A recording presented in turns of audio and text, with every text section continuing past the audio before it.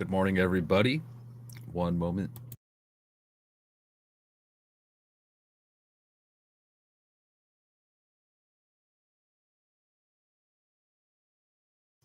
Good morning. Welcome, everybody. My name is Vince Taglavia. Today, we are anticipating on streaming Secret Service Director testifying. That is Kimberly Cheatle today at 7 a.m.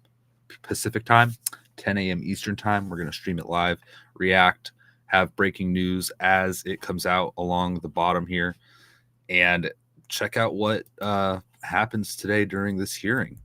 It's a very interesting day. We're waiting for a lot to happen. So we've got about 10, 15 minutes before that begins, and we're going to talk about a few things prior. Thank you for joining. Please like and subscribe, and we'll keep the show on the road. Thank you all, and good morning. Good morning, Kay. Thank you. Thank you for tuning in and lurking. I hope you have a nice, productive Monday. What a day, guys. Of course, we had the big news yesterday that Joe Biden stepped down. Kamala Harris was then endorsed.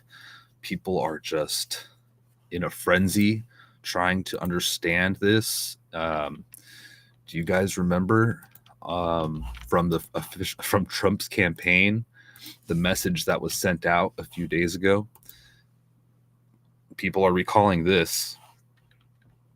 Just a few short days ago, the Trump campaign put out this statement, and it read as follows. Let me pull it up here. Let me see. It's very interesting. So this is what the Trump campaign put out a few days ago. We covered this, but just as a reminder, in case you missed it, we don't know who the Democrat nominee for vice president is going to be, so we can't lock in a date before their convention. Brian Hughes, a senior advisor for the Trump campaign, said in a statement on the VP debate. This is, in response to Kamala Harris, after J.D. Vance was announced as Trump's running mate, they wrote this, quote, "To do so would be unfair to Gavin Newsom, J.B. Pritzker, Gretchen Whitmer, or whoever Kamala Harris picks as her running mate," Hughes added, referring to popular Democratic governors who have been floated as potential candidates on the party's ticket should Biden drop out. So that's an odd bit of foreshadowing, considering what happened yesterday with Joe Biden dropping out from the Trump campaign. It's like they knew. And a lot of people are online saying that there were murmurs in D.C. So it's just really something, y'all. Really something. Make sure to follow me on X if you're not already, at ReadyF4Any.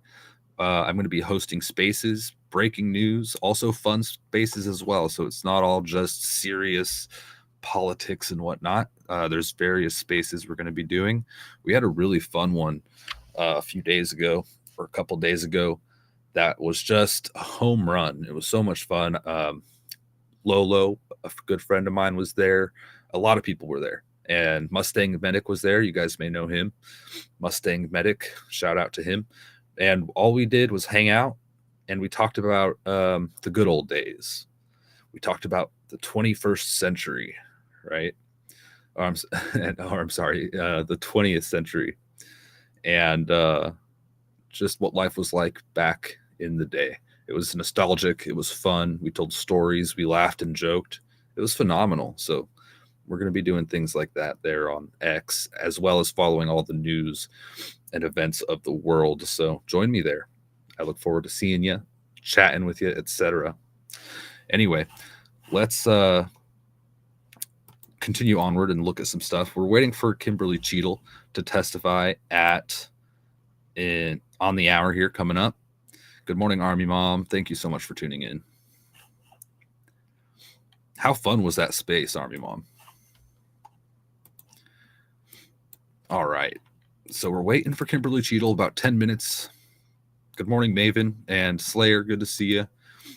Let me jump to my page here, check some stuff out. We've got a little update on As far as the economy goes, Wall Street Silver says this: while Americans wonder who's actually running the country, major banks warn the economy is careening into stagflation. The Fed's monetary tools are not working. They're making it worse because they're not built for the deficit-driven inflation that's gutting America's economy. And there was a video put out by Peter St. Onge, PhD, this morning, kind of outlining this situation as he follows the market so closely. Professor Stonge, fantastic. Army Mom, I am live on X as well. Yes, have no fear. Thank you for reposting this and sharing it, as well as liking and subscribing if you're new. If you're just tuning in, we are anticipating Kimberly Cheatle taking the stand after being subpoenaed, and we're going to hopefully learn some more today. U.S. Secret Service Director Kimberly Cheatle testifies on the attempted assassination of Republican presidential nominee Donald Trump before the House Oversight and Accountability Committee coming up here soon. So stand by and share this out and subscribe and like and leave some comments as we go, because hopefully we can glean some light on this situation. Onward, we've got Laura Loomer coming out with some information. Laura Loomer this morning said at 10 a.m. Eastern Time today, White House Chief of Staff Jeff Zients is holding a mandatory call for all White House staff, followed by a call for all political appointees in the Biden administration at 11 a.m. She says, we may be getting close to a full-blown resignation from Joe Biden. And then she says this rumor, which is unconfirmed. This is just what she claims sources have told her. She says sources have told her his medical condition is now terminal, which is a rumor. Okay, I'm not saying that this is fact or anything. This is just allegations online at this moment. So I'm anticipating that. So by this afternoon, we may have more on there. It looks like moves are being made, right, to say the least.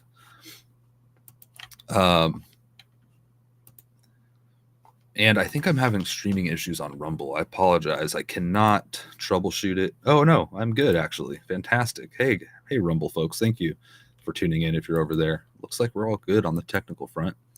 Kimberly Cheatle this hearing should begin here very shortly, and we're going to stream that. So stand by, y'all. What else? Let me pull this up here. Let's see here. Secret Service head Cheatle says the agency was totally responsible for security at Trump's Butler, Pennsylvania rally, where the assassination attempt occurred. There's a lot of conversation happening about this and a lot of questions to be asked, which is why this hearing is happening. Hopefully we can learn some more. Here we have an article from Natural News, and they wrote this. It was nobody else's responsibility but Secret Service to keep Donald Trump safe at his recent rally in Butler, Pennsylvania, confirmed Kim Cheatle, the current head of Secret Service. In an interview with CNN, Cheatle admitted that the agency she oversees was totally responsible for security at the rally, which saw a gunman fire at Trump from around 150 yards away, injuring his ear and several rally attendees, one of whom was killed. Quote, at that particular site, we divided up areas of responsibility, but the Secret Service is totally responsible for the design and implementation and the execution of the site, Cheatle confessed. The admission comes as debates rage on over whose responsibility it was to keep Trump and his followers safe during the event.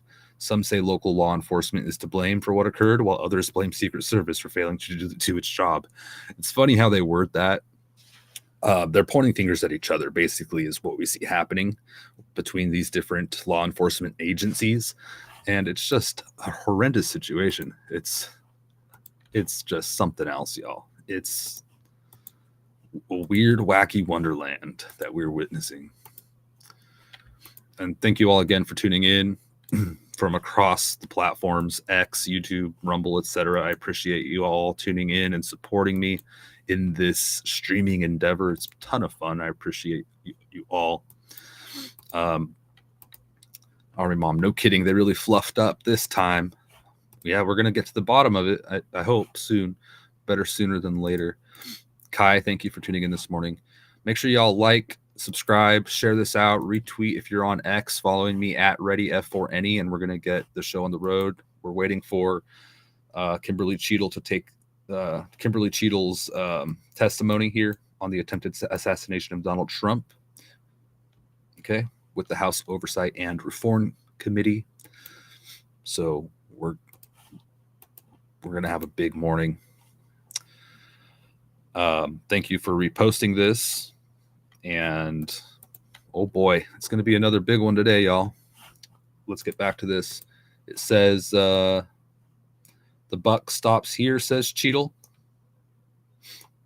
In an exclusive interview with ABC News, Cheatle went further in calling the shooting unacceptable and, quote, something that shouldn't happen again. No kidding.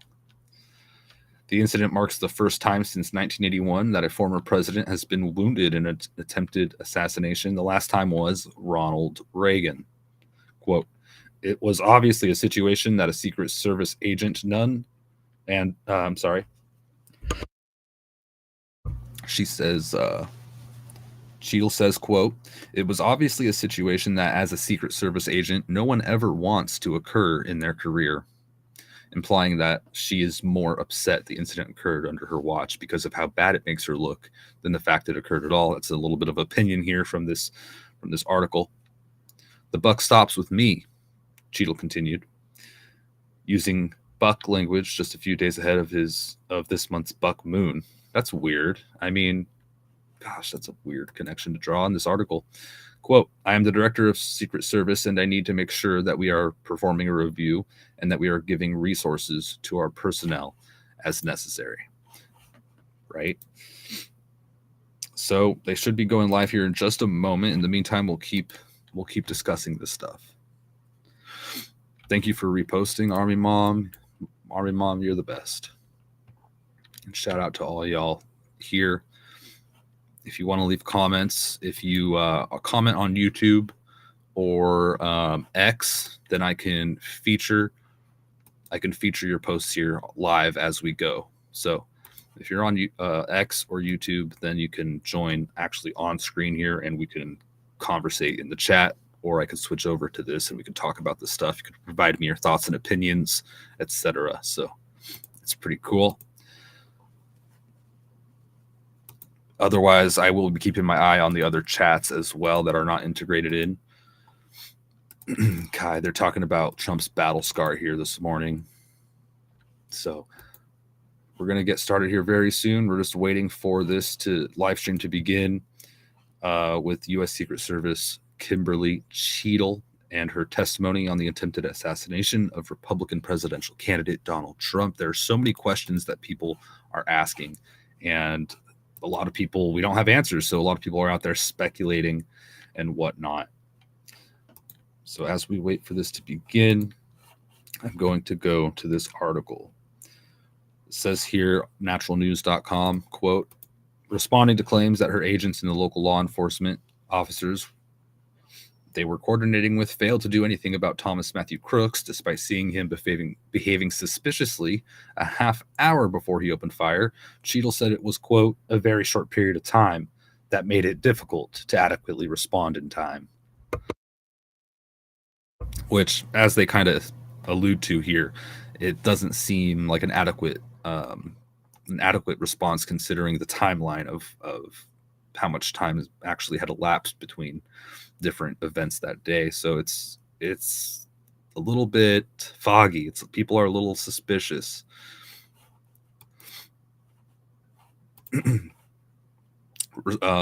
Quote, I don't have all the details yet, she said. Seeking that person out, finding them, identifying, and eventually neutralizing them took place in a very short period of time, and it makes it very difficult. It was local police who were supposed to secure the building atop which the shooter perched himself before opening fire. In this particular instance, we did share support for that particular site and that the Secret Service was responsible for the inner perimeter, Cheatle explained. Quote, and then we saw assistance from our local counterparts for the outer perimeter. There was local police in that building. There was local police in the area that were responsible for the outer perimeter of the building. Despite continued calls for her to resign from her role, Cheatle, like Joe Biden, said she is not going anywhere and will stay. She reportedly attempted to contact Trump, but has not spoken with him yet. And this may have changed by now, but it says here, according to reports, Cheatle is scheduled to testify before the GOP-led House Oversight Committee on July 22nd. That is coming up right after. This is coming up right now. They should be going live any minute now. So that's what we're waiting for. And it looks like they're getting there. Everything booted up and ready to go. So stand by. We're going to watch this as history unfolds. Hopefully we can learn something together live this morning. Yeah, and we're waiting for more on Joe Biden in the White House today as well. Following his resignation, or not his resignation, but him stepping down from running for president and then endorsing Kamala Harris. People are really shining light on the letter that he released. They're saying, why isn't it on an official letterhead? Why is his signature underlined when he's never underlined his signature?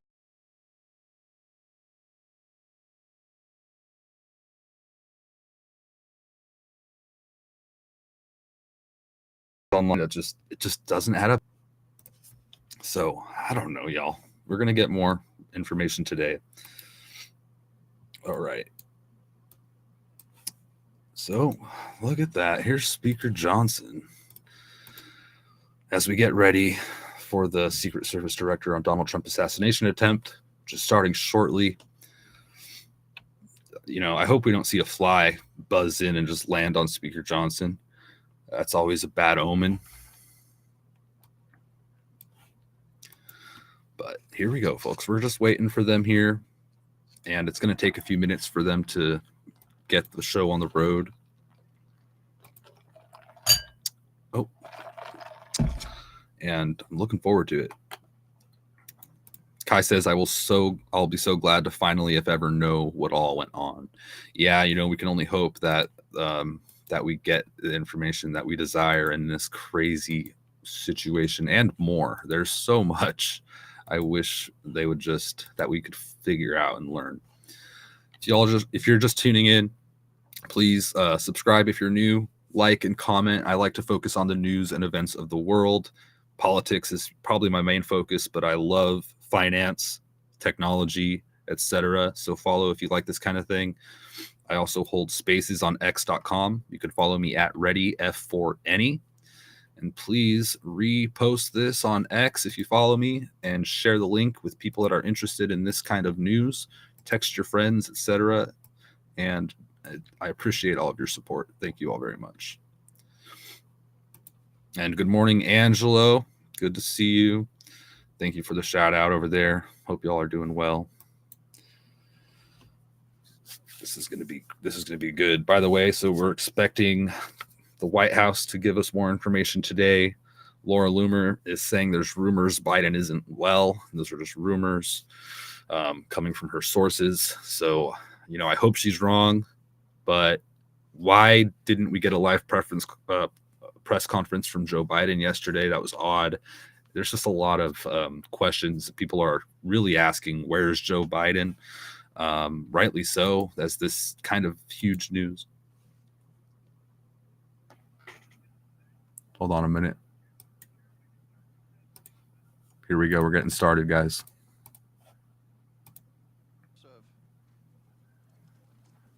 Making an opening statement, but first, without objection, Representative Mills of Florida and Representative Miller of Ohio are waived onto the committee for the purpose of questioning the witness at today's hearing. Without objection to order. Good morning. Today's hearing is for the American people who are seeking answers about the attempted assassination of President Trump. A little over a week ago, Americans watched in horror as a shooter attempted to assassinate President Donald J. Trump at a campaign rally in Butler, Pennsylvania. The gunman nearly succeeded. The bullet that struck President Trump's head was less than an inch from taking his life.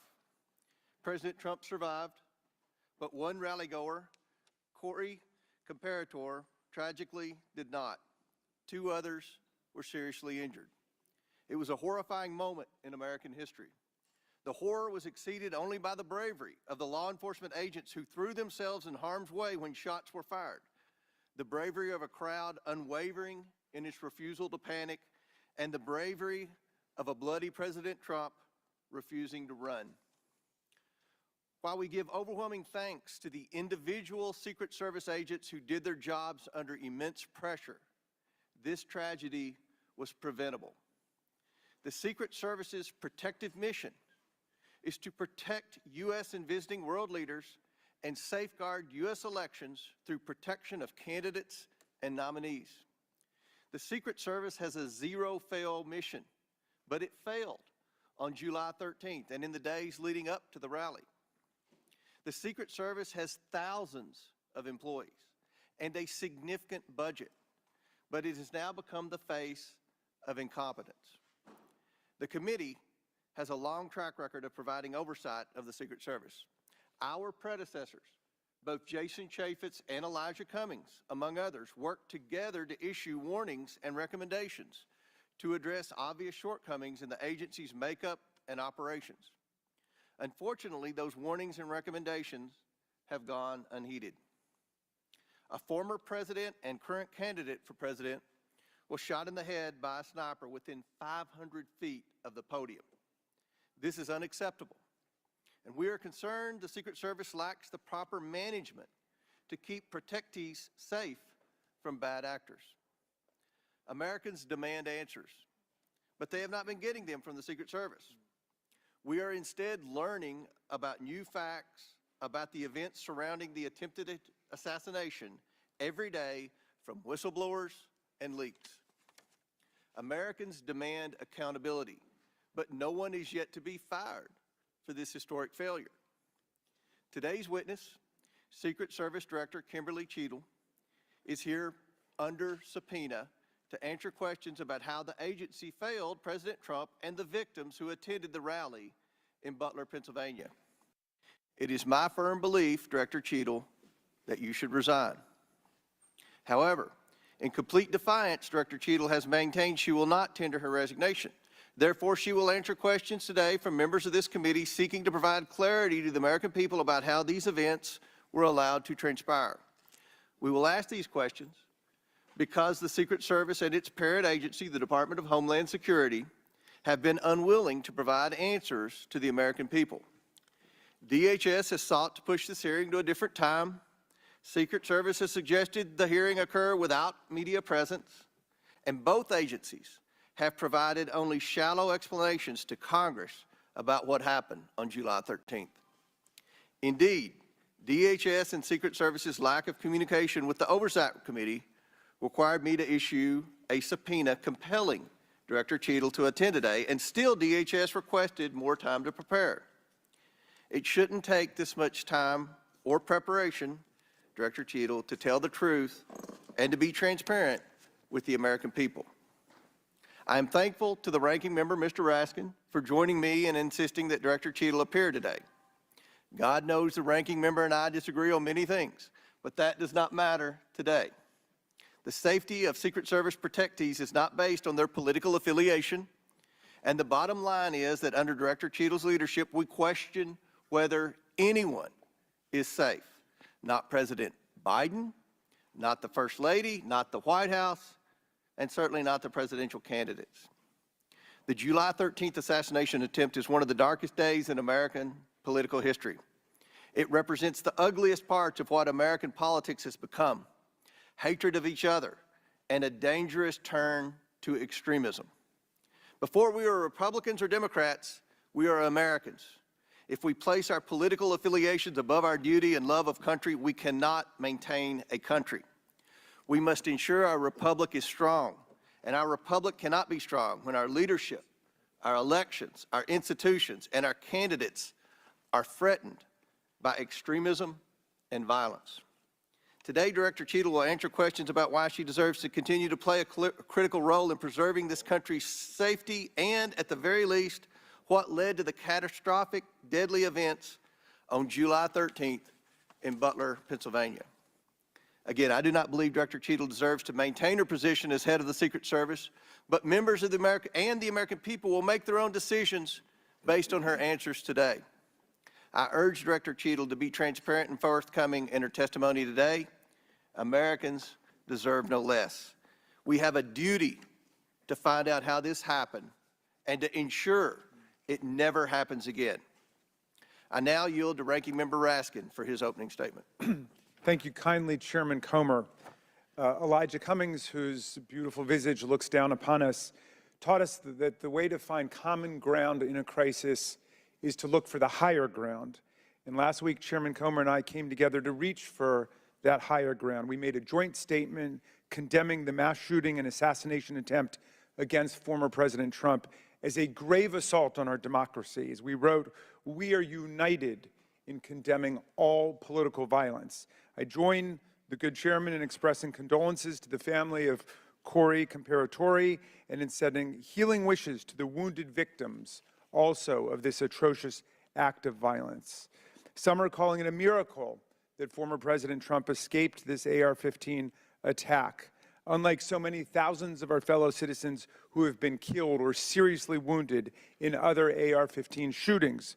Whether this miracle is of divine providence or of an adventitious nature will be up to each of us to ponder, but our job in Congress is not simply to marvel at miracles or count on good luck, but to act as public policy legislators to do whatever we can to prevent future political violence, attempted assassinations, and mass shootings. The chairman and I are thus determined to get to the bottom of the stunning security failures that enabled this 20-year-old lone gunman who borrowed his father's AR-15 to perpetrate a mass shooting and assassination attempt at an event protected by the Secret Service as well as state and local police. We'll ask hard questions of Director Cheatle today in order to identify and understand the shocking security failures that occurred and to help transform the operations of the Secret Service to prevent anything like this from happening again. But we can't let ourselves off the hook either, dear colleagues. What happened in Butler, Pennsylvania was a double failure: the failure by the Secret Service to properly protect former President Trump and the failure of Congress to properly protect our people from criminal gun violence. We must therefore also ask hard questions about whether our laws are making it too easy for potential assassins to obtain firearms generally and the AR-15 specifically. Mr. Comparatori, former President Trump, and the other rally attendees wounded in Butler are now members of a club no one wants to belong to, the thousands of people who have fallen victim to mass shootings. Last year, we had 655 mass shootings in America, defined as 4 or more people being shot or killed in a single event, not including the shooter. 712 people died and nearly 2,700 people were wounded in these attacks in 2023. Mass shootings are commonplace. They happen at political rallies and constituent meetings, in our elementary schools, middle schools, and high schools, in churches, synagogues, and mosques, in movie theaters and parades, in nightclubs and grocery stores, in concerts, and on street corners. Here are the worst mass shootings in the last 11 or 12 years. The list is a grim reminder of the horrific damage and death wrought by assault weapons and the AR-15 in particular that have taken the lives of our children, parents, colleagues, and neighbors. This is a very partial list. Mass shootings have become so frequent that we don't even hear about them anymore. Since the mass shooting in Butler, there have already been at least 10 additional mass shootings in America, 2 of which took place the same day that former President Trump was targeted. One of the mass shootings on that violent Saturday, July 13th, happened at 11 p.m. at a nightclub in Birmingham, Alabama, where 4 people were shot dead and 10 others wounded. This means, amazingly, that the Butler attack was not even the deadliest mass shooting to happen in America on that day. A weapon that can be used to commit a mass shooting at an event under the full protection of the Secret Service, together with dozens of state and local police, is obviously an intolerable threat to the rest of us who do not receive such protection and obviously does not belong in our communities. It's time to pass universal background checks and build on this administration's work to ensure that we permanently close the loopholes in the Brady law for gun show purchases, online purchases, and private sales to prevent those weapons from getting into the hands of people we know to be a threat to others. What happened in Butler shows why even closing these loopholes, however, will not keep assault weapons out of the hands of potential assassins and mass murderers. Under federal law and in the vast majority of states, even young people not old enough to buy a beer legally can legally purchase and own the AR-15 and carry it in public. The shooter in Butler used his father's AR-15. We have to find the courage and resolve to pass a ban on the AR-15 and other assault weapons. A ban has broad support. Even the New York Post loudly endorsed such a ban in 2019. We have passed an assault weapons ban before. Republicans and Democrats together passed it in 1994. Alas, in 2004, we allowed the ban to expire. We know this weapons ban worked. One study found that in the decade that followed the ban's lapse, mass shootings went back up 183%, and deaths from mass shootings went up 239%. But even as we change the Secret Service and act to ban weapons of war like the AR-15, we still will have fallen short of our duty if we fail to denounce every instance of politically motivated violence in whatever form it takes. Republicans and Democrats, again, have come together to denounce this assassination attempt, just as we did the violent attempts on the lives of our colleagues, Representative Stephen Scalise and Representative Gabby Giffords, and on Paul Pelosi, the husband of Speaker Nancy Pelosi, who was attacked and brutalized in his home. And in the immediate aftermath of the January 6th mass violence waged against Congress and the Vice President and the constitutional transfer of power, Democrats and Republicans alike, including Senator McConnell, Chairman Comer, and other colleagues, all denounced this violent assault on our democracy that wounded approximately 140 officers from the U.S. Capitol Police and the Metropolitan Police Department. And I commend them for acting to denounce that attack, just as Democrats moved swiftly to denounce the attack on Congressman Scalise. Political scientists tell us that authoritarian attacks on democratic institutions begin with political parties refusing to disavow or openly embracing political violence. We have to reject that on a strong bipartisan basis, as Chairman Comer and I have done, even as we ensure our Secret Service is up to its vital task of protecting presidents and candidates, and as we work to ensure that America, the streets of our country, are free from the violence of weapons of war. Thank you, Mr. Chairman, and I yield back to you. Thank you. Gentleman yields back. Today we are joined by Kimberly Cheatle, who was sworn into office on September 17, 2022 as the Director of the United States Secret Service. Prior to her appointment, Director Cheatle was Senior Director of Global Security at PepsiCo. Before her role at Pepsi, she served 27 years in the Secret Service. Pursuant to Committee Rule 9G, the witness will please stand and raise her right hand. Do you solemnly swear or affirm that the testimony that you are about to give is the truth, the whole truth, and nothing but the truth, so help you God? Let the record show that the witness answered in the affirmative. Thank you. We certainly appreciate you being here today and look forward to your testimony. We normally limit testimony to opening statement to 5 minutes, but take all the time that you need. Obviously, the rules that we will abide by, when you're finished with your statement, we will then turn to questions. Each member will have 5 minutes. And just a note to the members, I'm going to strictly adhere to the 5 minutes. Once 5 minutes is up, I will hit the gavel. If the director is in the process of answering a question, we'll certainly let her finish her answers, and then we will move on. We're going to have about 100% attendance here today, plus a few additional add-ons. So this will be a very lengthy hearing, and we want to make sure every member gets their 5 minutes uninterrupted to be able to ask these important questions in this very bipartisan hearing today. I now recognize Director Cheatle for your opening statement. Thank you. Good morning, Chairman Comer, Ranking Member Raskin, and distinguished members of the committee. My name is Kimberly Cheatle, and I am the Director of the United States Secret Service. I appreciate the opportunity to appear before you today.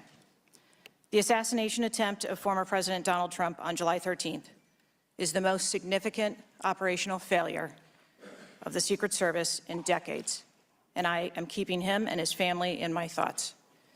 I would like to offer my sincerest condolences to the family of Corey Comparator, a former fire chief and a hero who was killed in this senseless shooting. I would also like to acknowledge those who were injured in Butler, David Dutch and James Copenhagen, and I wish them a speedy recovery. I would be remiss if I did not also extend my condolences on the passing of your colleague, Congresswoman Sheila Jackson Lee. Ms. Jackson Lee was always engaged in the oversight of the Secret Service, and her passing is a great loss to this body. The Secret Service's solemn mission is to protect our nation's leaders. On July 13th, we failed. As a director of the United States Secret Service, I take full responsibility for any security lapse of our agency. We are fully cooperating with ongoing investigations. We must learn what happened, and I will move heaven and earth to ensure that an incident like July 13th does not happen again. Let me state unequivocally, nothing I have said should be interpreted to place blame for this failure on our federal, state, or local law enforcement partners who supported the Secret Service in Butler. We could not do our job without them. We rely on the relationships built over years of working together to secure events and conduct investigations. Our agents, officers, and support personnel understand that every day we are expected to sacrifice our lives to execute a no-fail mission. As witnessed on July 13th, our special agents shielded former President Trump with their own bodies on stage while shots were being fired. Selflessly willing to make the ultimate sacrifice without hesitation, I am proud beyond words of the actions taken by the former president's detail, the counter-sniper team who neutralized the gunman, and the tactical team who was prepared to act. I will be transparent as possible when I speak with you, understanding, though, at times that I may be limited in providing a thorough response in this open setting due to associated risks with sharing highly sensitive protective methodologies. I do not want to inadvertently provide you today with inaccurate information. Since January 1st, 2024, the Secret Service has successfully secured over 7,500 sites. Every protective advance comes with its own set of challenges and requires a customized mitigation strategy, including specific assets. Security plans are multi-layered, providing 360 degrees of protection. These layers include personnel, technical, and tactical assets, which are a force multiplier for our protective posture. During every advance, we attempt to strike a balance between enabling the protectee to be visible and our protective requirements to be secure. I know this because I have spent 29 years in this agency. I came up through the ranks. I've secured events for every president since President Clinton, supervised on Vice President Cheney's detail, led our training center, oversaw all of the investigations and protective visits in the state of Georgia, supervised on Vice President Biden's detail, and the agency's entire protective mission during the Trump administration. The comprehensive advance process involves collaborative planning between our Secret Service, the protectee's staff, local law enforcement partners, and the level of security provided for the former president increased well before the campaign and has been steadily increasing as threats evolve. The security plan included a full assessment of the Butler Farm showgrounds to identify security vulnerabilities and craft a security plan for the protectee, attendees, and the public.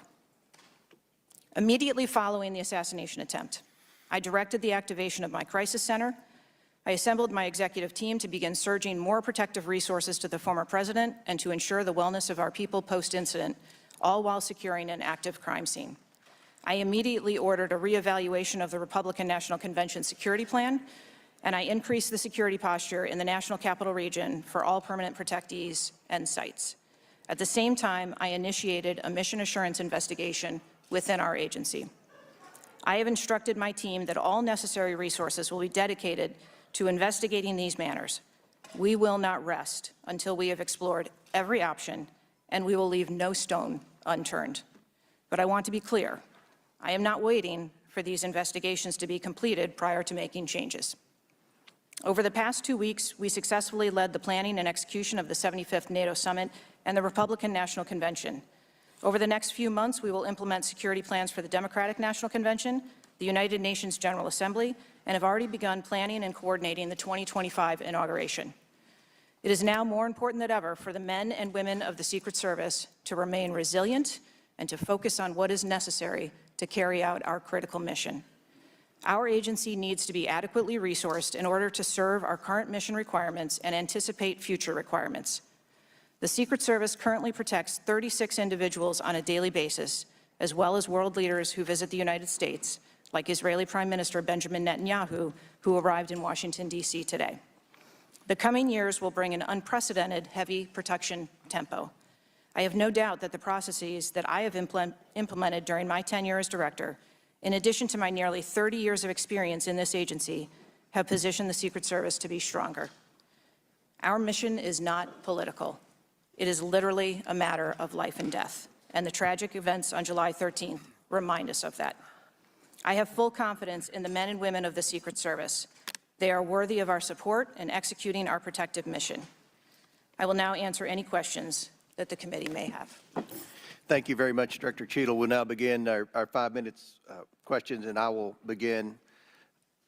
Just for the record, the Secret Service has an annual budget of around $3.1 billion, and I believe around 8,000 employees. Is that correct? Yes, sir.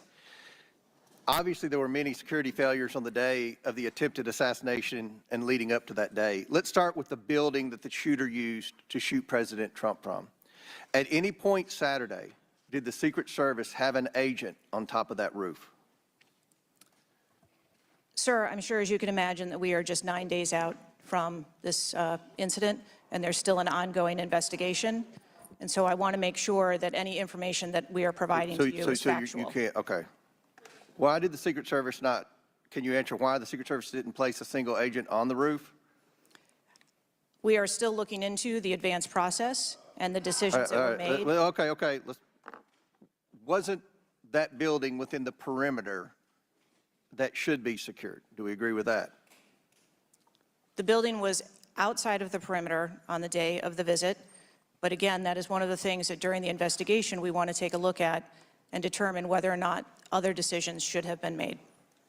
One of the things that you said, I believe in an interview, that there wasn't an agent on the roof because it was a sloped roof. Is that normal, and do you fear that that immediately creates an opportunity for future would-be assassins to look for a slanted roof? I mean, this is a huge question that every American has. Why wasn't a Secret Service agent on the roof? And there have been reports that agents were supposed to be on the roof, but it was hot that day and they didn't want to be on the roof. Can you answer any of those questions, Director? So I appreciate you asking me that question, Chairman. I should have been more clear in my answer when I spoke about where we place personnel in that interview.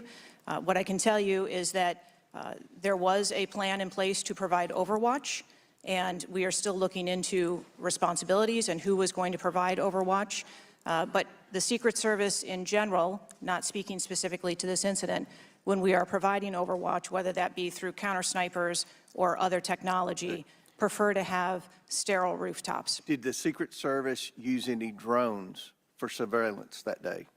So again, I'm not going to get into specifics of that day in itself, but there are times during a security plan that the Secret Service does deploy an asset like a drone. There were reports that the shooter used a drone just a few hours before the rally start time. Is that accurate?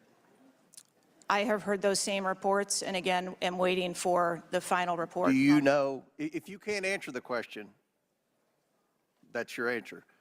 But can you answer this? Do you know, I'm not asking yes or no, but do you know if the shooter used a drone before the shooting?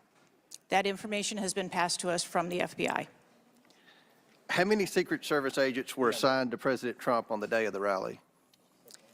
Again, I'm not going to get into the specifics of the numbers of personnel that we had there, but we feel that there was a sufficient number of agents assigned. There are reports that several agents assigned to the rally on July 13th were temporary agents, agents not normally assigned to President Trump. Is that accurate?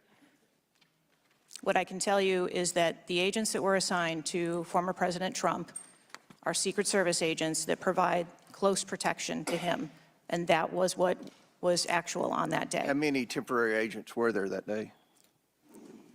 Quite frequently, sir, during campaign events, the Secret Service utilizes agents from HSI or the Department of Homeland Security. You don't know to how help many? You can't supplement answer? our plan. Have the investigators reconstructed the shooter's precise movements over the past days, weeks, and months? So, But again, we need to have confidence that if the FBI is leading this investigation, that they're leading a credible investigation, because there's some of us sitting up here today that don't have a lot of confidence in the FBI. So I will repeat the question. Have the investigators reconstructed the shooter's precise moments over the past days, weeks, and months? I understand your question, Chairman, and I share your concerns about wanting to make sure that we have factual information. The FBI is conducting a criminal investigation. The Secret Service is conducting an internal investigation. There are a number of OIG investigations, and there is the external investigation that the President Last question for me. Before July 13th, had the Trump detail requested additional resources? What I can tell you is that for the event on July 13th, the details that were the assets that were requested for that day were given. Okay. My time has expired. Chair now recognizes Ranking Member asking for 5 minutes. Thank you, Mr. Chairman. It's been reported that before former President Trump got up on the stage at around 6 p.m. on Saturday, July 13th, that the local police had identified and even photographed a man who was acting suspiciously. And this man, who turned out to be the gunman, had been flagged as a potential threat. Is that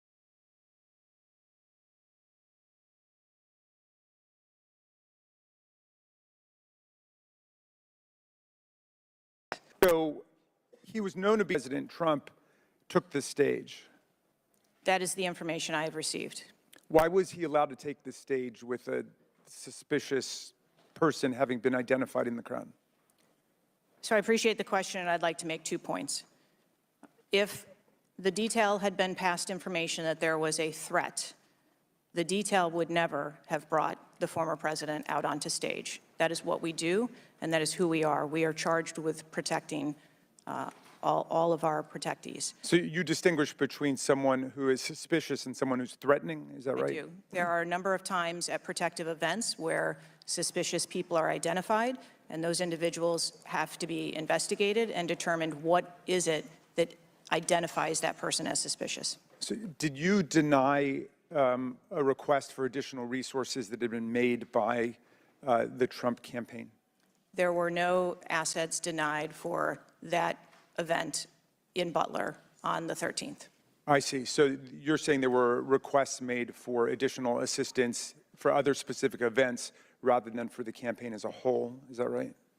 I'm sorry, I'm not understanding. Well, you seem to say that there were not additional resources requested for that event. And forgive me for being unfamiliar with this. Is it requested event by event, or is it requested just in general for the campaign? So if I can explain the advance process, when an event or a venue is identified by, in this case, campaign staff, then the campaign staff works together with Secret Service agents who go out and conduct an advance. Generally, that is a 5-day time period where those discussions are had about what the perimeter is going to look like, what the size of the event is, what the venue is, and then from there, there is a request made to mitigate potential risk and threat. And I'm saying that on that day, the requests that were pushed forward were granted. So the Secret Service did not know that the gunman actually had a weapon before President Trump was allowed to get up on the stage? To the best of our knowledge and the facts that we have at this point, that is correct. So can you answer this question, which I think is on the mind of most Americans thinking about this? How can a 20-year-old with his father's AR-15 assault weapon climb onto a roof with a direct 150-yard line of sight to the speaker's podium without the Secret Service or local police stopping him? So again, sir, I will say we are 9 days out from this event, and I would like to know those answers as well, which is why we are going through these investigations to be able to determine that fully. Okay. It's been reported that the shooter was not carrying a driver's license or any form of identification. They had no idea who he was, but then he was quickly identified, I think within 30 minutes, by using the serial number on the AR-15 under a tracing system that is now controversial. Some people say we should get rid of it. Some people want to keep it. But is that right, that the serial number was the key information which led to the identification of the shooter? That is my understanding, sir, yes. Okay. If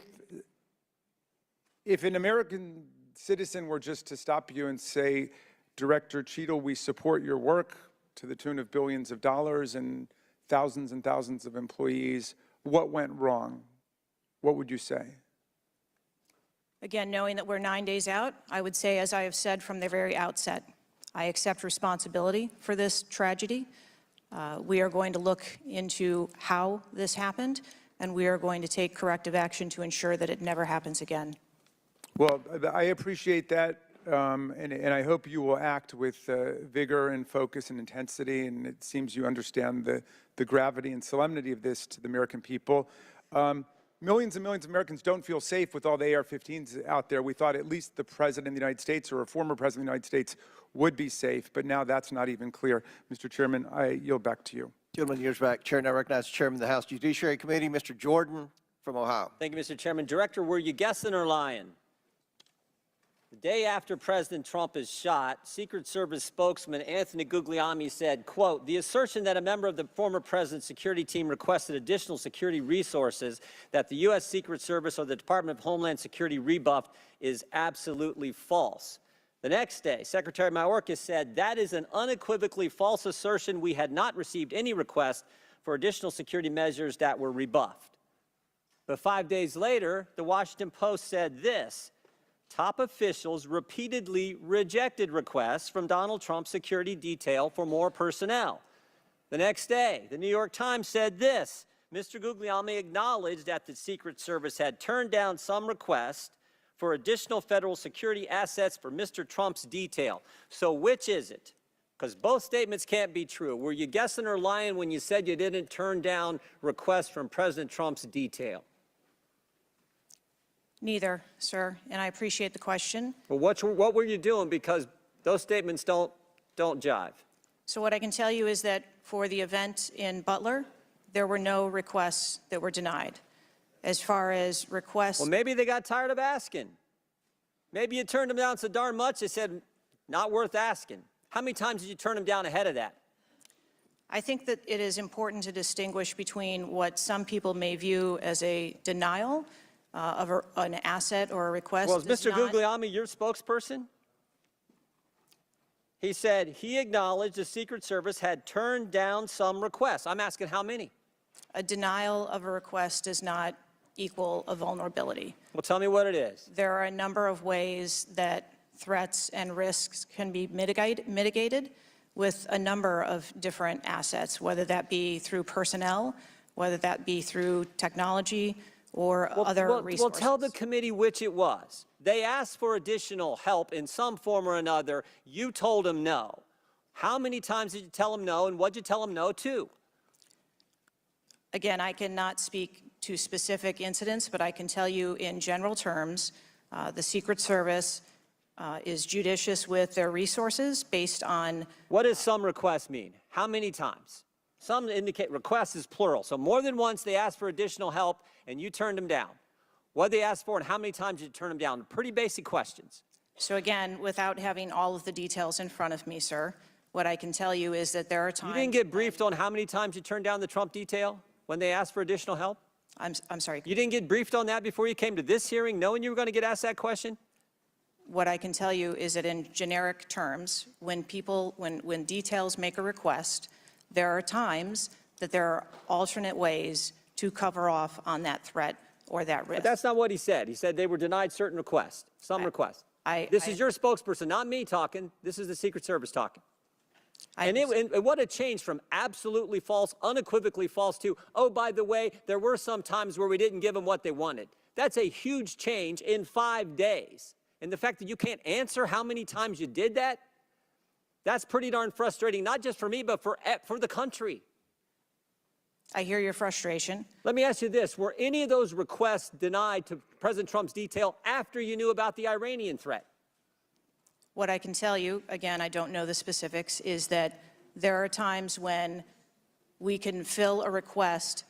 It doesn't necessarily have to be with a Secret Service asset or resource. We can fill that request with locally available assets. You spoke to anyone at the White House since July 13th?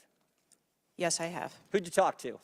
I have briefed the President and the Vice President. Talked to the First Lady? No, I have not. Talked to the White House staff? Anyone in the White House communications? No, I have not. Have you talked to the counter sniper who took the shot that took out the bad guy? Yes, I have. And can you tell us about that conversation? I would not want to reveal conversations that I've had with my employees. But that's exactly the kind of information the American people want to know, American people who pay your salary. I understand. This is an ongoing investigation, and Who's all doing the investigating at Secret Service? I know the Inspector General, but is there also an internal investigation in addition to the Inspector General? We are conducting a mission assurance investigation internally, yes. You know what it looks like, Director? It looks like you won't answer some pretty basic questions. It looks like you got a 9% raise and you cut corners when it came to protecting one of the most important individuals, most well-known individuals on the planet. A former president, likely the guy who's going to be the next president. It looks like you guys were cutting corners. That's what it looks like to me. Is that true? I am here today because I want to answer questions, but I also want to be cautious. You might want to, but you haven't answered. I don't think you've answered one question from the chairman, the ranking member, or me. Well, we got a lot of other people asking. We'll see if your record improves, but right now you haven't answered, I don't think, any questions. I yield back. Gentleman yields back. Chair now recognizes Ms. Norton from Washington, D.C. Thank you, Mr. Chairman. In the summer of 1963, as a law student, I traveled to the South to work in the civil rights movement. When I arrived in Jackson, Mississippi, I was met by a civil rights activist who showed me around town and tried to convince me to work in Jackson that summer. I recall talking with him and his wife about the raw atmosphere in Jackson. Later that day, he took me to the bus station for my trip to my assignment. That night, he was assassinated outside his home. His name was Medgar Evers. I condemn the political violence. It is a threat to democracy. I want to discuss one of the roots of political violence, guns. For years, Republicans, including a member of this committee, have introduced legislation and amendments to repeal or block the District of Columbia gun violence protection laws, including its bans on assault weapons and large capacity magazines. The shooter at the Trump rally used the mass shooter's gun of choice, an assault weapon, specifically an AR-15 style rifle, and presumably a large capacity magazine, which is defined in D.C. as a magazine that can hold more than 10 bullets.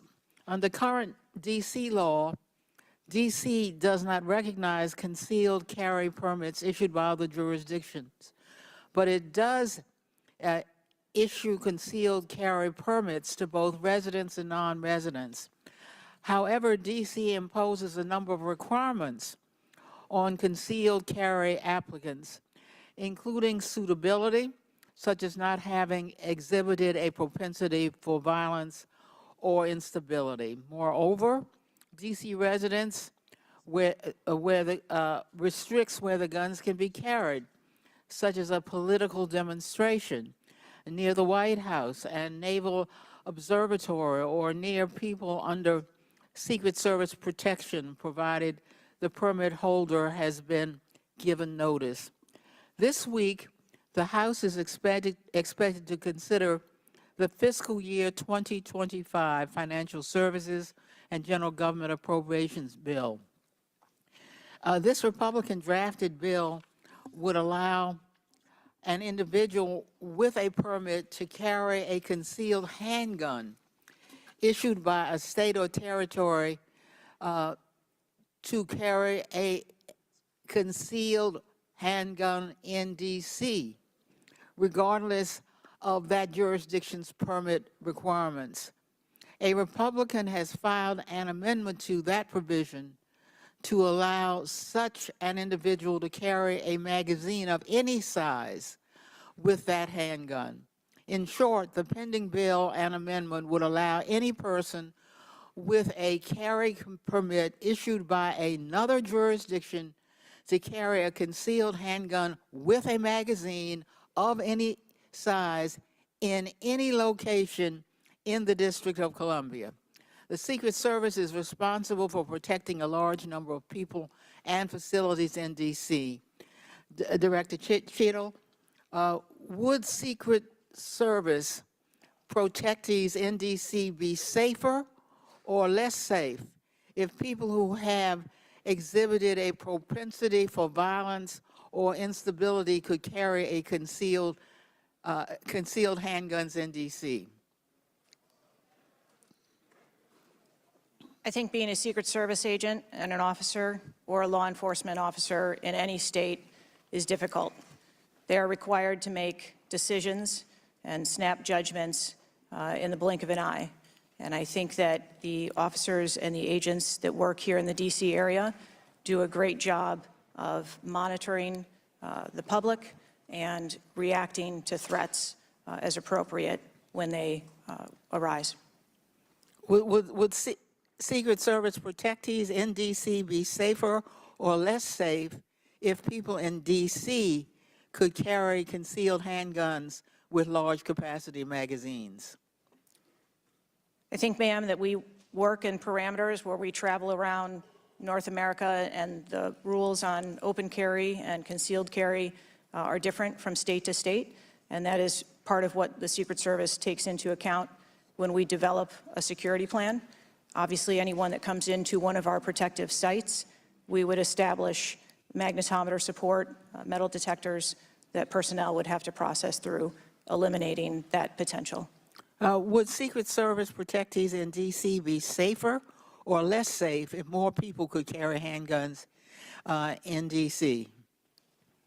I think, again, as I stated, ma'am, we want to make sure that we provide a safe environment for all of our protectees, and whatever measures we would need to put in place for a secure site, we would do so. I yield back. Gentlelady's time's expired. Chair now recognizes the Chairman of the House Intelligence Committee, Mr. Turner from Ohio. Director Cheatle, your opening statement indicates that the Secret Service constructed a security plan for the site in Pennsylvania. I'm assuming that security plan would also include the security footprint for the site, but it also would be based upon a threat assessment for the risk threats associated with Donald Trump and the crowd in attendance. Would it not include a threat assessment? Yes, it would. So that threat assessment, as we know, basically would have started with, there's a generalized threat against Donald Trump because he is a presidential candidate. Then it would have gone to, he's a former president, and he gets security coverage just as Bush, Clinton, Carter, and Obama do. And then you also have the heightened political environment. Even for those, it's clear that the security footprint, that the threat assessment was insufficient, which permitted then a 20-year-old to actually enter with a weapon and shoot Donald Trump. But I want to ask you about two other aspects of the threat assessment. It is known and public that Iran is a threat risk for Donald Trump. They're a threat risk for John Bolton, former Secretary of State Pompeo, and Donald Trump, because they have indicated they want to assassinate them as a result of retaliation for the killing of Soleimani.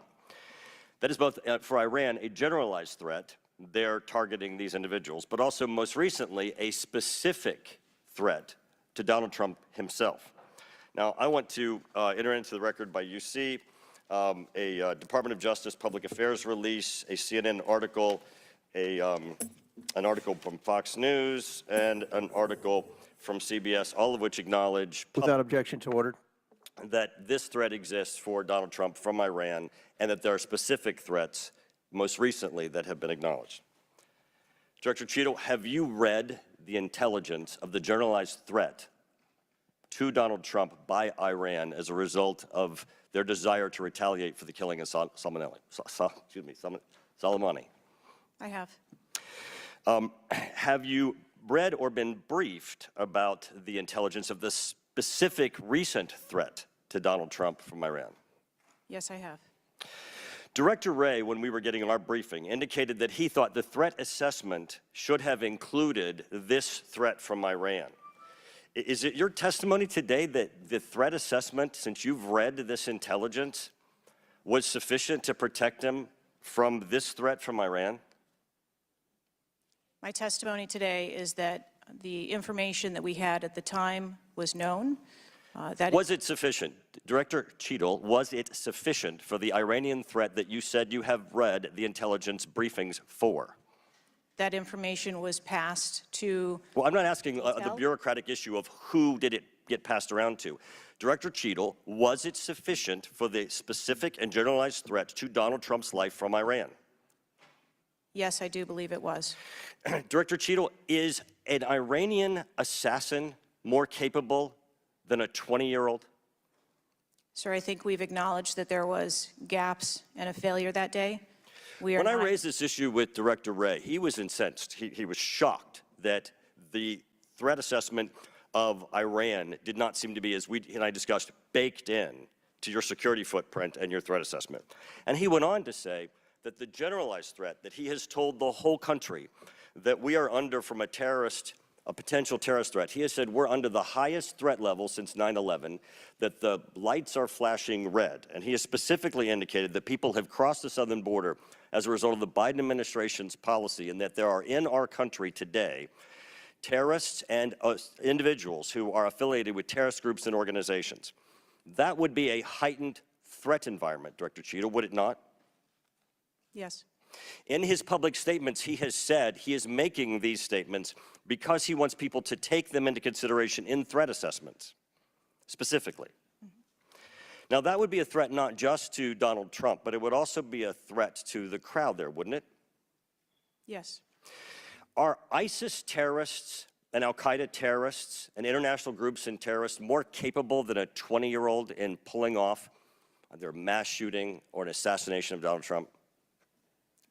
Sir, again, there was clearly a breakdown and a failure that day. Have you read the intelligence of the terrorists that are currently in the United States that Director Wray speaks, and those individuals that are here that are affiliated with terrorist groups and organizations that are in the process, as Director Wray said, of representing a significant threat of a terrorist attack occurring in the United States?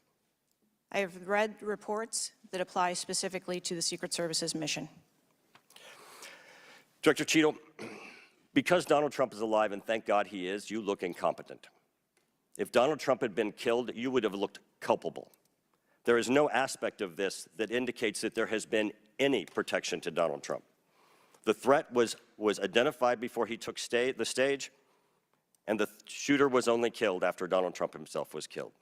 Not only should you resign, if you refuse to do so, President Biden needs to fire you, because his life, Donald Trump's life, and all the other people which you protect are at risk because you have no concept of the aspect that the security footprint needs to be correlated to the threat. I yield back. Chair now recognizes Mr. Lynch from Massachusetts. Thank you, Mr. Chairman. Director Cheatle, there were multiple security failures at the former president's rally in Butler, Pennsylvania. First of all, there was a failure to isolate the podium from exposure to direct fire. Do we know who made that decision to allow that rooftop to remain as an unprotected area? Do we know who came up with that security plan that omitted that? Sir, I don't have a specific person to identify for you. Okay, well, that's what I'm looking for, so let's move on.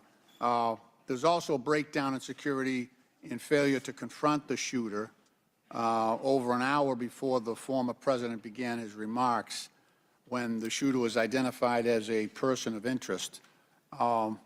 What particularly allowed agents or law enforcement to identify him as a person of interest?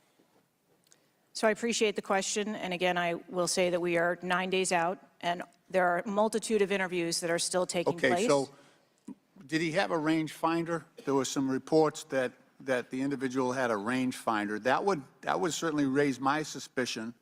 Did he have a rangefinder? Yes, he did, but may I explain that at a number of our sites, especially when you're at outdoor venues, a rangefinder is not a prohibited item. It is sometimes an item that is brought in by individuals if you're going to be in the back. Did anybody confront him on that? Anybody ask him questions? What are you doing with the rangefinder? Anybody confront him on his presence where he was in proximity to the president? So again, to my knowledge, I believe that that was the process that was taking place, was to locate the individual. Did they confront him? Did they go up to him? Did they talk to him? I do not have those details at this time. Those are important details. There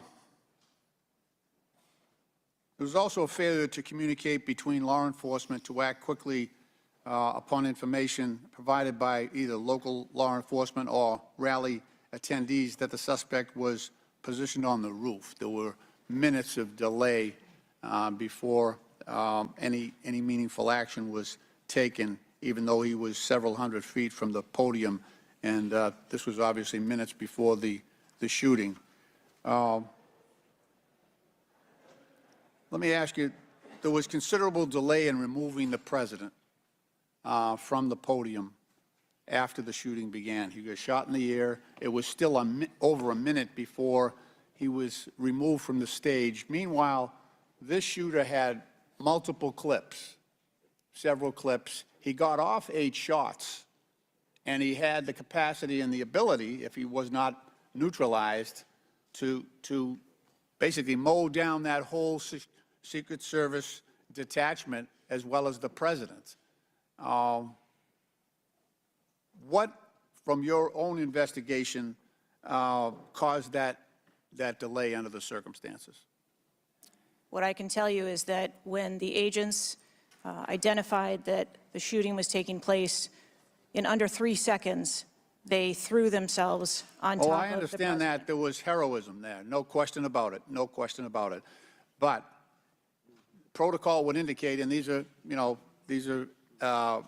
the opinions of various former Secret Service agents, people who have done this work in the past, that over a minute of exposure on that podium with a shooter with a high-capacity weapon who had already wounded the president and could have got off, we don't know how many more rounds, and yet the president remained exposed, even though he was joined in that exposure by the Secret Service in their heroic acts. It just, I don't know if there's a good explanation for that.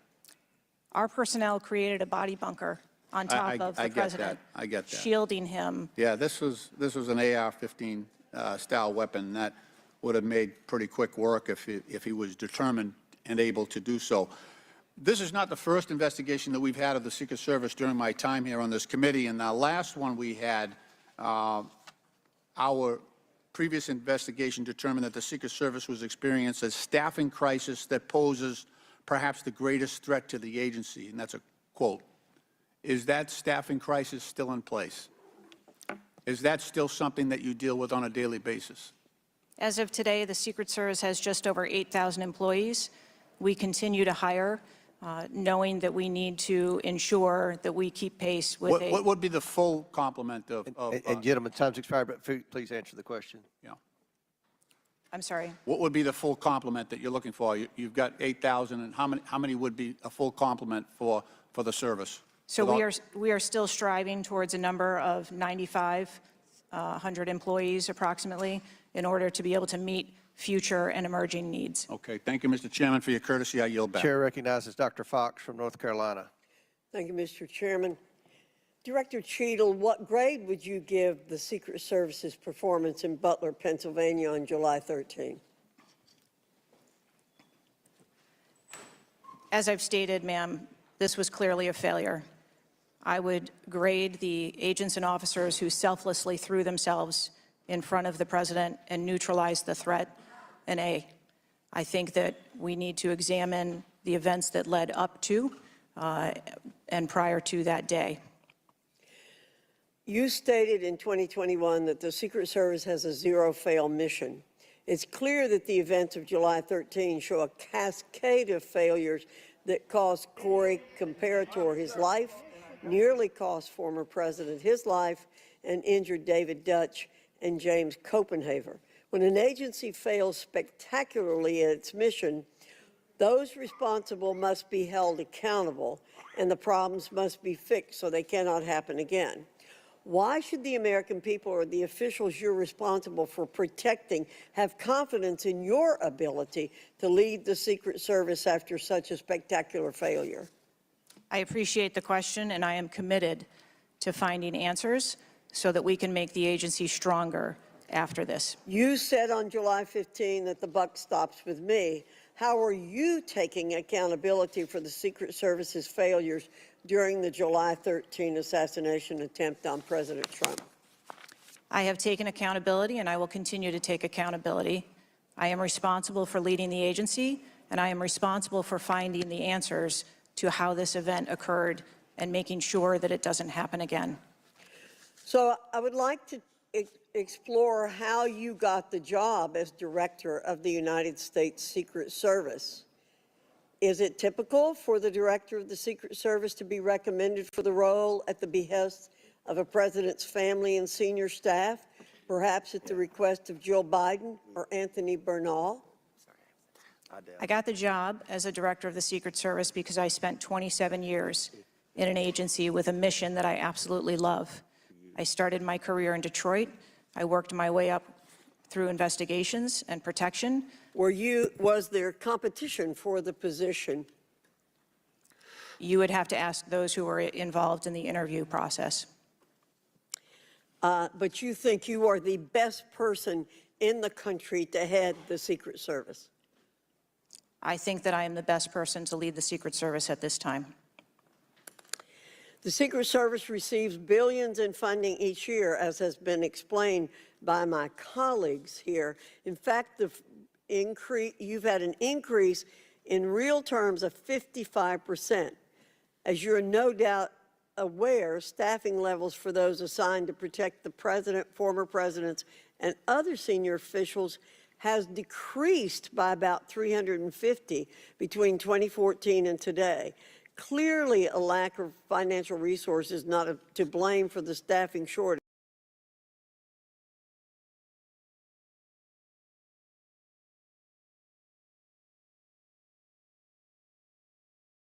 Here it was asked among in the best places to work in the federal government. Can you explain why your agency was so poorly rated and why so many staff left in just 1 year? So with all due respect, I dispute the statistic of half of the employees leaving in 2022. I think that that has been inaccurate data that's been reported out there. But what I can tell you is, as I have returned as the director of the agency, we have had an increase in hiring and staffing and an increase in resources, and we are committed to continue to hire so that we can be staffed appropriately to meet the dynamic mission that we have. Well, you may want to dispute it, but it's out there.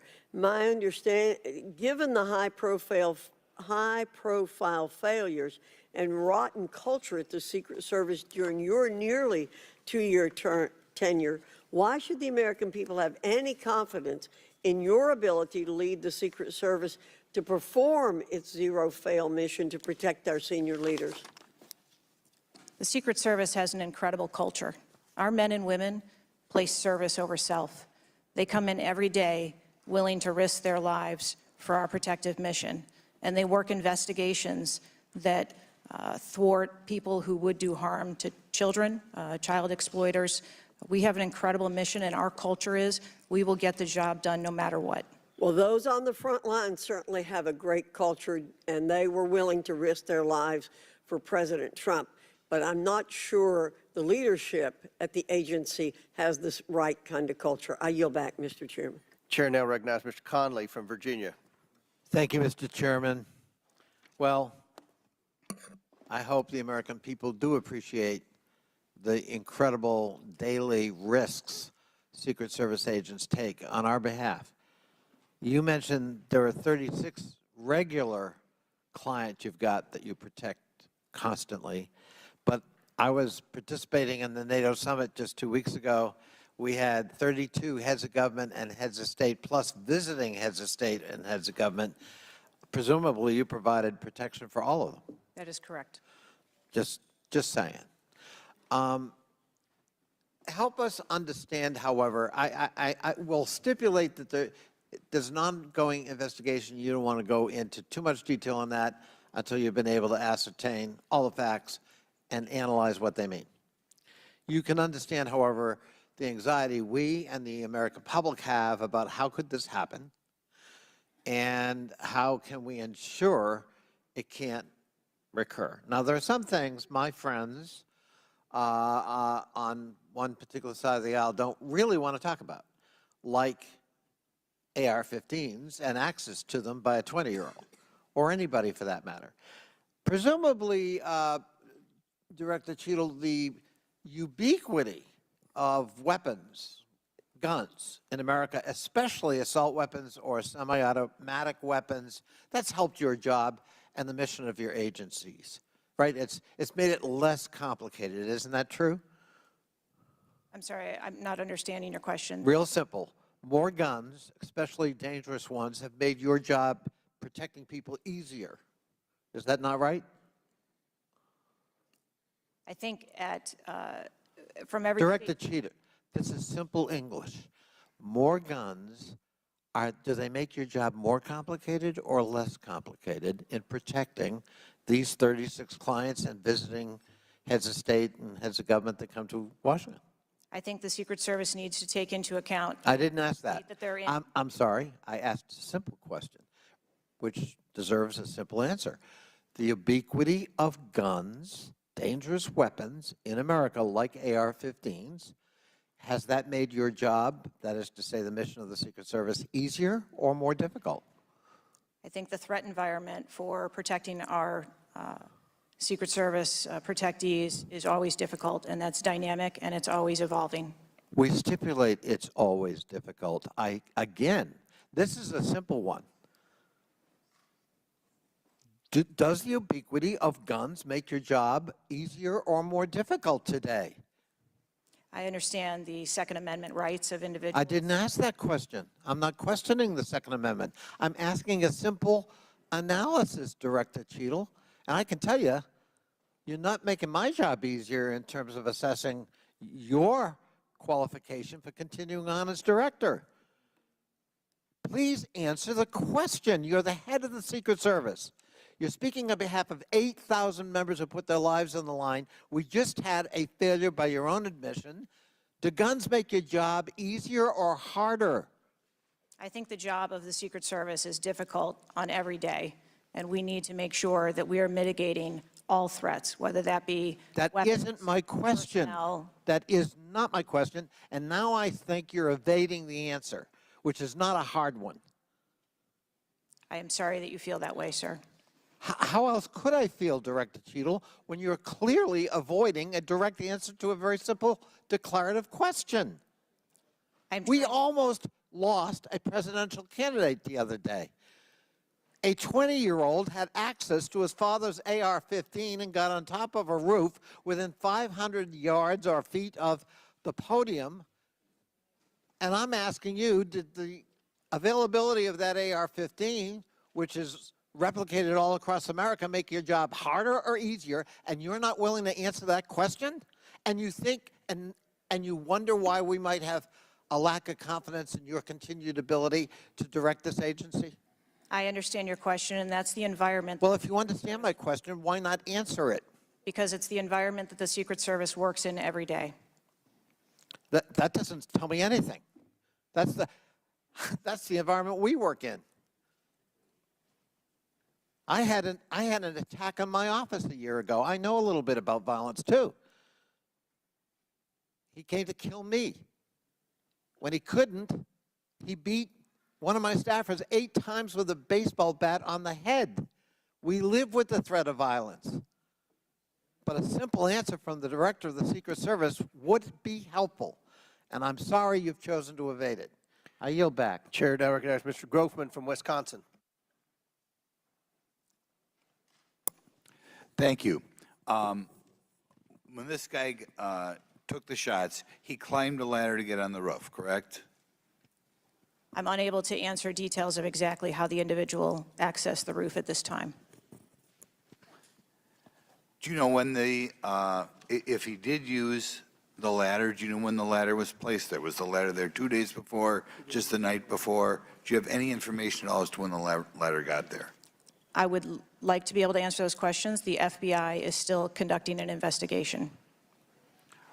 How did the rifle get to the roof?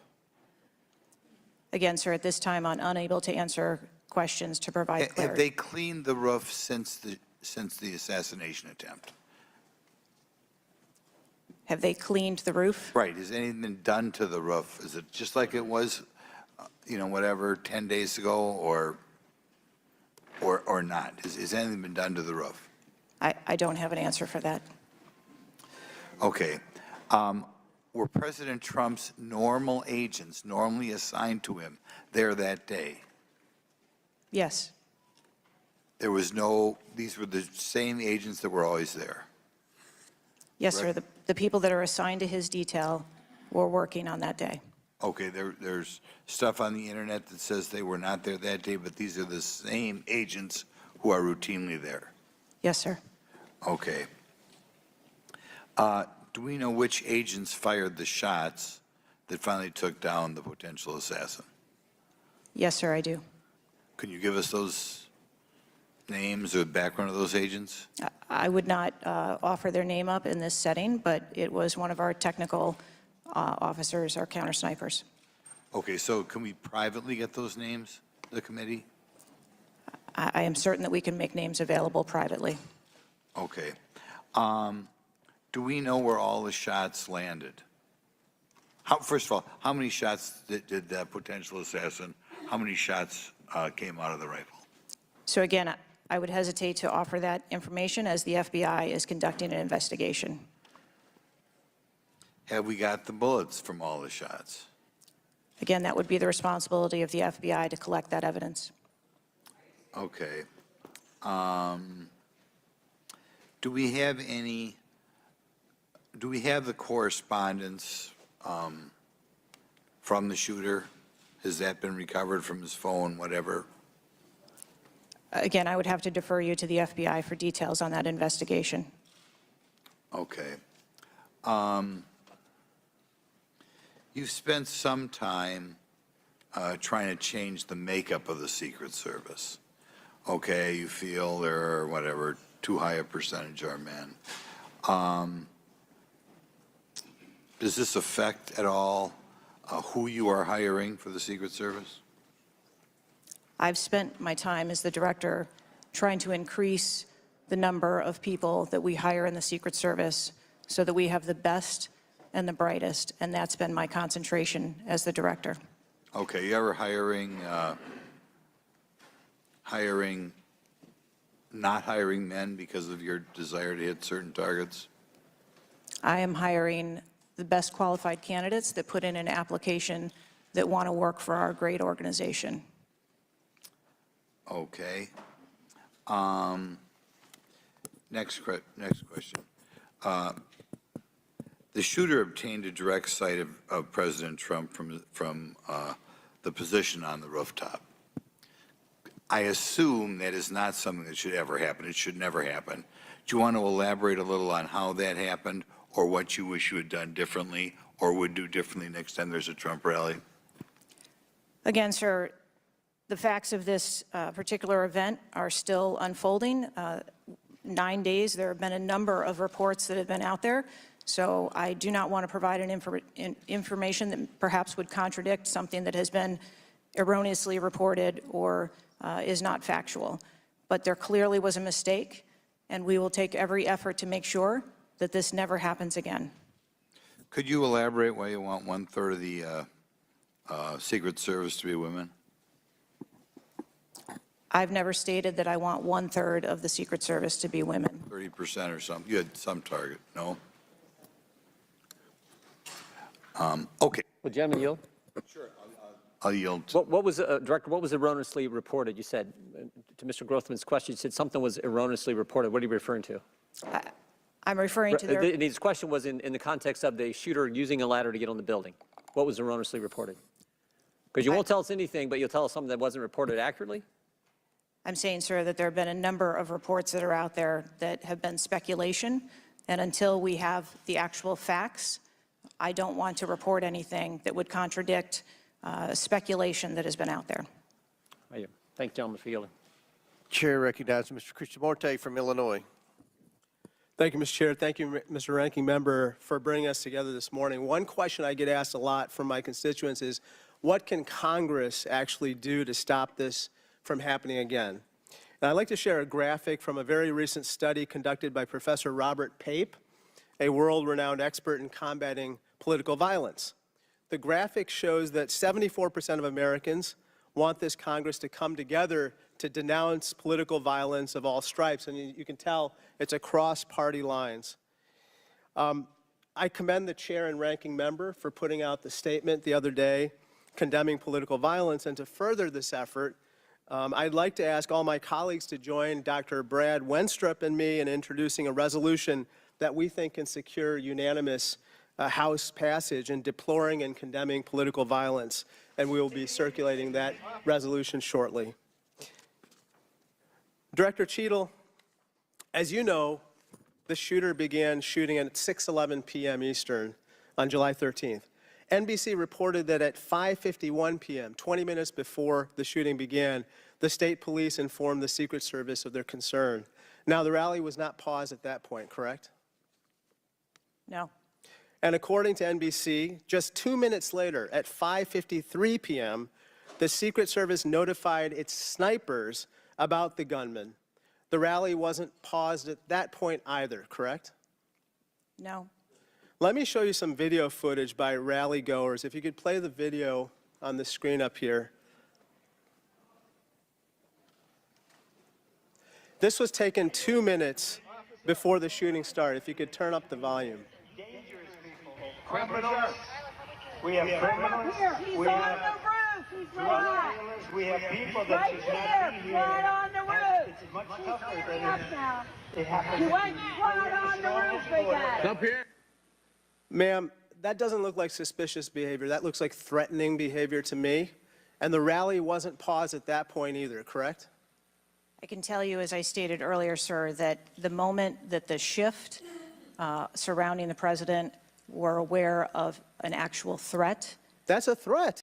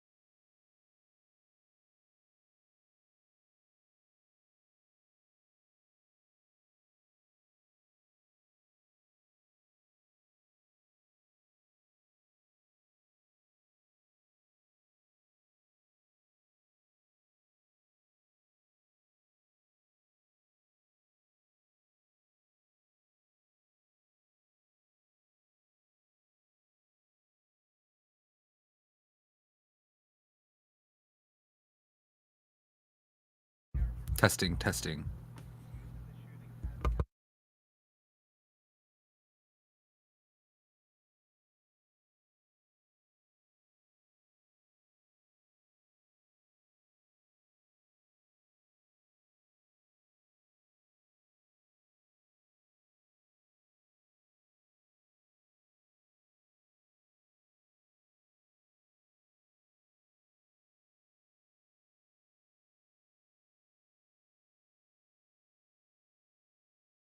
Sorry, folks, I'm having connection issues.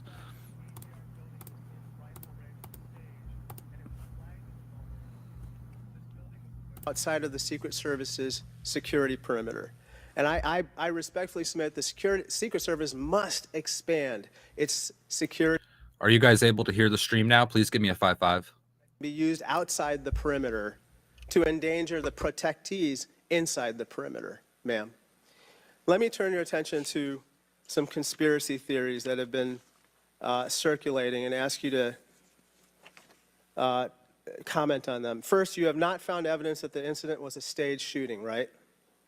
Correct. And you haven't found evidence that this was a result of a conspiracy of high-ranking government officials, correct? Correct. And you have not found evidence that this incident was in fact directed or perpetrated by a foreign state or entity, right? And that's the last question, but I'll let the director answer that, please. Not at this time. Thank you. I yield back. Gentleman's time's expired. Chair now recognizes Mr. Cloud from Texas. Thank you. I just wanted to confirm there was only one counter sniper who took one shot?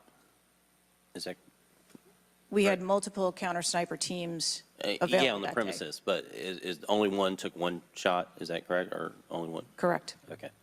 How many spent shell casings were found on the roof?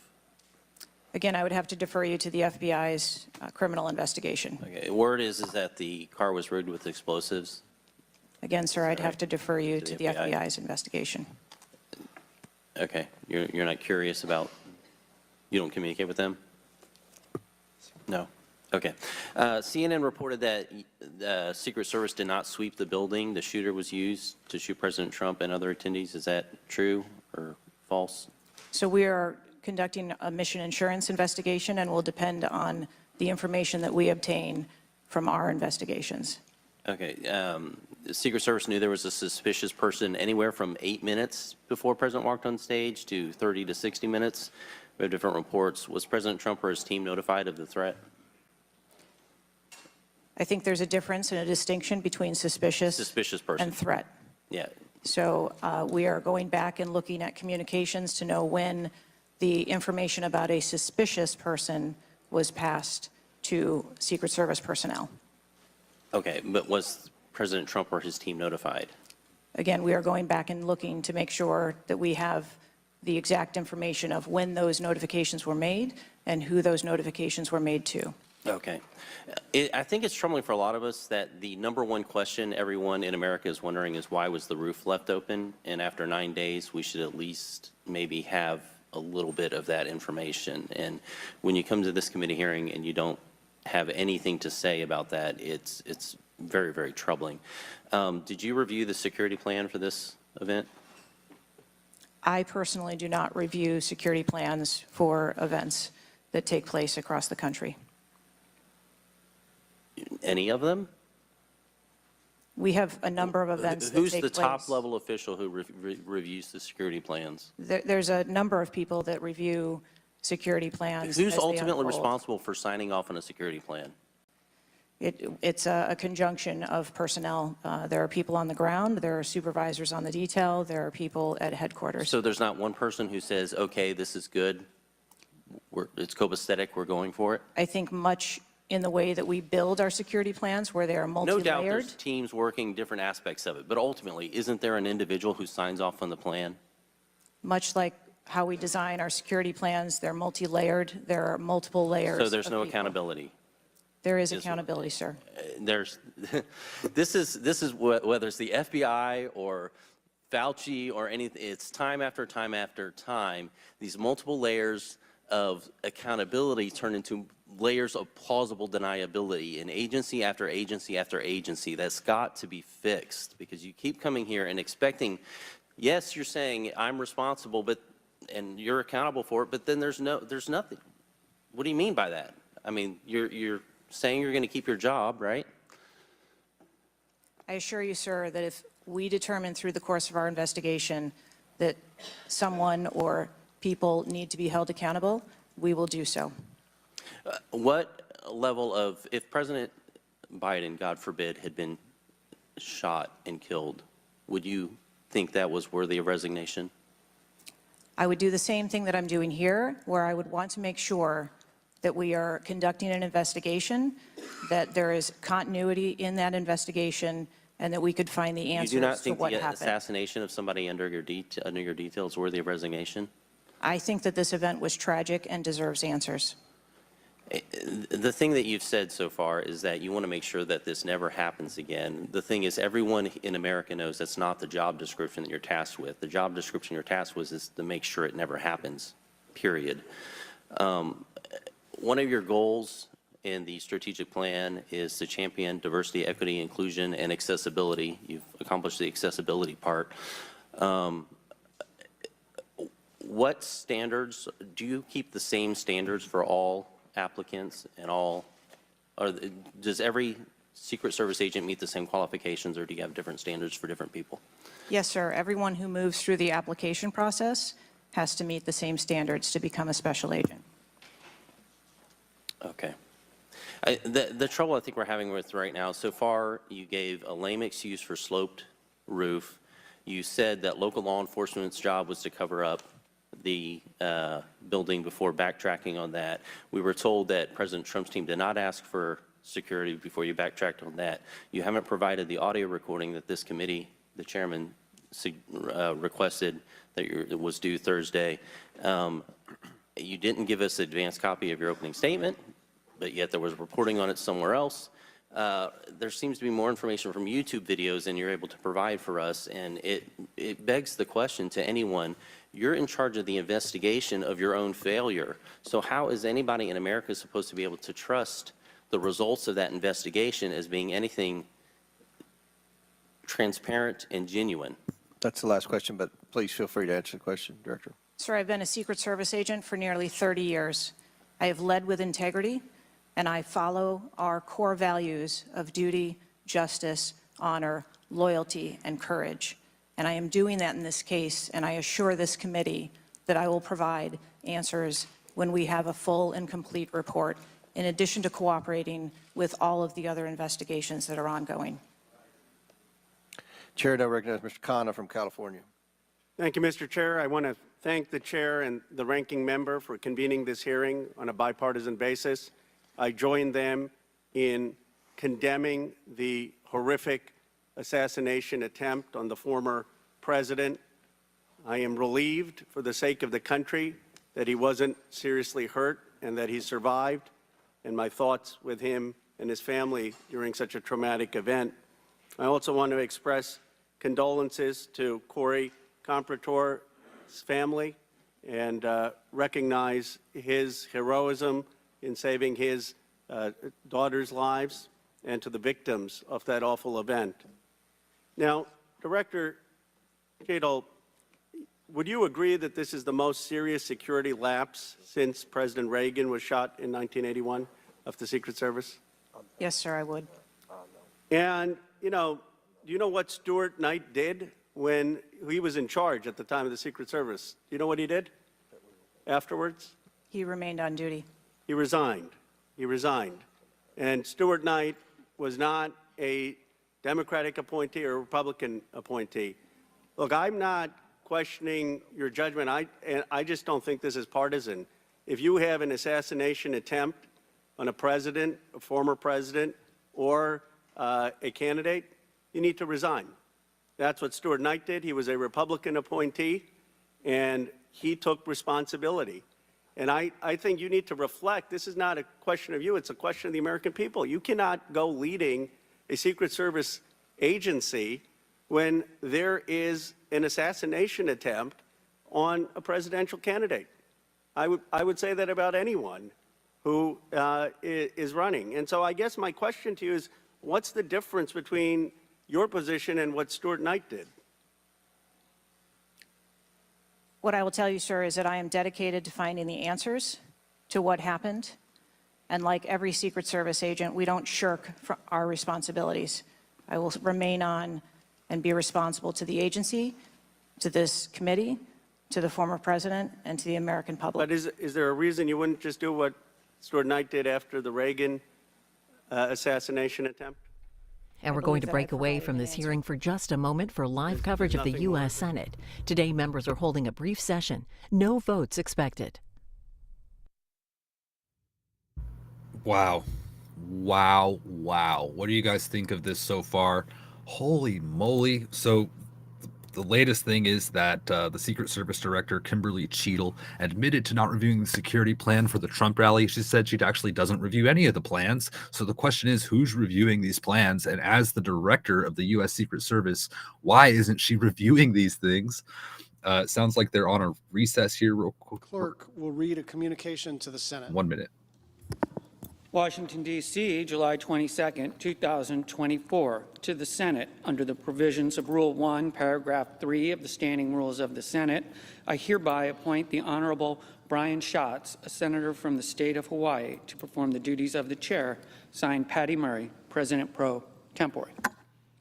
Under the previous order, the Senate stands adjourned until 3 p.m. on Tuesday, July 23, 2024. And wrapping up a brief session in the U.S. Senate. Lawmakers return tomorrow at 3 p.m. Eastern for legislative work. As we now return to testimony by Secret Service Director Kimberly Cheatle, underway live here on C-SPAN 2. Thank you guys for joining me. We're going to get right back to this. Please share this, like it, comment, and enjoy the show. If you perceive a threat, there were not just the ESU units, but there were local law enforcement that had line of sight on the shooter before the shots were taken. So one of my questions is there was supposed to be a briefing with the Secret Service sniper units, your counter assault team members, with the contract team, with the local ESU teams. That didn't take place. Why was that? So I have been told that there has been a briefing. There was a briefing that took place. I've been told that there wasn't one. And again, we are still looking into the facts of the investigation. So let me ask you this. When were you informed that there was a credible threat against President Trump, former President Trump? When did you learn of that? Sir, the former president has a number of threats. I didn't ask you that. There was a credible threat from Iran. When were you informed of that? Answer the question. We have been monitoring the threats. You for knew the former president. You knew before the rally, okay? Right? The site security plan is generally drafted by the site supervisor and the site agent, probably out of the Pittsburgh district office. Did they take into account the credible threat against President Trump? Our personnel take into account the threats that are Then out why there. would they leave a building? And I will correct the distance that's been quoted. It was about 140 yards with clear line of sight to the president. Why was that building not occupied on the roof? I mean, you could have put Barney Fife on.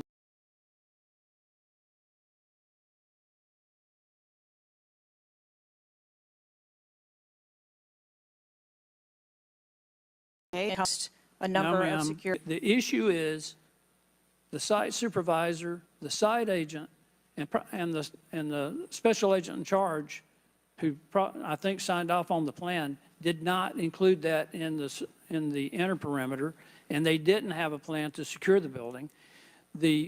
As I understand it, the Butler County ESU unit was situated on the second floor of a building next to that, but they didn't have a clear line of sight of the roof. The angle was too severe. The photograph that was taken of the young man, of the shooter, when he had the rangefinder, was taken at 5:15. It wasn't until 5:38 that photograph was transmitted to the Secret Service sniper units. I don't understand the lack of interoperability here in the communication process. I don't understand why people didn't perceive that as a credible threat. The video that Mr. Christopher Morphy had shown there was clearly a credible threat. So how is it that all of these mistakes could be made? How many explosive devices were found on or near the site? Again, I would have to defer you to the FBI. Madam, I believe they were in his car, and I think there might have been one near a main gas line. It wasn't just the fact that he had a rifle. It was the fact that he had the ability to inflict enormous harm, enormous numbers of casualties, had those devices exploded. I want to know also, when your agents conduct a site review, are they fully informed of all of the threats that are being made against the principle that they're protecting. What I can tell you is that when our agents go out to conduct an advance, their whole goal is to ensure I the safety understand and what their security. goal is. The failure to secure that building not only put the former president's life in danger, it put the lives of individuals in the crowd in danger as well. I mean, the Reagan shooting, there were other people shot at that time as well. And the Secret Service members' lives were in danger. So I don't understand how you can continue to stay in the position you're in when this was a failure of historic magnitude. 43 years without anything like this happening. And you failed, in this case, in a spectacular way. Mr. Chairman, I yield back. Gentleman yields back. Chair recognizes Mr. Mfume from Maryland. Thank you, Mr. Chair. I want to commend you and the ranking member on your joint statement and for holding this hearing that we might all at least attempt to try to get some answers. Some of us, Ms. Cheatle, grew up in an era not too unlike what we see today in terms of political violence. And some of us remember the November 22nd, 1963 assassination of President Kennedy. Some of us, like myself, remember 2 days later when Jack Ruby on live TV shot and killed Lee Harvey Oswald. We've seen over and over and over since that time these kind of attempts, whether it was the assassination of Martin Luther King or Bobby Kennedy, or the attempted attack on George Wallace in Laurel, Maryland, the shooting in 1981 of Ronald Reagan, our friend and colleague Steve Scalise shooting here in D.C., and the unfortunate attack on Paul Pelosi, and now this matter regarding former President Trump. Let me try, if I might, to take another walk at this. People just assume that whoever is in charge takes full responsibility when there's never been, at least on this magnitude and scale, this sort of failure. So when members ask you, are you going to resign, and you say you have no intention to, they are perplexed, like many people who watch what's going on. And there's some things I just don't understand. Why was the building, the ARG building, placed outside of the perimeter when clearly it was close enough for someone to launch an attack? So again, sir, we are looking into all of the details of how the advance was comprised, but I can tell you that there was overwatch on that building provided that day. By a drone? I'm not going to get into the specifics of technology or assets that were used in well, this forum. I think it's fair to say the overwatch failed because the shooter got up on the roof and stayed there for a while, and people had pointed him out. So do you think that your overwatch was a failure in that case? I think that we need to know the full details to understand how this occurred. And why was the rooftop left naked to begin with? Can you tell us that, considering it was within the line of sight and so very close? Again, I can't speak to the specifics of this particular event site, but what I can tell you is that when the Secret Service develops an advance plan, they take into account a number of factors when they're building their advance. If there are buildings or areas of concern, and overwatch is one of those mitigations that they want to put in place, then they will cover off areas of responsibility.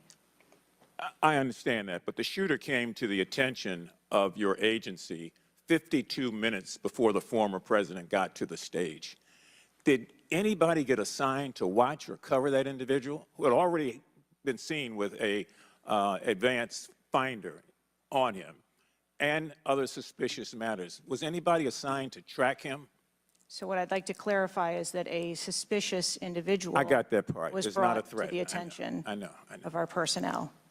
And again, having a rangefinder at an outdoor event. Well, let me ask you this. When the suspicious person was brought to the attention of the Secret Service, was anybody in the detail ordered to follow and stay with that suspicious person just because they might become a threat?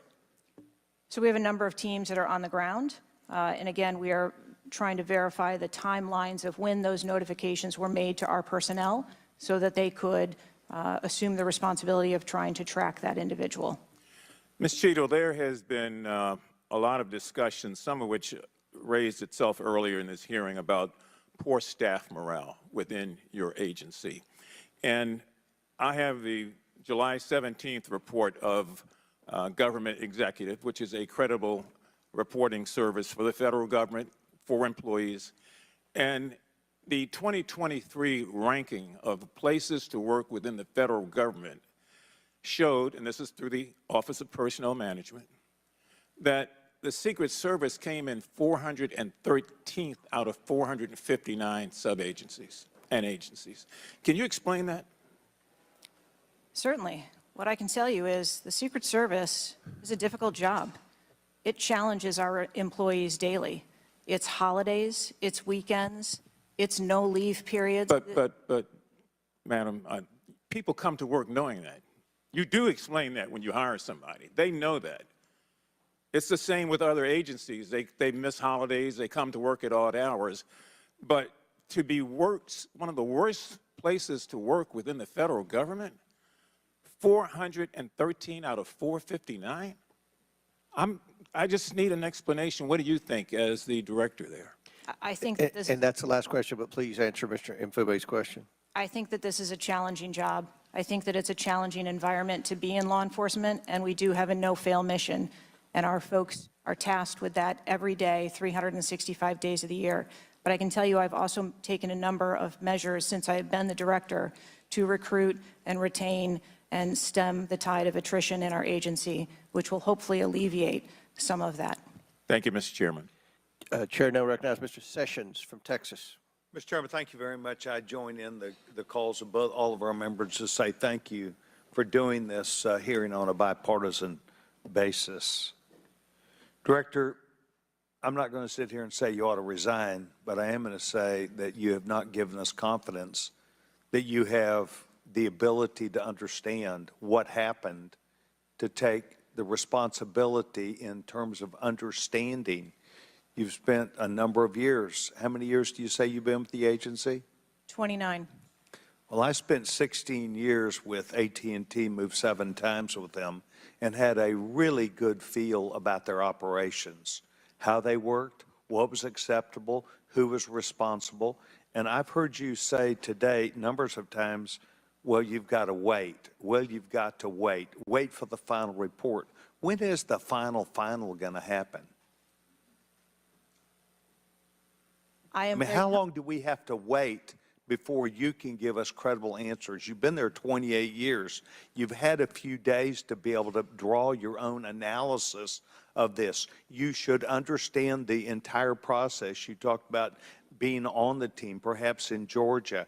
You have talked about your experience in this. You've talked about the professional nature of the agency. That I don't doubt.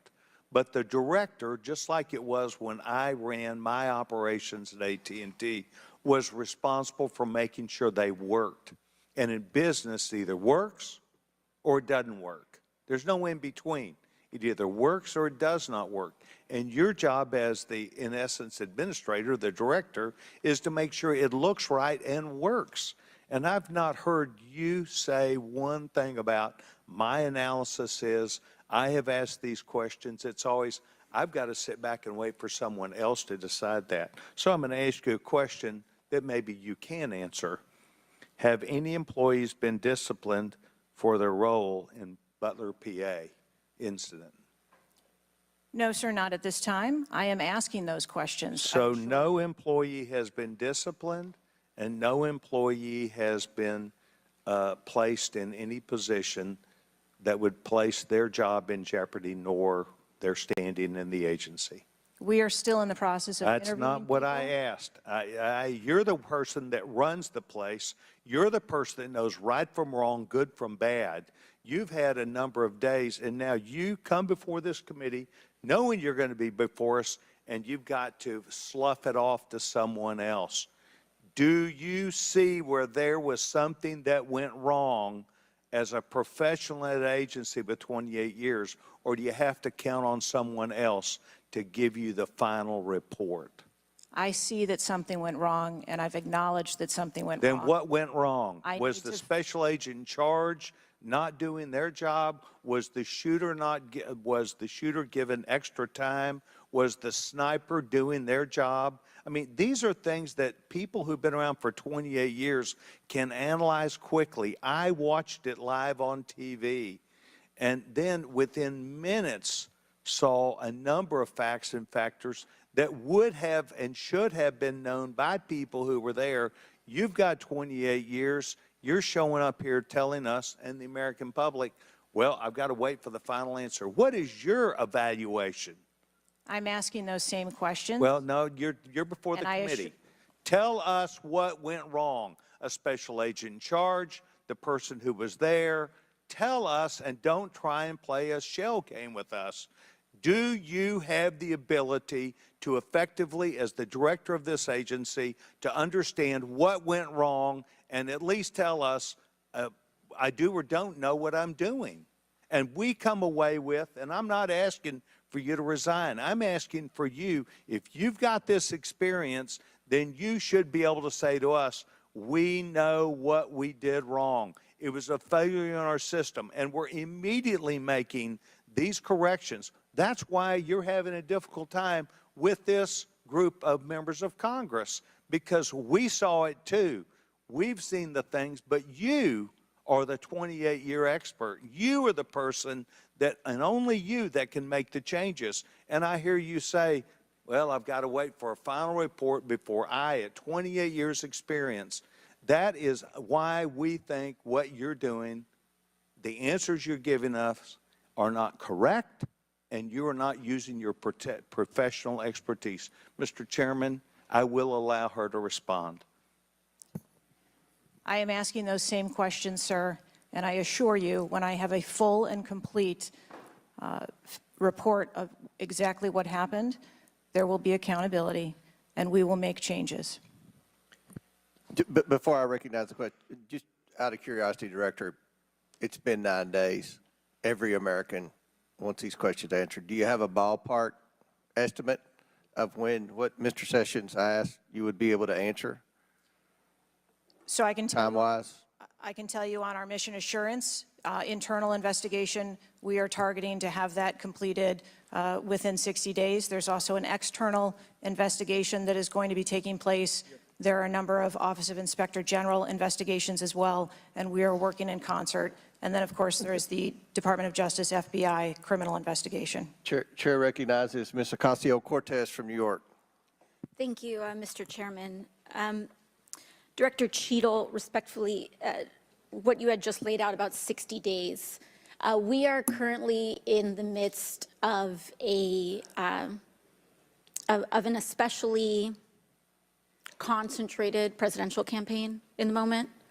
That is also paired with, of course, elections happening across the country that are happening in about 100 days. So the notion of a report coming out in 60 days when the threat environment is so high in the United States, irrespective of party, is not acceptable. And I think it's very important to understand that. This is not theater. This is not about jockeying. This is about the safety of some of the most highly targeted and valued targets internationally and domestically in the United States of America. So the idea that a report will be finalized in 60 days, let alone prior to any actionable decisions that would be made, is simply not acceptable. It has been 10 days since an assassination attempt on a former president of the United States, regardless of party. There need to be answers. Again, this party, this committee, this is not a moment of theater. We have to make policy decisions, and we have to make them now. We do. And that may be and that may require legislation. That may require policy that we must pass in the immediate term. And without that, we are flying blind. So the lack of answers and the lack of report is just simply not something that we can accept here. Director Cheatle, is there a standard perimeter that the Secret Service establishes around an event, or are those perimeters independently determined per event and scenario? There is no standard. Every event and every venue is different and treated as such. So each event has a different perimeter that is established depending on the logistics of that event. Now, you established earlier that the building upon which the shooter operated from was outside of that established perimeter, correct, for the Butler, Pennsylvania event? It was outside of our secure perimeter, yes. Now, that building was, I believe, 500. How far away was that building from the president? It was approximately 200 yards. 200 yards. Now, the individual used an AR-15 in order to act out his assassination attempt. An AR-15 has a range of about 400 to 600 yards. My question is, why does the Secret Service perimeter, why is the Secret Service protective perimeter shorter than one of the most popular semi-automatic weapons in the United States? There are a number of weapons out there with a number of ranges. Again, an advance was completed. The determination of the perimeter, I'm not going to speak to specifics, but there are a number of factors that are taken into account when we determine our perimeter. Some of it has to do with terrain, some of it has to do with buildings, some of it has to do with assets and resources that are available. And so what I'm hearing is that a perimeter was not established outdoors in an outdoor venue that would prevent an AR-15, which is one of the most common weapons used in mass shootings, from being able to be within the range of Secret Service protection. A perimeter was established, and even though there were buildings that were outside of that perimeter, it wasn't just that building. There were a number of buildings in the area, and there was overwatch that was created to help mitigate some of those buildings. Respectfully, Dr. Cheatle, as well, as a person who has experienced an enormous amount of threat incidents, including incidents that have never been reported publicly,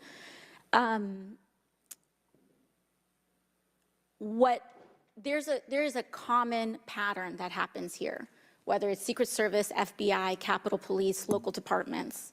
After a critical security failure, we often hear there will be an independent investigation. That independent investigation gets set up. Usually the expectation is between 2 to 3 months after the incident, and then nothing really occurs from there. The report is usually not satisfactory to the questions that are usually being raised here. And most importantly, corrective action is rarely taken. If I were to state anything that I think is profoundly important, is that we need to have answers to the public. Ideally, I would encourage you and the agency to be more forthright with the members that still have yet to have their questioning, because the public deserves to have full confidence, and the stakes are too high. The violence that could break out in this political moment, regardless of party, in the event of someone getting hurt, constitutes a national security threat to the entire country. Thank you, and I yield back. Could I go back to something you Yes, said? please, feel free, Director. Ma'am, if I could just speak to something you said at the outset when you started your questioning. I want to assure you and everyone on this committee that I'm not waiting for a report to take action.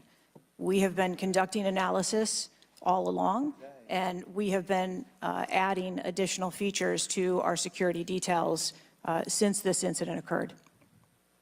And I'd hope you can highlight and illuminate what some of those are in the event of other members questioning as well. Very good. Chair recognizes the gentleman from Arizona, Mr. Biggs. Thank you, Mr. Chairman. I request unanimous consent for that photo to go into the official record. Without objection, so ordered. Thank you, Director. Your agency has a no-fail mission, and on Saturday, July 13th, your agency spectacularly failed. The failure resulted in the death of Corey Comparator and serious injury to two other rally attendees, David Dutch and James Copenhaver, besides the injuries to President Trump. It is unfathomable that a 20-year-old on the radar of Secret Service and local law enforcement before President Trump went on stage was able to climb onto the roof of a building with a rifle and fire off multiple rounds before he was neutralized. Was Mr. Crooks acting alone? Again, I would have to refer you to the FBI's investigation. Was he just a lone gunman? I would have to refer you to the FBI's investigation for motive. What did the Technical Services Division determine was going to be the event perimeter? Those are questions that we are asking, and we are I mean, you're sitting here today. Come on, Director. Everybody said this. You knew you were going to be asked that question because it's been asked multiple times. So this is an easy one. What did they determine was going to be the event perimeter? So you should know that. I mean, this is not, gee, I got to wait till someone else tells me. What was it? Again, I don't want to speak to specifics of the event. Okay, this is a specific. I understand. This is a specific that you ought to know. As someone who said the buck stops with me, I'm going to stay in my job, I'm going to give the answers to the American people, and I know what happened, except for you're not going to tell us. And you're not going to tell the American people. And you yourself said in an interview that foments this notion of conspiracy theories. Guess what? When you sit here and repeatedly tell people, hey, I have to wait, as it frustrated everybody on this committee, guess what? It undermines your credibility and whether you're really going to get to it. So I'm going to ask you again, what did the Technical Service Division determine was going to be the event perimeter? We are still gathering reports. We are interviewing individuals. You know what it is, though. No, you're just not going to tell us, right? When I have those details, I will most certainly share those. Was the gun already on the roof, or did the shooter carry the gun up with him? I do not have that information at this time. Well, when was the last sweep of that roof done prior to the rally? I do not have that information at this time. So how many holds, I mean, so most of us here have been in events, and Secret Service has been there, there's been security, and I can't tell you how many times we've said there's going to be a security hold right here. So we're going to wait, and we wait to 1 or 2 or 3 minutes. And yet we're hearing from you, apparently, that there were no holds in place. So ever instituted here with President Trump's going on stage. And you said, and this is, I think, connected with this, you said they hadn't adjudicated the shooter to be a threat. He was adjudicated to be a suspicious person, even though we've got some dynamic video that Mr. Krishnamurthy put on the video for us. So I guess my question for you is, and I think you answered this, I just want to see if you're consistent with what you said about an hour and a half ago. What do you do if a suspicious person is identified by the agency? So at a number of our events, it is not unusual. I know it's not unusual. What do you do?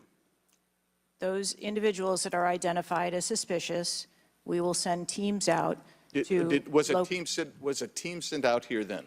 There were teams that were sent to identify and interview that individual. They were sent to interview the individual who's scampered up in camo on top of a roof within 130 yards of his target. And did your team get there? When did your team get there to conduct that interview? I don't have the details on the timeline. It is my understanding. So if they did send a team and they're going to interview him, and you described that earlier as an investigation, why didn't they put a security hold on President Trump going on stage at that rally? At a number of our protective sites, there are suspicious individuals that are identified all the time. That doesn't necessarily mean that they constitute a threat. Of course not. But here you got a guy scampering up the side of a building on top of a roof. It's identified to you, and you said you sent a team there. And you can't answer that. And this gets to one of my finer points, Mr. Chairman, if I can make it. And that is, we can have these kind of interview sessions, 5 minutes, everybody gets a kiss at the pig, 5 minutes, and she gets to stonewall us, not deliver answers. So we say, okay, we're going to put together a congressional committee, a blue ribbon committee. Same crap will happen. I am calling, and I'll support that, but I will tell you this, I am calling on the Speaker to give us and put together a truly independent commission of qualified former Secret Service agents presidential and VIP protective services people who can actually conduct this kind of investigation and give us real answers, because I don't think you're going to give us those answers. You should have come today ready to give us answers. I call upon you to resign today.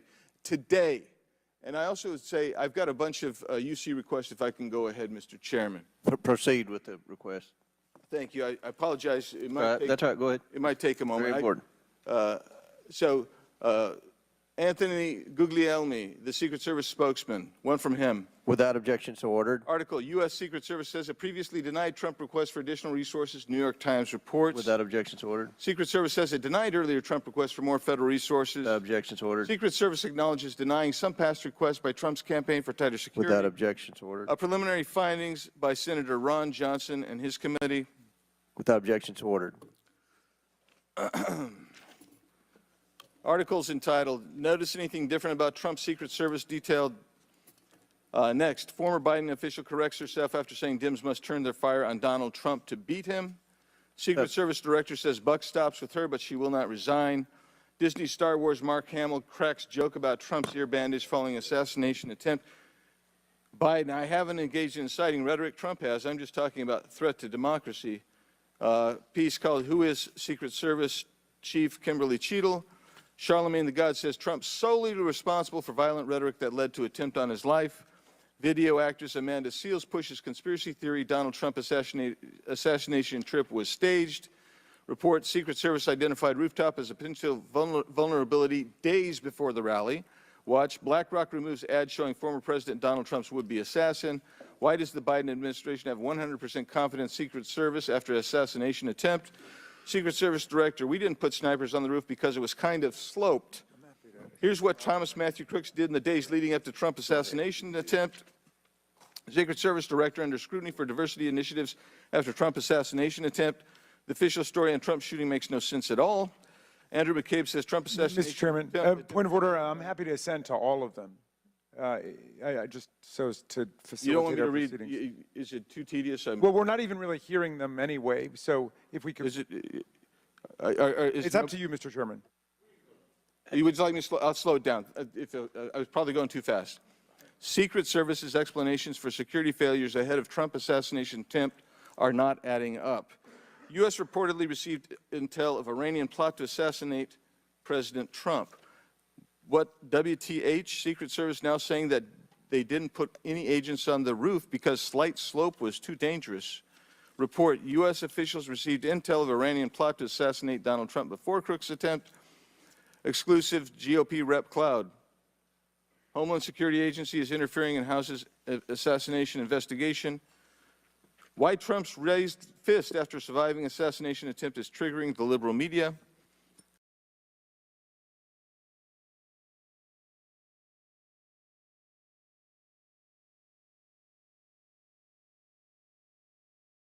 Trump shooting backlash hits hard. Nope. Must see 6-camera split screen of assassination attempt captures everything shooter was in open 2+ minutes. Murillo, 5 reasons you should be angry. Breaking, shooter spotted up to 30 minutes before firing, reported multiple times. Pictures taken, no one stopped him. Cheatle calls the 30 minutes between noticing and neutralizing shooter a very short period of time. Secret Service director says buck stops with me on Trump assassination attempt, but won't resign. Mr. Biggs, we'll stop right there. We can retake them on the next one. I know there are more, but without objection, we'll enter into the record all of those, and we'll take up the others after the next speaker. Chair now recognizes Ms. Brown from Ohio for 5 minutes. Thank you, Mr. Chairman. I first want to highlight certain comments from Ranking Member Raskin, my colleagues on both sides of the aisle, President Biden and Vice President Harris, and that is political violence is completely unacceptable in this country, full stop. It is an assault on our democracy itself, and I am devastated by this attack on a candidate for the president, for the office of the highest office in the land, and continue to pray for the victims of this shooting and their families.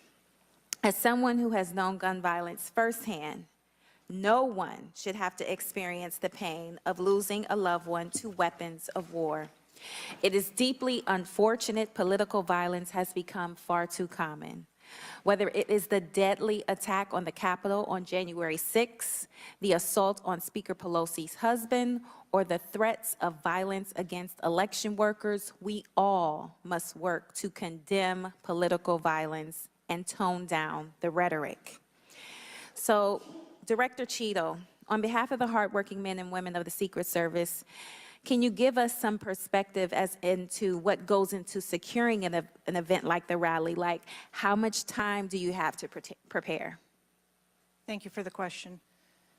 Generally, when we receive notification that there's going to be an event taking place at a venue, the advance team assignments are made, and there is a 5-day process to conduct walkthroughs, coordinate with staff, local staff, and whether it be campaign staff or the protectee staff, and then with local law enforcement on where the perimeter is going to be, the size and the scope of the event, how many attendees there are going to be, if it's an indoor rally, outdoor rally, what sort of assets are available locally, what sort of assets the Secret Service can bring to bear, and what the scope of the event that the staff is trying to accomplish. So to that point, how many agents were recommended or requested as opposed to how many were assigned?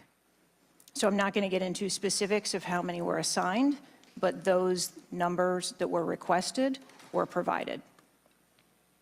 And how many local agents were involved in the preparation, if you will, that you talked about, that 5-day preparation? So there were a number of local agents from the local office, as well as agents from the former Trump detail that were involved in that advance process. Do we have a number? I do have a number. I'm not going to release that number in this setting. You're not making this easy for us. This is a shocking incident on the former president's life and an appalling instance of political violence and a threat to our democratic values. I'm thankful that the former president is on the mend. And again, I'm grieving for the family and friends of Corey Comparator, who lost a loved one in this shooting and now know the unbearable pain of gun violence. I really hope this serves as a reminder about our responsibility to attack policies, not personalities, to be honest and truthful, and to treat one another with dignity, respect, and thoughtfulness. And with that, I yield my remaining time to Ranking Member Raskin. Thank you, Ms. Brown, for those very powerful and moving remarks. Director Cheatle, we don't want to lose a presidential candidate to an AR-15 attack. We cannot lose a presidential candidate to an AR-15 attack, and we can't lose any more citizens to AR-15 mass violence, mass shootings.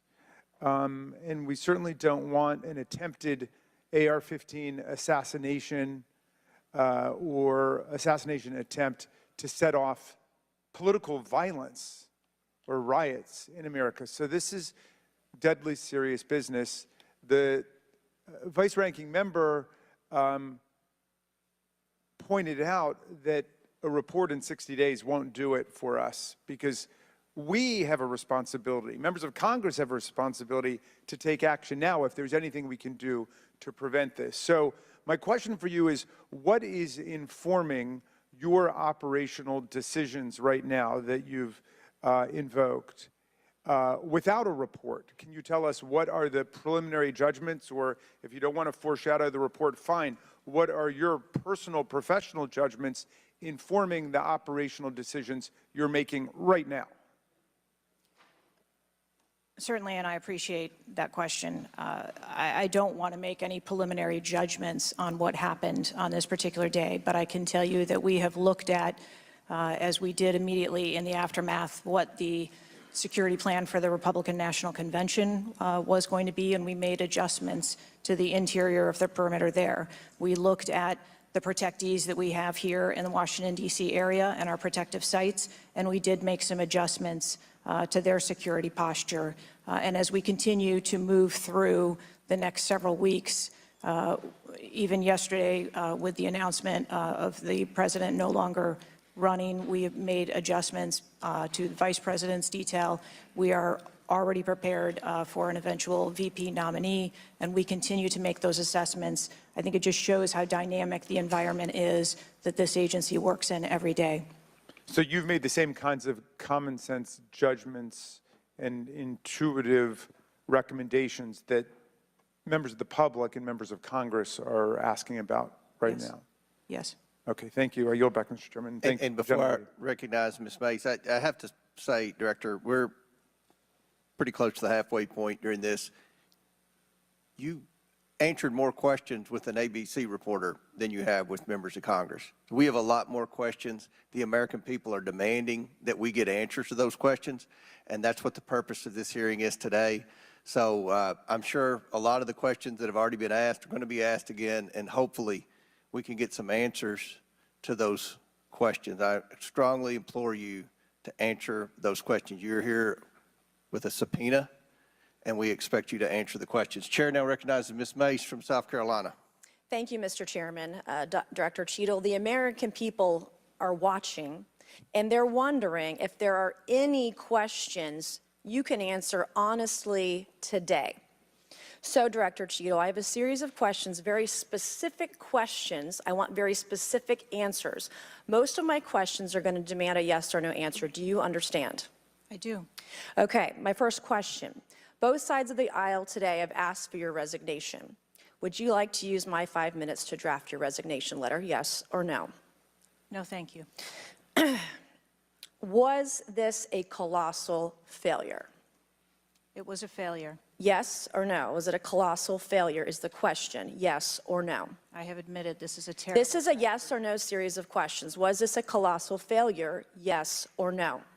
Yes. Was this tragedy preventable, yes or no? Yes. Has the Secret Service been transparent with this committee? Yes. Would you say the fact that we had to issue a subpoena to get you to show up today as being transparent, yes or no? I have always been yes eager to or no? come You didn't and want to talk answer to the question. committee. We had to issue a subpoena to get you to show up today. That is not transparent, by the way. You stated earlier, Secret Service is not political. Is that correct? Yes. Okay. Would you say leaking your opening statement to Punchbowl News, Politico's Playbook, and Washington Post several hours before you sent it to this committee as being political, yes or no? I have no idea how my statement got out. Well, that's bullshit. So, Mr. Chairman, I would like to ask unanimous consent to enter into the record articles by Punchbowl News, Political Playbook, Washington Post, all done at 5:24 a.m., 6:12 a.m., 6:34 a.m., a solid 3 to 4 hours before this committee got your statement. Without objection, so ordered. Okay. Is the Secret Service fully cooperating with our committee? Yes. Okay, you say you're fully cooperating with this committee. On July 15th, this committee sent you a list of demands of information that we wanted. Has the Secret Service provided this committee a complete list of all law enforcement personnel that were there that day? Have you done that? Have you provided a list to the Oversight Committee? Yes or no? I will have to get back to you on that. That is a no. Have you provided all audio and video recordings in your possession to this committee, as we asked on July 15th, yes or no? I would have to get back to you. That is a no. You're full of shit today. You're just being completely dishonest. Mr. Chairman, Mr. Chairman, I want to. Come on. We have to maintain decorum in this committee, no matter how have you provided upset we any get. and all memos to this committee that we've asked you on July 15th? Have you provided all memorandums within the Secret Service? I would have to get back to you on that. That is a no. You are being dishonest or lying. Like you're being dishonest here with this committee. These are important questions that the American people want answers to, and you're just dodging and talking around it in generalities. And we had to subpoena you to be here, and you won't even answer the questions. We have asked you repeatedly to answer our questions. This isn't hard. These are not hard questions. Have you provided us all communications from the Secret Service related to that day and that rally? Have you provided this committee? We've asked for this information on July 15th. Have you provided any of this information that this committee has asked of the Secret Service? Any of it? I'll have to get back to you. Have you even read this letter that we sent you? Did you even read this? Yes. Okay. And you have said you don't know, you have no idea. The answer is no. We haven't gotten a single document or piece of information or data from you or your agency in related to the rally that we have asked you for. So was this attempted assassination of Donald Trump a failure of training or execution or both? I think that those are answers that we need to Training, examine. execution, or both? Which one? I think those are answers. All right. How many Secret Service personnel have lost their jobs due to this colossal failure? At this time, none. How many Secret Service personnel have been required to take a refresher course on how not to let people shoot Donald Trump? Our personnel are currently operational. We are examining the facts of this investigation, and we will make the changes necessary. What time did law enforcement become aware that there was an individual on the roof with a clear line of sight to President Trump? I am still verifying timelines. Of course, 9 days in, you have no answers. How many minutes went by between the time law enforcement saw and took photos of crooks and the shooting? How many minutes? I am still verifying timelines. 57 minutes. Thank you, Mr. Chairman, and I yield back. Gentlelady yields back. Before I recognize Ms. Stansbury, I believe I want to recognize Mr. Mfume for a unanimous consent. Yeah, thank you, Mr. Chairman. I beg your indulgence. I meant to do this earlier. I'd like to have unanimous consent that it be submitted for the record. The 2023 ranking of best and worst workplaces in the federal government, compiled by the Office of Personnel Management, which shows the United States Secret Service coming in, again, as I said earlier, 413th out of 459 sub-agencies, and this appears in the July 17th edition of Government Executive. Without objection, so ordered. Chair now recognizes Ms. Stansbury from New Mexico. Thank you, Mr. Chairman. You know, I want to start by just saying that part of why you have bipartisan agreement here on the dais about the severity and importance of this hearing is because this is not just a single shooting. This is about national security and the security of our democracy. It's not just one operational failure. This is about our public officials safe. And what does that signal to our country and to the world about American security and the ability of our officials to do their job safely? So I want to start by saying thank you to all of our brave men and women who are in the uniform, whether it's the Secret Service or local law enforcement, who put their lives on the line. I think obviously we honor their service, but this is really about operational failures and what it means for our country at large. And I also want to reaffirm that we must condemn unequivocally political violence of any kind, not just political violence, and that it cannot be tolerated in this democracy. And also to offer my prayers for the slain Fire Chief Corey Comprator, and also prayers for those who've been injured. Now, I think, you know, the tone of this hearing is, how is it that a 20-year-old young man with a gun that was legally purchased by his father could, on the day of a rally, go to a gun shop, legally purchase ammunition, show up to a secured site, and then not only attempt an assassination of a political figure, but kill and injure 2 others? How could this happen? I'm not asking yet. I think we've had a lot of testimony here today. I want to talk a little bit about the timeline. Now, here's what we know, and I know, Director, you were also on the call that we had a few days ago with the FBI and other law enforcement, so I respect that you are not able to share, based on your testimony, some of the details that are currently being investigated, but I know you were on the call because I heard you on the call and you heard them too. So I'm going to lay out the timeline a little bit. On July 3rd, the rally was announced that it was going to be in Butler.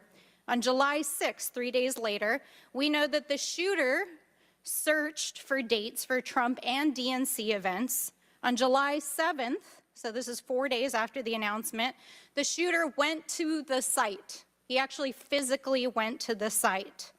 On July 12th, the shooter went to a gun range where he and his dad regularly go and practiced shooting. And the next day, on July 13th, he went to the site again before the rally began. We know that he then went and searched online for a gun store, where he went and he purchased 50 rounds of ammunition, went home, got his father's AR, which was legally purchased, and returned to the venue. At 5 p.m. that evening, this is more than an hour before Donald Trump actually took the stage that evening, local law enforcement were made aware that there was a suspicious man. In fact, at 5:20, local law enforcement flagged that he had a rangefinder, and they radioed their concerns and sent around pictures of the individual. At 5:40, 20 minutes before local law enforcement actually identified the shooter, and at 5:51, Secret Service was notified of the suspicious person by the state police, and 1 minute later, they distributed that information. That was before Donald Trump even took the stage. That was 11 minutes before he took the stage. So the Secret Service was aware that there was a suspicious person. At 6:03, he took the stage. At 6:09, rally-goers, as was shown in the video, identified this gentleman climbing on the roof. At 6:11, 3 shots were heard, 3 rounds of shots, and of course, the president and the other victims were shot. This shooter was a 20-year-old young man, no criminal record, legally purchased gun and ammunition, who for days in the lead up to this shooting was searching mass shooters. He even had a picture of a mass shooter on his cell phone the day of the shooting. He searched for explosives. He searched high-level officials. So the American people want to know, how did a 20-year-old young man with access to a military-style weapon actually bring it onto an unsecured perimeter, who for days had been planning a mass shooting event? And I think that, Madam Director, with all due respect, the answers that we've received here in this hearing today are completely unsatisfactory.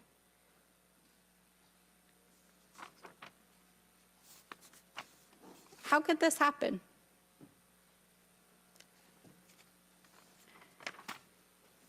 We need answers. We need answers not just for the family members of the gentleman who was killed and those who were injured, but we need answers for our democracy. Because as others have stated here today, we are in a highly politically charged environment right now. We are only weeks away from one of the most significant presidential elections in American history, and it is clear that our public officials' safety has not been secured. And it is not just a matter of one shooting, it is a matter of national security. So I hope that you will take our comments to heart. I hope that there will be accountability, and we need answers. And with that, I yield back. Chair now recognizes Mr. LaTurner from Kansas. Thank you, Mr. Chairman. Director Cheatle, I have a question just right off the bat. Something that you've bragged about repeatedly is that you've increased protection for the 36 individuals that the Secret Service is also entrusted with. Is that correct? I think I stated that we currently have 36 protectees, and that we continue to make evaluations on where those levels of protection are provided. You've mentioned specific increases in protection that you've provided for some of those individuals, correct? Correct. Based on what? Well, some of it has been as a result of the tragic incident that occurred on the 13th. We went back and reassessed where we were at in providing protection and wanted to make sure that we were not, overlooking anything considering this most recent incident. So the Secret Service needed to learn that allowing a rooftop 150 yards away from a protectee, not putting that in a perimeter, not having someone guarding that roof, that information is new to you, and it's caused you to increase protection to other folks that are under your care? I think it is prudent, after any incident that occurs, to go back and take a look at your current practices and see if there is anything that needs to be done differently. It's inconsistent, because what you said earlier to Mr. Turner was that the protection that you were offering to President Trump was in line with the current threats, him being a former president, him being a nominee of a major political party, the threats from Iran, the protection that you're providing him was adequate. Do you stand by that statement? Yes. Okay. Do you think it's a problem that the Americans' trust in the federal government is an all-time low? Do you think that's a problem? I think that it's unfortunate. I don't know why you're quibbling with my word. Is it a problem or is it not? I think the American public deserves to have trust in their federal government. Okay. I don't know why you're being difficult. I'm just, it's a simple question. Are you concerned about the increasing prevalence of conspiracy theories going on out there right now? Yes. I am too. You've been incredibly inconsistent with your answers before this committee today and what you were willing to reveal. You've acknowledged that the shooter was identified with a rangefinder, that President Trump's detail was sufficient for the threats he faced from Iran, that certain details were erroneously reported, in your words, but you haven't been willing to provide any information about the decision to place the building in question outside the perimeter, the explosives placed in the shooter's vehicle, the use of a drone by the shooter, or when exactly the Secret Service identified the shooter as a threat rather than merely suspicious. What is your standard today for what you are willing to answer and what you are not, because you've been inconsistent? I'm certain that you can understand that some of the information that's been provided to you thus far has come from the FBI's investigation and has come from information that we have released. I want to make sure that information that is being provided to this committee is consistent and is factual. But the question about the drone that the chairman asked at the beginning of the hearing, he said, do you know this information? And you acknowledge that, yes, you do know the information, you just don't want to tell us. I guess my question is that if you wanted to wait till the end of the investigation to draw conclusions, which you've acknowledged you're not, you're drawing conclusions right now and making changes. But if that was your standard, that you want to wait till the end of the investigation to draw conclusions, okay, at least you would be consistent in that. But what we're wanting to know today, and what would dispel some of the conspiracy theories out there, what would increase trust with the American people, is for you to let facts out, for you to tell us what you know. And I want to understand from you, why is that a problem? Why is it inconsistent with a quality investigation to release to the American people today at least the information that you know for sure? Because you certainly know for sure more information than you're willing to give us today. I have released that there was a failure and that there are gaps that we need to make sure that they don't happen again. That's not acceptable. That's not enough. That doesn't quell any conspiracy theories out there. In your 27 years of experience, would you have been concerned about an elevated location within 150 yards of a protectee that did not have a Secret Service presence? Just based on your experience. What I can tell you is that every site and every venue No. I'm asking for your experience. Looking at this situation, would that have been of concern to you? Or would you have agreed that it's fine, it doesn't need to be covered? What I have explained today You're is not going that to answer. there was... Is it true that at 5:45 p.m., approximately 18 minutes before President Trump took the stage, the Beaver County Emergency Services Unit noticed the shooter on the roof and photographed him? Is that a fact or not? That is the information that I have from the FBI's report, yes. You haven't been willing to share whether or when this was communicated to the Secret Service, so I'd like to get into the difference between suspicious activity and threatening activity. Is it suspicious or threatening if an individual is seen around the perimeter with a rangefinder? Is that just suspicious? That could be termed as suspicious. If that same individual with the rangefinder is found on a rooftop, is that still just suspicious, or is that considered threatening? That could be termed still as suspicious. All right, my time is over. Mr. Chairman, I yield back. Thank you. Chair now recognizes Mr. Frost from Florida. Thank you so much, Mr. Chair. And obviously, I want to start by stressing that political violence is always unacceptable and acknowledging that this is still an ongoing investigation. But oversight hearings like this are essential components of an investigation, and I want to thank the chair for pulling this together. Madam Director, I appreciate you for being here. The events of July 13th raised serious questions about the efficacy and thoroughness of the security protocols in place. The gravity of the fact that an unsophisticated gunman was able to secure his perch and take a shot at a former president despite multiple layers of security and intelligence are not lost on me. Before I came to Congress, I used to work advance for a major political candidate and have interacted with many different law enforcement agencies on large political events like the one that just happened. How many times was the Secret Service alerted about a suspicious person at the July 13th campaign event prior to the first shot being shot? I don't have an exact number to share with you today, but from what I've been able to discern, somewhere between 2 and 5 times there was some sort of communication about a suspicious individual. To the Secret Service specifically? Mm-hmm.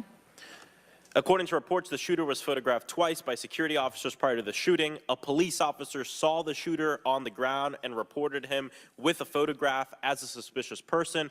Multiple local law enforcement officers identified the shooter, radioed that he was acting suspiciously near the event's magnetometers. A local law enforcement tactical team saw the shooter on a roof and notified other security services and also photographed him. One police officer who photographed the shooter saw him scoping out the roof and carrying a rangefinder. My question is, and you've answered this, but why, or you haven't answered this, why wasn't the event paused right then? Again, I'm not clear on the timeline of when the Secret Service shift and the counter sniper were notified. But earlier, Madam Director, earlier you said that the Secret Service would have paused the rally if they identified a threat. Correct. So why wasn't it paused? Because I have to assume that they did not know that there was a threat when they brought the president out on the stage. I feel like this is a breakdown in communication between local law enforcement, you all, and other actors at the rally. And again, as someone who's worked on these, I understand that there's multiple people with multiple decision, with the ability to make different decisions on the ground. I've taken over the last week, I've spoken with a lot of folks in local law enforcement in my district and across the country that I've worked with before, and other people have brought up concerns around being able to communicate with with Secret Service during these big events and having their flags taken seriously. I do believe that if Secret Service believed that there was a legitimate threat, that they would have paused the rally. My concern is before that something was flagged and it wasn't taken as seriously as it should have been taken. So I think this shows an issue with communication. And I want to know, Madam Director, what you intend to do to fix that, not in 60 days, but now. We are in the middle of a presidential election, obviously a former president who had an assassination attempt, another rally goer who was killed due to this gun violence. We now have a presumptive nominee of the Democratic Party who's also historic, first black woman to be running for president. And so I am worried about everybody's life. What do you all intend to do to fix this communication breakdown and making sure that you actually take what local law enforcement, local folks are saying more seriously? We take what local law enforcement relays to us seriously. Let me just be clear on that. As far as the communication. But not this time. We always trust our law enforcement partners and have a great relationship with them. We are looking at whether or not there was a communication breakdown. If that was the case, we will take steps to ensure that we correct that because, to your point, we cannot have a communication breakdown. Madam Director, does you mentioned that the perimeter of the event did not include the rooftop where the shooter was. Does your responsibility and the Secret Service's responsibility to protect a principal stop at the perimeter of an event? Our responsibility is to ensure the safety and security of the event itself and the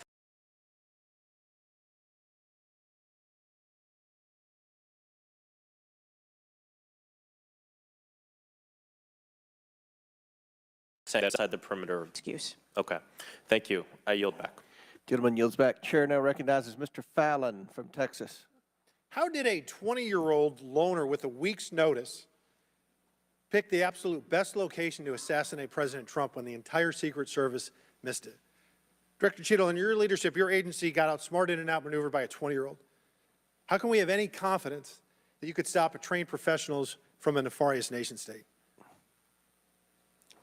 Those are absolutely questions that we need to have. I know they're questions, but you know, the fact of the matter is we can't have that confidence.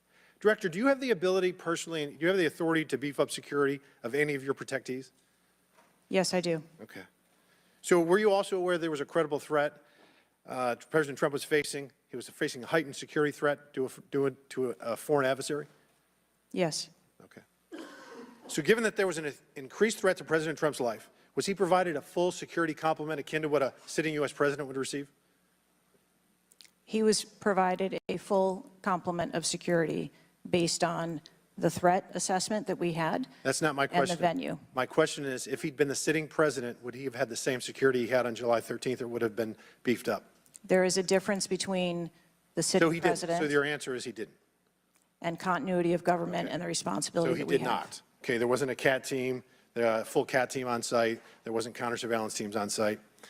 But this is the thing. You just said you had the ability to beef up the security. You knew about the threat, and you didn't. And that's as telling as it is chilling. We have satellite images from the Butler Fairgrounds. Have you visited the site? No, I have not. 9 days and you have not visited the site. You should have been there that night. Did you talk to, that evening, did you talk to the team, the heroes that surrounded the president? Did you call them that night? They were still operational work. So that's an answer is no. Did you call them the next day? President. Yes, I spoke with. You called them the very next day, not the day of, or was it 72 hours after? I don't know the timeline, but I spoke with Okay, them because you're under oath. immediately I following. think it was 72 hours after. You waited 3 days. What is immediately clear is that there are a number of structures that need to be secured. Of these, Director, other than the first, immediate 4, what's the most dangerous site that should have been secured? Because Security 101, you got to mitigate the high ground. Yes. Okay. Do you know what the next most dangerous site, what was the closest structure to the president, other than the 4 immediate ones that you had your counter sniper teams on? There are a number of structures around that event site. You know who the shooter knew? The shooter has visited the site 2 more times than you have, and he had a drone, and he picked the AGR building. So you said, do you remember in an ABC interview you did that you didn't have people on the roof of the AGR building because you were worried about safety because of the slope? I recall that statement. Okay. Does the Secret Service have written policy you can share with us about slope roofs? No. Okay. So why'd you act like there was one? Because is it your practice to comment on enormous events of enormous national implications when you're ignorant of the facts? That's rhetorical. So here's this thing with the slopes. You go all the way up to like 1812. You can go to a 112, which is about as flat as you can get without it being completely flat. And you're saying that there was a danger, safety concern there. But the problem is, Director, you put your counter snipers on a 312 roof, which is steeper than the 112. And by the way, the 112 is ADA compliant. You can build a ramp for a wheelchair on a 112 roof. So these are nothing but pathetic excuses, and they make no sense, and they're a bunch of cow dung. All the law enforcement I've spoken with over the last 9 days are amazed that the AGR rooftop was not secure. And you want to know why? Because it's dangerous. I have never had any long gun training in my life. I own an AR-15, and last time I shot it one time my whole life. It was 6 years ago. That is until Saturday, where we recreated the events in Savoy, Texas. We recreated what happened in Butler. I was lying prone on a sloped roof at 130 yards at 6:30 at night. And I knew that he had a scope. I didn't know what kind, red dot or magnified. So I shot 8 rounds from both. You know what the result was? 15 out of 16 kill shots. And the one I missed would have hit the president's ear. That's a 94% success rate. And that shooter was a better shot than me. It is a miracle President Trump wasn't killed. Corey Comparatore's life is over because that damn shooter made it on the roof. And it wasn't the roof that was dangerous. It was the nut job on top of the roof. You know what else is dangerous? I believe your horrifying ineptitude and your lack of skilled leadership is a disgrace. Your obfuscating today is shameful. And you should be fired immediately and go back to Garden Doritos. Mr. Chairman, I yield back. Chair recognizes Ms. Lee from Pennsylvania. Thank you, Mr. Chair. I'd like to thank the chair, the ranking member, for coming together and holding this hearing. But I have to say, I don't think any of our concerns have been addressed today, and what little we've learned has not inspired much confidence. I will just say that we obviously can't allow the violence we're seeing in this country become the norm or a commonplace, but that seems to be where we're heading. On this occasion, it was, very shockingly, a former president and current political candidate at a rally that we all assume is one of the most secure places we can be. But the violence we saw last Saturday is the same culture of violence that makes too many of our kids and our community members feel unsafe to play outside or to go to class or to simply live their lives each day. But again, this was a political rally, and it is supposed to be one of the most secure places. So we do have very specific questions about that. Director Cheatle, I'd like to start by following up on some of my colleagues' questions. My colleagues, Mr. Krishnamurthy and Mr. Frost, highlighted a number of points that showed the shooter presenting an active threat. So I'd like to ask you, Director Cheatle, to clarify what the protocol is for postponing or canceling an event based on a threat, and how the events on July 13 didn't meet those standards. So again, I think we're talking about the distinction between suspicious behavior and a threat. And at the time that this individual was identified, they were displaying suspicious behavior. I'm still waiting for interviews from the FBI to determine what it was that identified that individual as suspicious and what those behaviors were. To that question, does suspicious behavior vary between different events? For instance, if we have an event with a president, would there not be a heightened standard for suspicious behavior? I think that there are a number of ways that someone could be identified as suspicious, and it doesn't matter whether it's at a rally or an indoor event or who the protectee is. I think it's up to law enforcement or citizens to identify someone as suspicious. Okay, thank you. According to the Associated Press, at least 6 different agencies, including 2 sheriff's office, local police, state police, as well as fire and emergency rescue officials, were involved in securing the rally in Butler. When there are so many teams that are collaborating, who takes the lead and how is that determined? The Secret Service is responsible for the security of the site and the coordination. And that was the case on July 13th? Correct. Okay. Changing gears, in 2024's appropriations budget, the Secret Service was given a little over $3 billion, which was about $78 million above what was requested. For 2025's budget, you've requested yet another increase. How much of these funds goes towards training and improving protection procedures? I would have to get back to you on the training aspect of it, but about 30% of our budget is for protection and facilities and training. But clearly the problem can't be a lack of funding. So what exactly do you see as the core problem that led to this failure, that led to your agency being outgunned by a 20-year-old using his father's gun and acting on his own without a particularly sophisticated plan or technology? I think that we are waiting to determine exactly what those failures or failure was so that we can make sure that the Secret Service is stronger after this. So we've heard a lot today that you can't answer because it's an ongoing investigation, that you're still figuring out the details, and that you won't answer basic questions. You've said 60 days for the investigation, but I simply don't think that's acceptable. Do you really plan to keep avoiding questions and the American people's questions, ours and the American people's questions, for the next 60 days? I'm not avoiding questions. I want to make sure that I am providing factual and accurate information. Certainly, but is there no in-between, right, between what is obviously a fact and what you can surmise from the details that you already have? I assure you, when I have a full and complete report of what took place on that day, I will certainly come back and make that available. Certainly.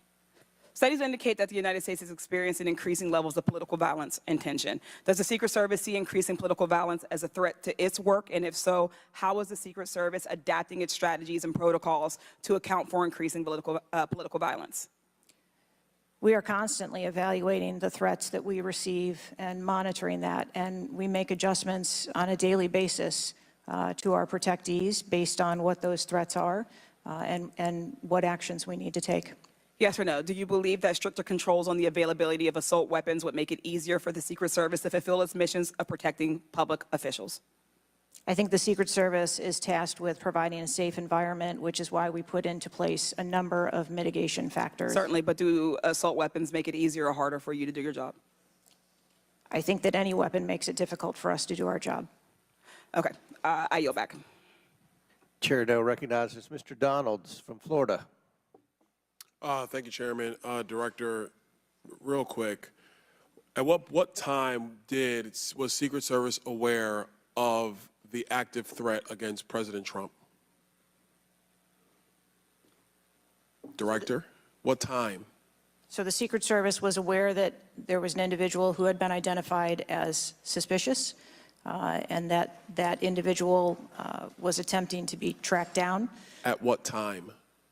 I don't have a specific timeline other than to tell Director, you, it's been 9 days. I understand At what that. time? I want to make sure that I give you factual information, sir. Director, have you talked to the agents on the ground that day? Yes, I have. You've talked to all of them. Your senior team has talked to every agent that was on the ground that day. Yes, we have. Have they all corroborated the same time they identified the shooter or they were made aware of the shooter, either by attendees in the crowd or local police department? There are a number of reports of when those times were made. Was it those 5 minutes notifications. before the first shot rang out? No, Generally speaking, was it 10 minutes before the first shot rang out? no. Was it 15 minutes before the first shot rang out? It was less than that time frame when it was identified as a threat. How many days before the shooting took place did Secret Service actually do their advance work to secure the facility that the rally was going to be held at? 5 days. In the 5 days prior, when the security advance team did their work, did they identify the rooftop as a potential threat? Again, I'm pulling those reports and that information. It's been 9 to days, conduct those Madam interviews. Director. Did they notice a rooftop 150 yards away that was a potential threat? Yes or no? I am certain that the rooftop was noticed. I am pulling the reports. What was the security parameters around securing that rooftop?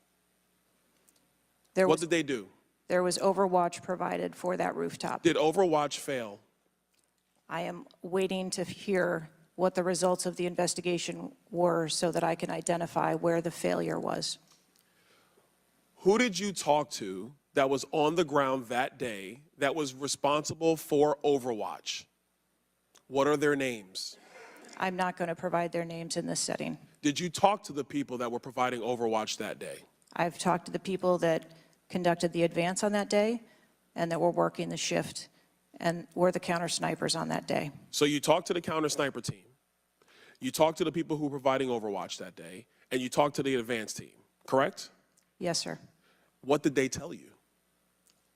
We are putting together a comprehensive report so that I can identify exactly where the gaps and the failures. When the counter sniper team was on the roof and they identified that there was suspicious activity on the roof in question, what was the chain of command's orders around the person on said roof?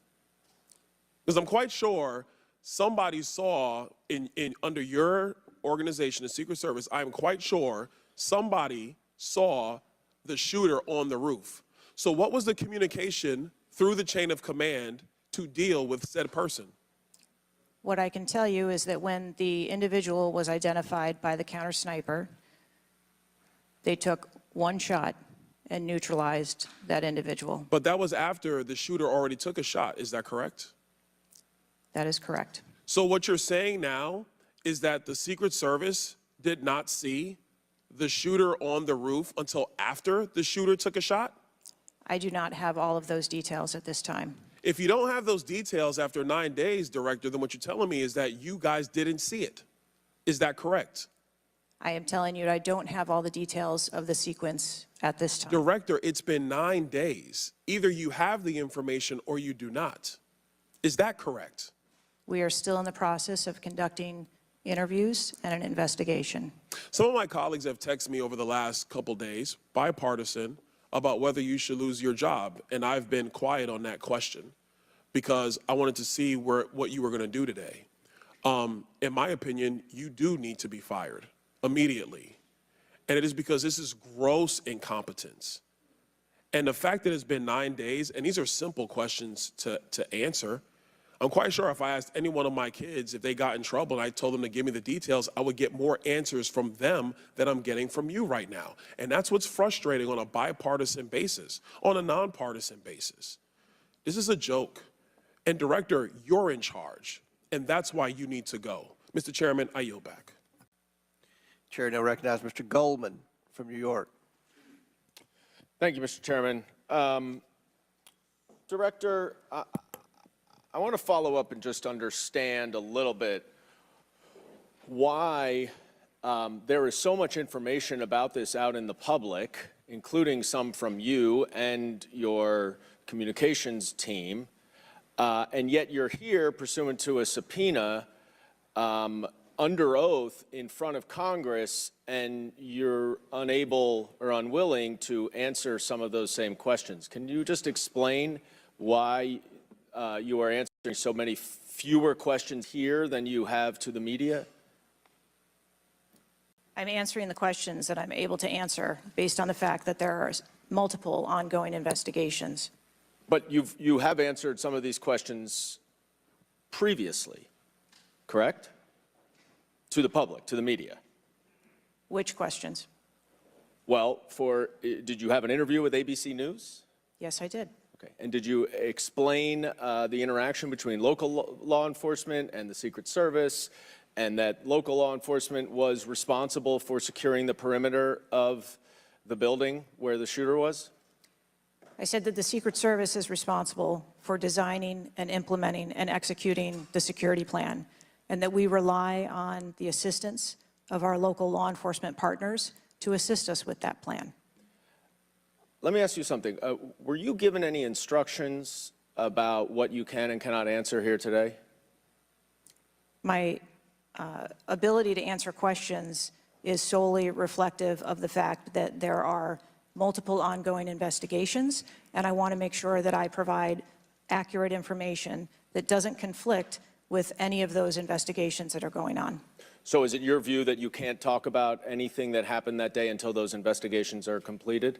My view is that I want to make sure that this committee and the American public gets correct and actual information. And so is it your view that that can only happen after the completion of the investigation? It is my view that when the investigations are complete, that we will be able to share that information. And how about before that? If I have factual information that I can share before that, I absolutely will. I'm guessing you have factual information as to when the suspicious photograph of the suspicious person was relayed to the Secret Service. There's a timestamp on that text message or whatever it was, correct? Sir, I'm sure you can understand that when you're dealing with text messages, emails, and other communications, the timelines don't always match up. Not really if they're time-stamped, but let me move on. Because you have acknowledged that this was a major security failure. Is that right? Yes. Do you acknowledge that it was a major security failure not to secure the rooftop of the building that the shooter shot from? I believe at this time that the rooftop was provided Overwatch. I acknowledge that we are unaware at this time how the individual was able to access the roof. Overwatch meaning from other counter, sniper, other higher points? Correct. And so was it a failure then that when that shooter was on the rooftop, that Overwatch did not identify him before he fired his shots? I don't have the timeline of how the individual accessed the roof, where they accessed the roof, or how long they were on the roof. Let me ask a couple things quickly. You have testified here about all the resources that the Secret Service needed to deploy to protect the NATO summit and all of the leaders here. Is that right? Yes. Did you have to rely more on local law enforcement because of the NATO summit for this event? The Secret Service routinely works with local law enforcement at every event. It doesn't matter whether it is a NATO summit, NSSE, the RNC. No, but that's not my question. Obviously, there's a natural give and take as to, I'm sure, how many agents you deploy and how much you rely on local law enforcement. Did you have to rely more on local law enforcement because there were fewer Secret Service assets available because of the NATO summit? No. I hope we get answers before the completion. I don't like the fact that the media has received far more answers than Congress has. If this is a function of getting your ducks in a row, I assume you have access to a lot of these reports and a lot of this information, and you should have come prepared here today. And I would just want to flag, Mr. Chairman, before I yield back, that I want to just point out one thing that my colleague from Texas was talking about. When he said he recreated this shooting twice with an AR-15, and he had a 94% success rate, 15 out of 16 shots. I don't know why that doesn't convince him that we should get rid of AR-15s, but clearly we need to do something about the prevalence of AR-15s and weapons of war on our streets. And I yield back. Chair now recognize Mr. Perry from Pennsylvania. Thank you, Chairman. Director, I guess 60 days is the time of the investigation. Is that the information that you've put out, or where did that come from, 60 days? Or is that just information that the committee members are talking about? I stated that earlier today. I've asked Okay, my 60 team. days. So are you receiving regular updates? You're in charge of the Secret Service. This is about your organization, what happened 9 days ago. Are you receiving regular updates from the FBI on their investigation? Yes, I am. So you know some things are true, some things are probably not true. We want to talk to you about the things that we're hearing about and find out if they're true.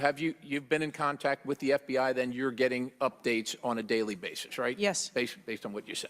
Okay, so, and are you confident that the person in question, Mr. Crooks, was the only person firing that day against the president or the crowd? Is he the only one? I'm not asking you yet if he acted alone, but is he the only one, or can you say that with certainty to the American people? That is the information I have at this time, yes. Okay, does it appear he acted alone? That's the information we have at this time. Okay, now let's talk about the fact that he was noticed as a person of interest, of concern, suspicion, as you say. Your PI team, how do they stay in, there's a sea of people. How does the PI team get to that individual that's in question in the sea of people?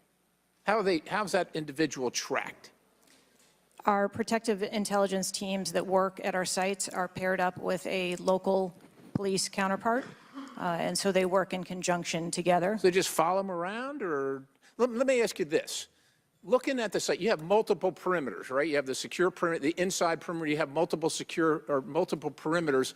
Was the AGR so-called building the highest location affecting the site of the rally? Was it the highest location? I believe the highest location at the site was where our counter snipers were. What about the water positioned. tower adjacent? What about how high is the water tower? I don't have the height on the water tower. Okay, seems like water towers are pretty high, at least in the photo. It looks like there might actually be a building right behind the AGR building that is even higher than the building that Crooks fired from. You're familiar with cover, concealment, and defilade, right? You're familiar with those terms? Yes. So how would your sniper team or your PI team track the individual and give vectors to Secret Service on the PI team to get to that individual to question him? And how would you cover the defilade, the cover and concealment of low areas that you can't see from where your sniper team immediately adjacent to the president were sighted? How would you do that if you're not up on the high ground? So when our counter sniper teams go out and conduct an advance, they have a methodology and provide a grid system that our response teams are able to vector in if they see something that is troubling. So when Mr. Jordan asked about the assets that were requested, let me just ask you about assets requested. Were aerial assets requested for this event from either the Secret Service or state police or anybody else, drone, manned, otherwise? Aerial assets, were they requested? I can't speak to what the local just asking police if they were may requested. have conversations with the local police, but I can tell you that the assets that were requested from the Secret Service for the site that day were all granted. But were aerial assets required? I didn't ask if you used them or what you used. Were they requested? Overwatch was requested and it was Aerial. provided. Is that aerial? Because Overwatch could mean on the water tower or not on the water tower. Can you be specific, ma'am? I'm running out of daylight here. I understand. If you're asking me about specifics, whether or not there was... Is it not clear what I'm asking you? Were aerial assets requested by the president, by Secret Service, by anybody? Were they requested? The Secret Service, we felt that we had a good plan in place. Okay, fair enough. How about K-9 assets with bomb sniffing or explosive sniffing capabilities? Requested. I didn't say they were present. Were they requested? Those requests were fulfilled. They were requested and fulfilled. Mm-hmm. So was the crook's vehicle inside any of your perimeters? No, it was not. It was not. How did you, okay, so it was not within the, it was not, so what, was there a device located on Mr. Crook's body to detonate the vehicle? That is the information that I have. So what would be the point of detonating the vehicle if it was not inside the perimeter? I have no idea what Mr. Crook's motivation was. Ma'am, the fact that you haven't, I'll close with this, Mr. Chairman, haven't even visited the site, I understand there are other things going on, but the culture of your organization, the culture that doesn't, do you know how tall the president is? How tall is the president? President Trump, how tall is he? I don't, he's over 6 feet tall. I don't have Okay, the so exact- do you assign agents based on their ability to cover physically and carry, if necessary, the President of the United States when you assign them to this mission? Is that a parameter that is considered? I assign agents to work our protectees that are capable and have been trained by the Secret Service. I understand they're trained, but if you're not tall enough, it has nothing to do with, we're not mad at you, but if somebody's 7 feet tall and you're 5 feet tall, there's going to be a delta there that is problematic in protecting the protectee. And I'm asking, is that a consideration when when these agents, not saying you, but when they're assigned to the protectee? The agents that are assigned to our protectees are perfectly capable. Okay, ma'am. So of the providing culture is what I'm protection. concerned about, because the primary objective here seems to be something other than securing the site, securing the principal, and securing the people at the site. And that's the concern based on the answers that you've given today so far. Without a yield, Mr. Chairman. Chair now recognizes Mr. Moskowitz from Florida. Thank you, Mr. Chairman. Thank you for this hearing. I want to thank the subpoena that you sent. I want to thank Ranking Member Raskin and your work, the letter you sent to the committee. And I also support the creation of a commission to get to the bottom of what happened. Director, I just want to give you an honest assessment of how this is going for you today. Did you happen to catch the hearing many months ago in education where there were a bunch of university presidents and Elise Stefanik asked a very easy question and couldn't get an answer? Did you see that hearing?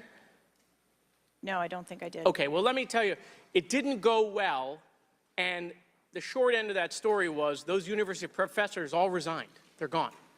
That's how this is going for you. This is where this is headed, okay?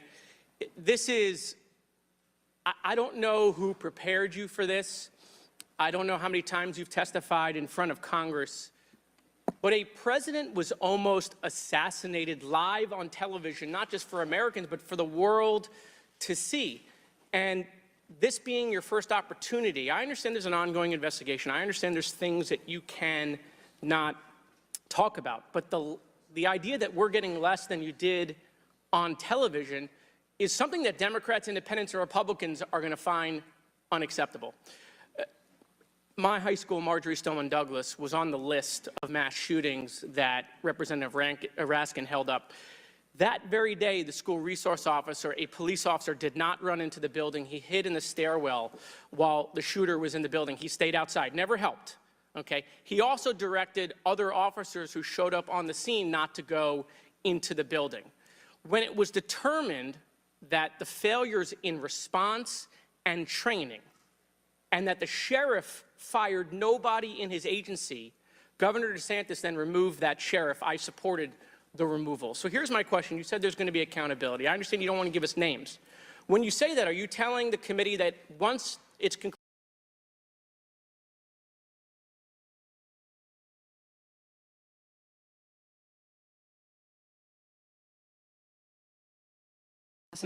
nonsense? The failure was human. That doesn't mean they're bad people. It means they failed that day, and a former president was almost assassinated. Okay? Are you prepared to fire the human failure on the ground? Yes or no? When you have the names of where those failures were, they're people. It's not like a piece of technology failed. It was people who failed that day. Are you prepared to fire them? I don't have an answer as to whether. Well, then how can there be accountability if you're not prepared to fire someone? And the reason why your name is going to be the person who's held accountable, the reason why members in this committee are calling for resignation and I join in that, or for the president to fire you, is because you're saying there's going to be accountability, but you can't commit that people are going to get fired. Let me ask this question a different way. If Trump had been assassinated that day, if the gunman had succeeded, okay, would you have come and tendered your resignation? I would still be sitting here because I would want to ensure the integrity of the investigation. Totally understand. That's a fair answer, that you would have set up that process. But would you have had the honor to come in front of the committee and say, a president was former president was assassinated on my watch, there should be new leadership? I think that I have admitted that there was No, that's what I'm asking. Would you have failure tendered your resignation if he had been killed? that occurred on my watch, and I am accountable for that. Okay, but would you have tendered your resignation if he had been killed? I think that I've admitted that I've taken accountability and will take responsibility. Okay. Well, let me ask I want to follow up on Representative Connolly's question, in which he asked about guns, and you were not willing to commit that that makes your job harder. This is not about the Second Amendment. If there were over 400 million guns on the streets, if all of those guns were machine guns, would that make your job harder to protect people? Again, I think weapons that are out there. If all of those guns were rocket-propelled grenades, would that make your job harder? Yes, sir. Yes. Okay, thank you. Perfect. This is not a trick question. Thank you. Okay. I won't ask the other 15 things I was going to do. I was going to do drone strikes, but it's okay. So that's all we were asking. It creates a challenging environment. It has nothing to do with the Second Amendment or people's rights, but it does make your job harder. So credit to Representative Connolly for asking that question. One last thing, Mr. Chairman, and I'll conclude. You know, there was a question asked, is an Iranian assassin more capable than a 20-year-old? And I have been tough on Iran. I probably have more resolutions on Iran than almost anyone in Congress. But I can tell you it isn't Iranians walking into schools and grocery stores and movie theaters and churches. It is 20-year-olds, right? And some of them are mentally unstable. And they have access to guns. And they're domestic terrorists. Someone talked about Christopher Wray. Christopher Wray has talked about domestic terrorism. And so, yes, we collectively come together on foreign threats, and I am not at all debasing the fact that there are foreign threats here and abroad, but there are domestic threats, and we have to get to the bottom of how we stop domestic terrorism, because it was a 20-year-old who walked into my high school and killed 17 people. He was plenty capable, and he was an Iranian. Thank you. Chair now recognizes Mr. Timmons from South Carolina. Thank you, Mr. Chairman. Director Cheatle, we've asked you a lot of questions and haven't really got a lot of straight answers. I have intentionally created a line of questioning that I think that you can answer. So the first question is, do you agree that the allocation of Secret Service resources should correspond with the risk profile of any given event? A higher degree of risk at one event should get more resources. Is that fair? That is fair. Okay. And when two events occur at the same time in the same geographic vicinity, that the risk profile of each event should be taken into account, and whichever event is greater risk should receive greater resources. That is correct. Okay, so I'm going to go over the Trump event. So this was publicly announced July 3rd, Butler, Pennsylvania. The venue is an outdoor fairground, open air, no existing security. The crowd size was expected to be tens of thousands. It ended up being over 20,000. There were general and specific threats from foreign adversaries. As the chairman of intelligence remarked, Iran has said they want revenge, as well as when President Trump was in office, he made a lot of people mad, terrorists to be included all over the world. And, you know, President Trump is the former president and the future president. So I would say that that is a fairly high-risk event. Would you agree? Yes. Okay, let's conversely, the First Lady had an event at a casino in Pittsburgh, just a few dozen miles away. It was a dinner for the Italian Sons and Daughters of America. It was publicly announced on July 10th. What's interesting is that the casino is actually extremely secure. They already have magnetometers existing prior to this event even being announced. It was in a ballroom. And the size of the crowd, a mere 400. There were no specific threats. There may have been general threats. And the asset is the First Lady. Those seem like there's a huge disparity relative to risk. Would you agree? Yes. Okay, thank you. multiple whistleblowers and various media outlets have reported that the Pittsburgh field office of the Secret Service allocated 12 additional post standers to the First Lady's event and 3 additional post standers to the Trump rally. Is that correct?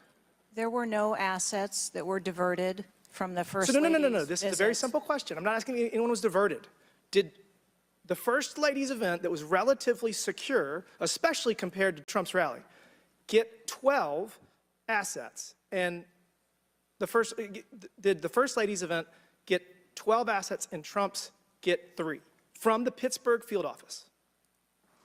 That's a yes or no question. If you don't know, don't answer it. I mean, if you don't know, don't The number answer of it. personnel that were allocated to both of those events were comparable to the risk at both of those events. Wow. Really? So you think that the Pittsburgh casino, 400-person in a ballroom with ingress, egress through probably a very well-guarded parking garage was 4 times more dangerous than a 20,000-person rally in an open field with the former president, future president? You think that that's 4 times more dangerous, the casino event? I didn't say that at all. Well, they got 4 times the resources from the Pittsburgh field office, who was likely in charge of the final walkthrough for both events. I mean, we've continually highlighted the failures of the Secret Service at the Trump rally. And, you know, you have the former and future president getting shot. You have multiple injuries, 1 fatality. And I would have to think that if we had 9 more post standards, 9 more individuals that have the training and the integration into the Secret Service defense of Trump at that rally, that I have a feeling that Crooks would have had somebody come say hello to him before he fired a bunch of shots. Do you think that's possibly true? There were significantly more assets and resources available at the former president's event than there were at the First Who Lady's made the event. decision to deploy 12 post standards to the casino where the First Lady was having a 400-person dinner, and only 3 people from the Pittsburgh field office to the 20,000-person plus Trump rally? Who made that decision? There were additional Secret Service resources available at the former President Trump's event. Who made the that day. decision to deploy 12 to the First Lady's event and 3 to the Trump event? The allocation of resources is decided based on the availability of personnel and their location and where they are, but there were sufficient resources What did you just that say? were given to Did you just say there were former sufficient presidents. resources? President Trump Event got that shot. day. Someone got killed. There were not sufficient resources, clearly. There was and it a doesn't, it gap. doesn't take 27 years of experience to know that. And whoever made that decision, it probably wasn't you, needs to be fired. And then you need to resign because this is absolutely unacceptable and you've lost the trust of the American people. With that, Mr. Chairman, I yield back.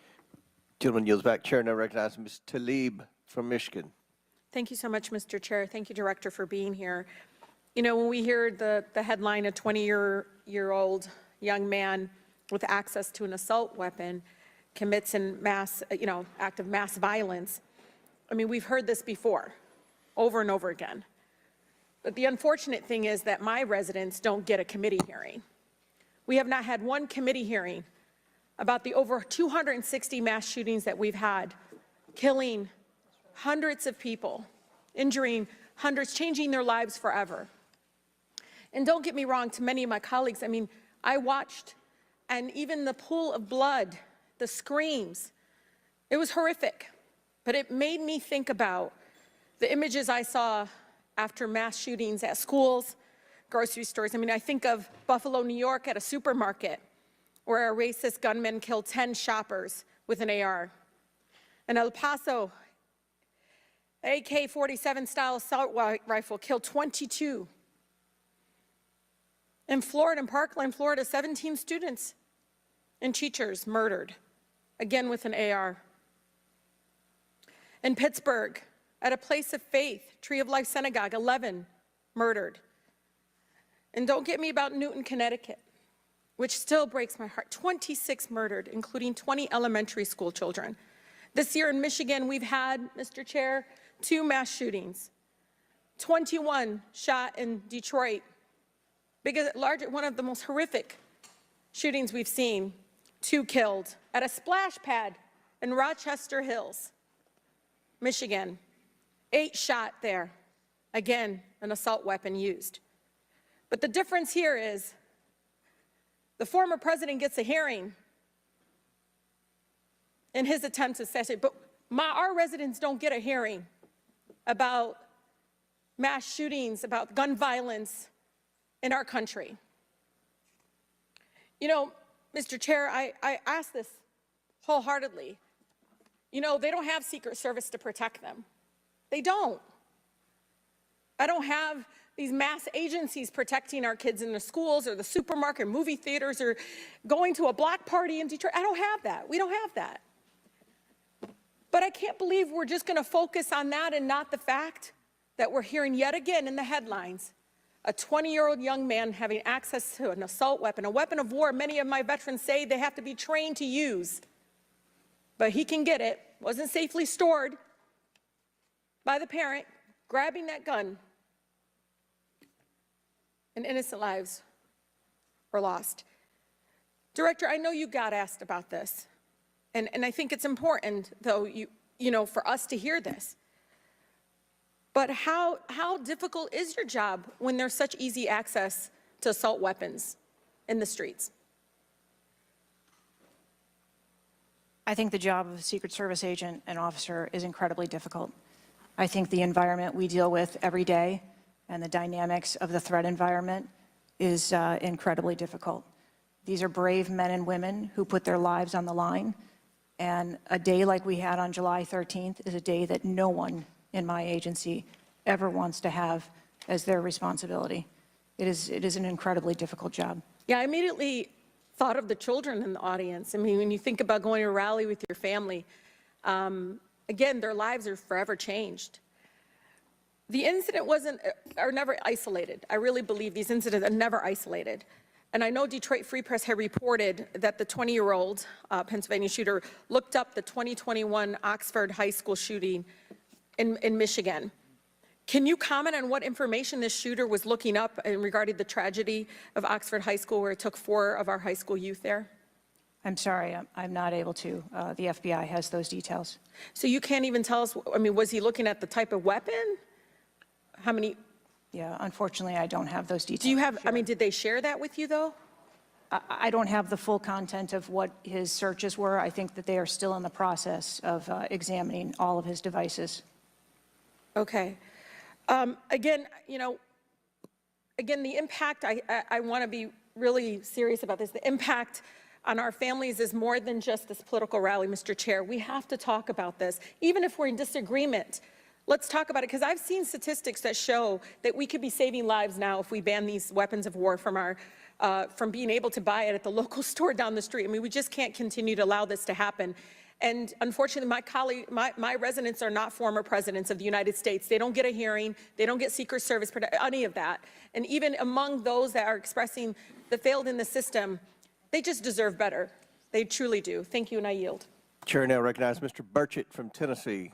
Thank you, Mr. Chairman. Ms. Cheatle, the shooter was set up on the roof of the AGR International building, as we know. Was the roof identified as a potential vulnerability days before the rally?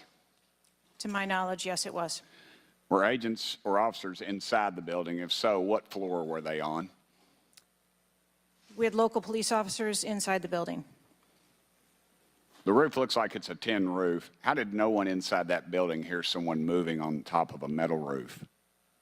I don't have the details of all of the interviews that have been conducted yet. When will you have those? I have been asking, and I want to have that information as soon as you do as well. Okay, why did Secret Service fail to block the line of sight from that roof? I think that the Secret Service put together a plan where they were counting that roof in as part of their overwatch, and that was the plan that they had put in place that day. If you weren't going to put a security personnel on the roof, why not at least use drone technology or aerial surveillance to monitor the rally? There are a number of times that we do use drone technology. I'm not speaking specifically to this event and what was utilized or not. There are times when drone technology is available and helpful at events, and there are times when it is not appropriate. Do y'all use Signal? Do you personally use Signal to communicate with any official from the White House? Signal on your phone? Oh, on occasion, I'm sure that there are people that use Signal, yes. Okay. Do you use it to speak with the White House? Use Signal? No, I do not. Okay. When was Thomas Crooks first identified as a person of interest? Let me help you. At 5:10, he was spotted with a rangefinder at 5:51. And when did Secret Service notice him? Again, I don't have those specific timelines, but it was a relatively short period of time. Let me help you. 5:52. Ms. Cheatle, why was President Trump allowed on stage 10 minutes after the Secret Service spotted a suspicious individual? That seems to me to be the worst thing of all. Of all the breakdown and all this communication, all the BS you've been feeding us here today or not feeding us, that seems to be the question. So as I've stated before, there are a number of events where suspicious people may be identified. That doesn't necessarily... Ma'am, I submit to you, you got a guy who's going to be the next president of the United States. He's on stage. I've been to these events. We've all been to these events. A car backfires, and there's a 15-minute dadgum wait. That's not acceptable. Did the Secret Service tell President Trump they'd spotted a suspicious individual before he was shot? I am unclear as to what the communication was with the former president at that time. I'll take that as a no. Did y'all deny President Trump's request for more security, yes or no? And when was the most recent request for additional security? The rally request for security, all of those requests were fulfilled. And were there any personnel redirected to Jill Biden's rally? No. Who made the decision on the direction of agents at either one of those rallies? I'm unclear as to your question on the direction of the agents. I said, who directed those agents to be at Ms. Biden's rally or President Trump's rally? The specific agents. So there is a methodology in which agents are available for assignments, and they are assigned based on either geographic location or logistics or flight. Ma'am, I appreciate all that, but that methodology about got President Trump killed. Was the security detail guarding President Trump a temporary detail? The personnel who are assigned to the former president's detail are assigned to him. Why was there a different detail on the opening night of the convention than the detail that was guarding him in Pennsylvania? The president has a very large permanent protective detail assigned to him. They work shift work, and so it could be that people you saw at the rally were not working the same shift the day that he was. I can assure you, ma'am, somebody that's a lot shorter than the president was not at the convention, and the people that were cowering down behind the mass of agents that were on top of the president were not in the convention hall. At least I didn't see them. You can't seem to answer a single question about an ongoing investigation, ma'am, and you don't know when the information will be released publicly. Are you waiting for the administration to sign off? No, I am waiting for the results of the investigation, at which time. Okay. Let me ask you one more question. You found explosives in the shooter's possession. Is that correct? The FBI found explosives. Do we know who directed this young man how to make those explosives? I believe that the FBI is still looking into that on their investigation. Ms. Cheatle, you said that the buck stops with me, and I agree. I don't think you should resign. I think you should have been fired. Ma'am, you are a DEI horror story. I've told my daughter multiple times, my wife and my daughter, we talk to her all the time about how she's going to succeed in life. She'll succeed in life by achieving. Ma'am, you have not achieved today. You've let the American public down. If it was up to me, you'd be gone. Thank you, Mr. Speaker, Mr. Chairman. Chair now recognizes Mr. Crockett from Texas. Thank you so much, Mr. Chair. And let me just pick up where my colleague from Tennessee left off. Director Cheatle, was the incident on July 13th due to DEI, or rather systemic failures in communication and potentially safety protocols? The incident on the 13th has nothing to do with DEI.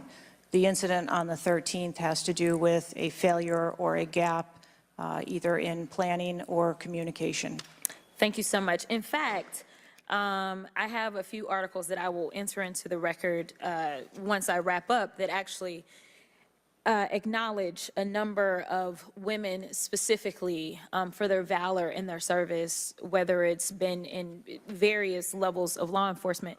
But, you know, I want to stick here for just a second, because earlier you had a conversation in which there was a discussion about training. And I want to talk about training, and I want to talk about the fact that there's been a little bit of dancing around as it relates to this being a suspicious person and this being a situation that was perceived to be a threat. And it seems as if there's a different analysis that takes place.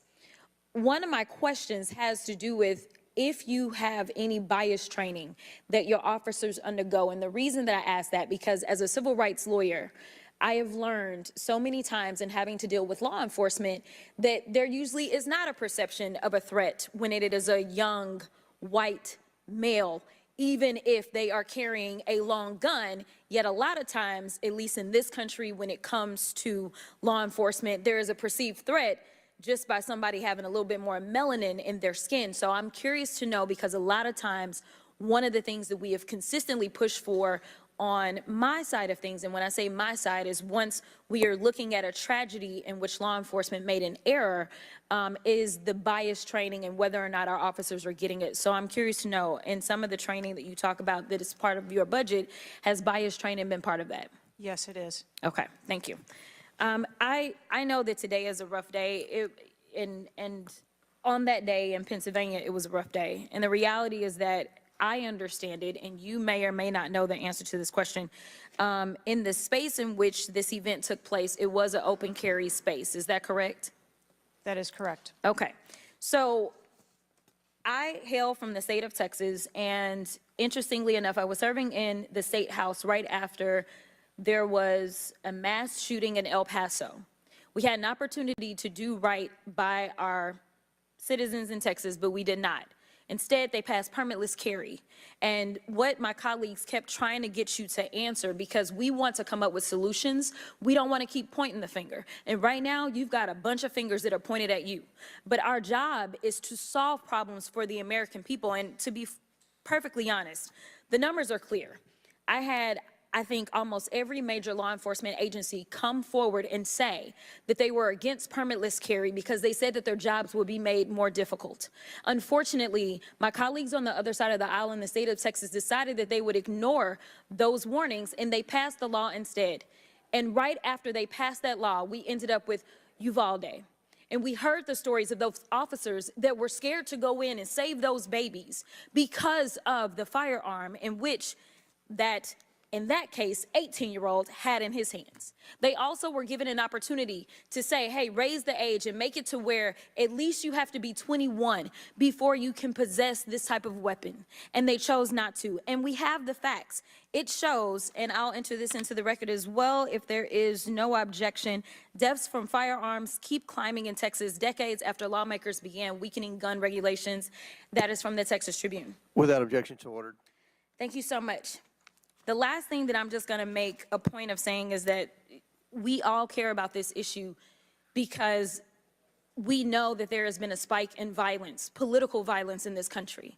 Are you aware of the fact that the numbers are higher right now? Yes. Okay. In addition to that, and I'm going to point a little blame at ourselves because right now you got all the fingers pointed at you. But the reality is that we have a number of congressional members that are consistently engaging in violent rhetoric, and it needs to be toned down.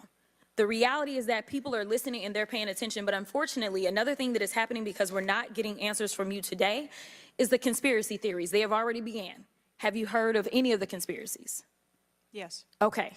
The problem with these conspiracies is that when people believe that, say, the President of the United States ordered a hit, or they believe it was an inside job, or whatever conspiracies they believe because they don't have any facts in front of them, that potentially incites the next level of violence at the next event in retaliation for this. So we are only begging for your job as it relates to being the director, as well as the men and women that you are protecting as their director, that you keep them safe by making sure that the American people have the information that they need so that they can feel as if Secret Service is on the side of the American people. And ma'am, I don't doubt that Secret Service is on the side of the American people. But right now, so long as these conspiracy theories continue to fester, it is going to make your job that much harder. Thank you so much, and I yield.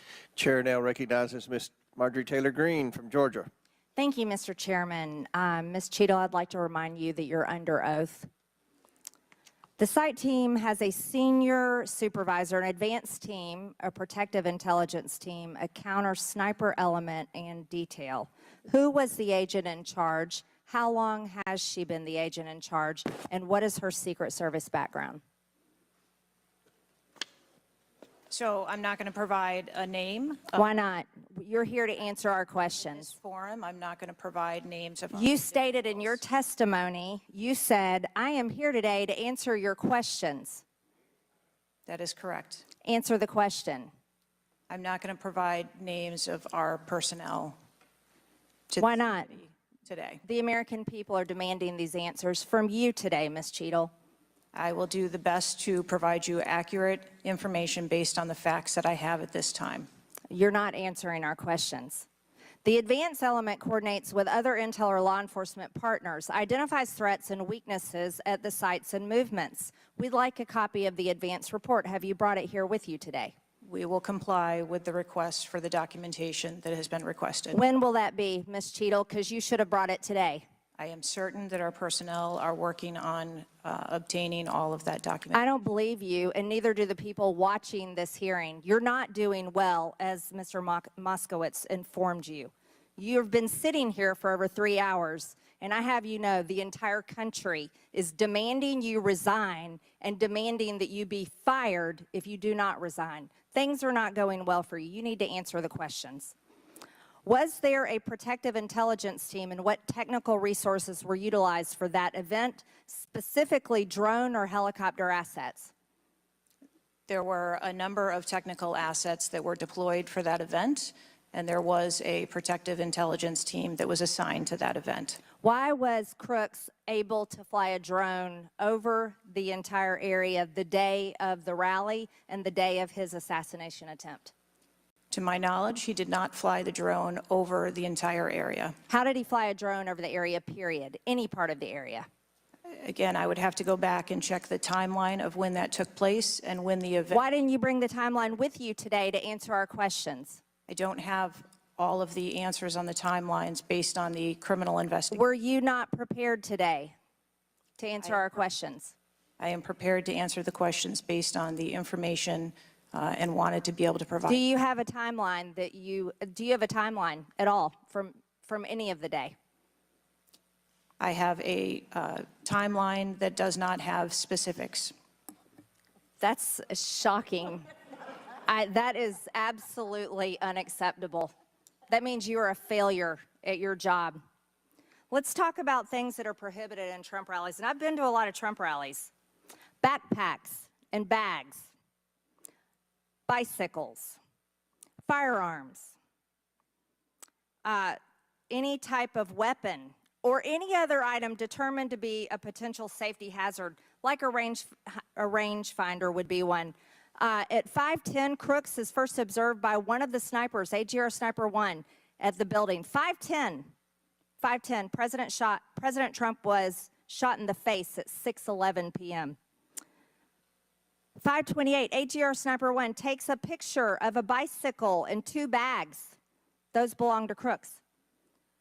5:32, AGR Sniper 1 spots Crooks looking at his phone and using a rangefinder. 5:55, Butler ESU Command confirms receipt of photos and states they have been relayed on. 6:05 p.m., AGR Sniper 1 later communicates that Crooks is seen moving northeast in direction of Sheetz and that Crooks has a backpack. 2 minutes before the shooting, while President Trump has been allowed to take the stage, people see Crooks laying on his stomach in a sniper position on the roof, and they're yelling he has a gun, and they are trying to alert law enforcement and Secret Service. Why was Crooks not shot by the snipers? Why was he allowed to be there? As soon as the individual was identified as a threat,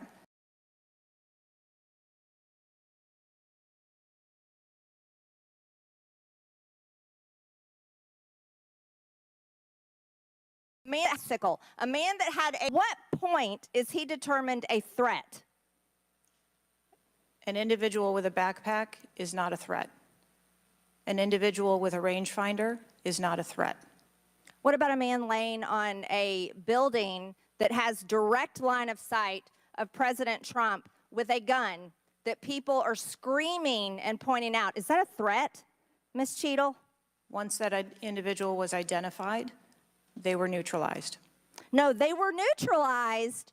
Crooks was neutralized after he shot President Trump in the face, Ms. Cheatle.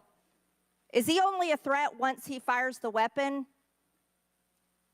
As soon as the counter sniper identified that individual, they were able to neutralize them. How were people in the crowd? Okay, then let's just take it this way. People under your command did not consider him to be a threat, yet people in the crowd knew he had a gun and considered him to be a threat.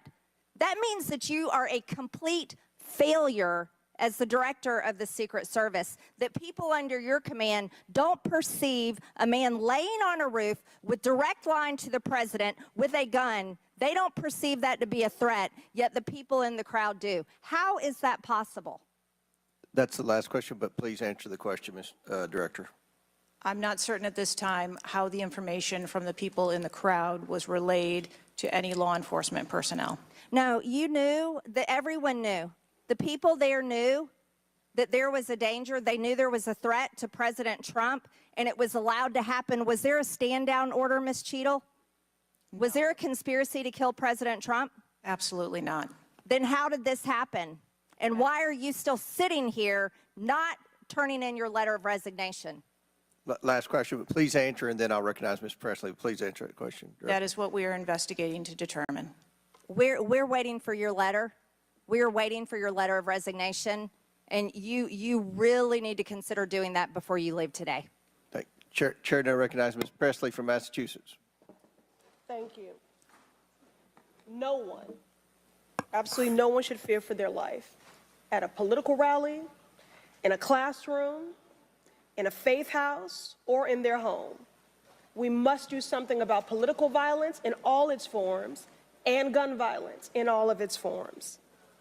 Now, Director Cheatle, you have noted that numerous investigations are ongoing related to the Secret Service response and that we can expect a report in the next 60 days. With the election nearly 100 days away, that is an unacceptable timeline, and it makes people less safe. It also allows my colleagues across the aisle, Republicans, additional time to spread dangerous misinformation, which also puts people in harm's way. Some Republicans have exploited this moment to continue to attack progress towards racial justice and gender equity in America. Disappointing, but not surprising. I hesitate to repeat their racist and sexist tropes, but in summary, Republicans have wrongfully and shamefully stated that hiring women and people of color hindered the response to the shooting. Now, this is part and parcel of Republican strategy to constantly attack necessary diversity, equity, and inclusion efforts, to undermine the contributions that women, people of color, the disability community, and others make to this country each and every day. And it is disgraceful. In the wake of gun violence and tragic loss of life, Republicans are ignoring solutions like gun safety reform and instead trotting out sexist tropes. Can't say I'm surprised. I ask unanimous consent to enter into the record reporting from CNN titled "Right-Wing Media Figures Blame Women in Secret Service and DEI for Security Failure in Trump Shooting." Without objection to order. This article quotes members of Congress and others that plainly accuse DEI and the hiring of women as a liability for the Secret Service. Women have been an integral part of the agency since 1971. And are held to the same standards as their male counterparts. To use them as a scapegoat during a time of crisis is shameful and it is dangerously divisive. In fact, based on recent publicly available demographic data of the agency, the largest demographic groups among special agents are white and male. But to right-wing extremists, the truth doesn't matter. The lies they tell to advance their anti-diversity agenda, which is a key theme throughout Project 2025, will only make the American public less safe and more divided.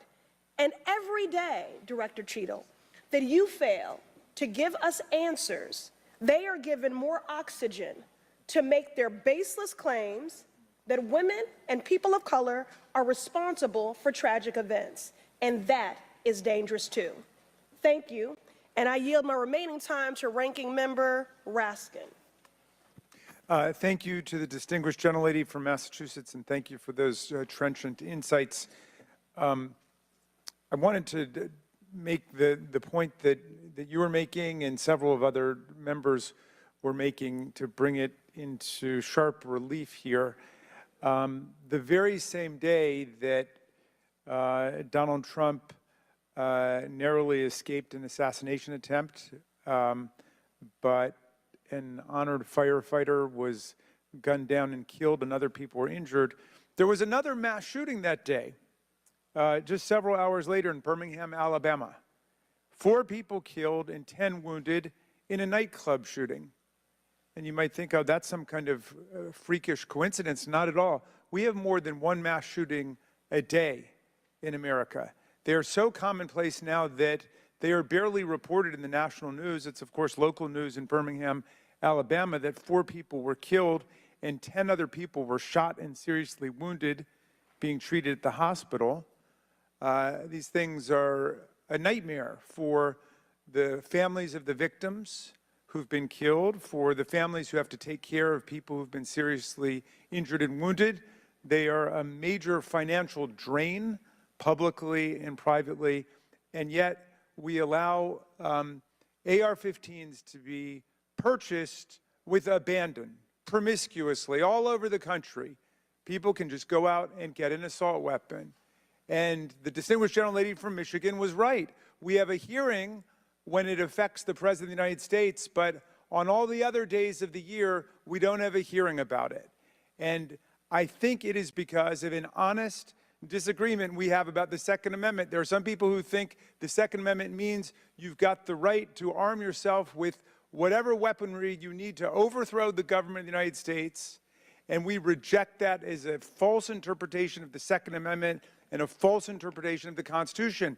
We can ban assault weapons. We did it back in 1994. It dramatically reduced these mass shootings, and when that ban was lifted, the mass shootings went up through the roof again, and we've shown it. And so just like we're demanding real answers and real action from the Secret Service, let us demand real action and real answers from ourselves about the nightmare of mass gun violence, which puts America into a category all its own when you compare us to the countries in the European Union or Canada or other similarly situated countries. There's nothing like what we're going through. So we've got to act on the Secret Service to protect ourselves against political violence, and we've got to act as a Congress to protect ourselves against AR-15 violence in America.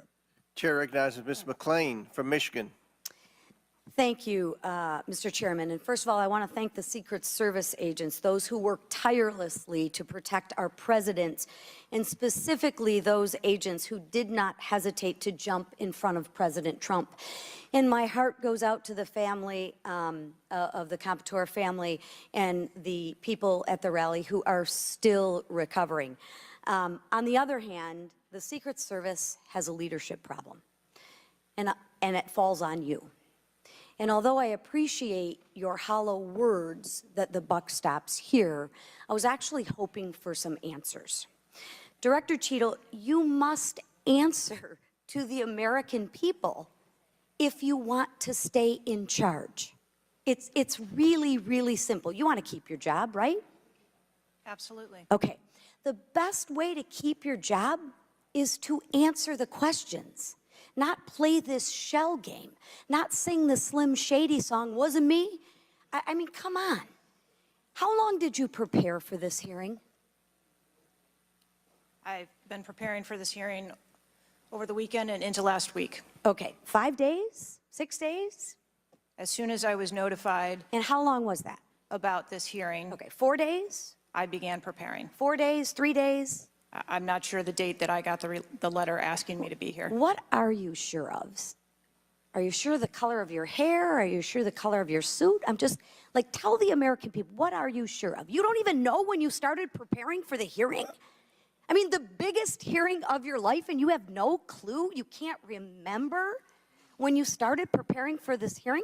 Can you understand why those words seem hollow to the American people who are supposed to entrust their faith in you? I assure you, the moment I received notification. But you can't remember. You got a little Alzheimer's, dementia going? I mean, what, you can't remember. I have several active investigations going on and an operational agency to run. Okay. All right. But you want to take accountability, right? The buck stops with you, right? I am taking accountability. Super. Then let's start with trying to answer some questions. You keep referring to the FBI. When asked how many shell casings were on the roof, you referred to the FBI. When asked if there were explosives in the car, you referred to the FBI. When asked if Crooks was acting alone, you referred to the FBI. See a common theme here? I can go on and on. My question is, who at the FBI should I speak with? Wait for it. Wait for it. The FBI is responsible for the criminal Is there a name? I'm not certain. I'm not certain. Who at All the right, here we go. FBI I'm is not running the certain. I don't know. Let me ask a different question. Have you been in communication with the FBI? Yes, I have. With whom? I speak with the director and the deputy director. Okay. And what have they shared with you about this investigation? So I'll give you an opportunity to answer again. Did they share with you how many shell casings were on the roof? They have shared with me the Did they share with you how many shell casing were on the roof? Yes. Okay, how many were there? I would refer to the FBI for How many were there? and their information that they need to share in their investigation. So they've shared the information with you. You just don't want to share the information with us, correct? We have concurrent investigations that are going on. So they have shared this information with you. You know the answer to the question. You just refuse to answer the question from the member of Congress who has subpoenaed you to be here. Is there a different answer to that question? I was always willing to come here and testify before this oversight hearing. Beautiful. Then let's do that. Let's for once have your actions match your words. So you've been in communication with the FBI. You know the answers, and you refuse to tell us the answers. So I will ask you again. You know how many shell casings were on that roof. What is the answer to that question? I think it's pertinent. What is the answer to that question? I think it's pertinent to talk to you about the information that the Secret Service has and that the Secret Service knows related I'm to the asking events you on an that day. answer to the question. If you're supposed to be in charge, if the buck stops with you, how come you can't share the answers? What are you covering up? What are you hiding, my friend? I'm not covering anything up. Then why can't you answer a simple question? I would leave it to the criminal investigation to answer questions related to that. When you talk to the FBI and you ask them how many explosives, well, let me ask you, did you ask them how many explosives were on the roof? Did they answer that question? Or in the car, excuse me. Did they answer that question for you? Yes. Yes. So you know the answer to that question that my colleagues have asked you. But again, you refuse to give us the answers. You're playing this wasn't me. Well, I submit to you, if you can't, and it's not a can't, it's a won't. It's not a can't. It's not a I don't know. It's a I choose not to answer the question. Well, let me tell you, Ms. Cheatle, if you're going to lead, you need to lead. If you want to be in charge, then answer the question or step aside and have someone with the courage and the guts to answer to the American people the questions that they deserve answers to. And with that, I yield back. Chair now recognizes Ms. Boebert from Colorado. Thank you, Mr. Chairman. I'm going to continue down that vein. You have been here sitting today, Director Cheatle, definitively able to dismiss erroneous information and speculation. However, you are refusing to answer questions that we now know that you have the information for. You are saying that you are wanting to answer questions that the Secret Service has information to. Well, ma'am, you are the Secret Service. You are the director. You have said that you are the best for the job. So I'm going to ask you some questions now knowing that you do have answers from the FBI, whom you have been passing the buck to, this entire day. And I'll start with something that, you know, maybe the FBI doesn't know because it has to do with you personally. You said you spoke with President Trump after the assassination attempt. And I want to know, did you apologize to him directly for nearly having President Trump killed? Yes, I did. I appreciate that. I appreciate that you recognize that this was your failure.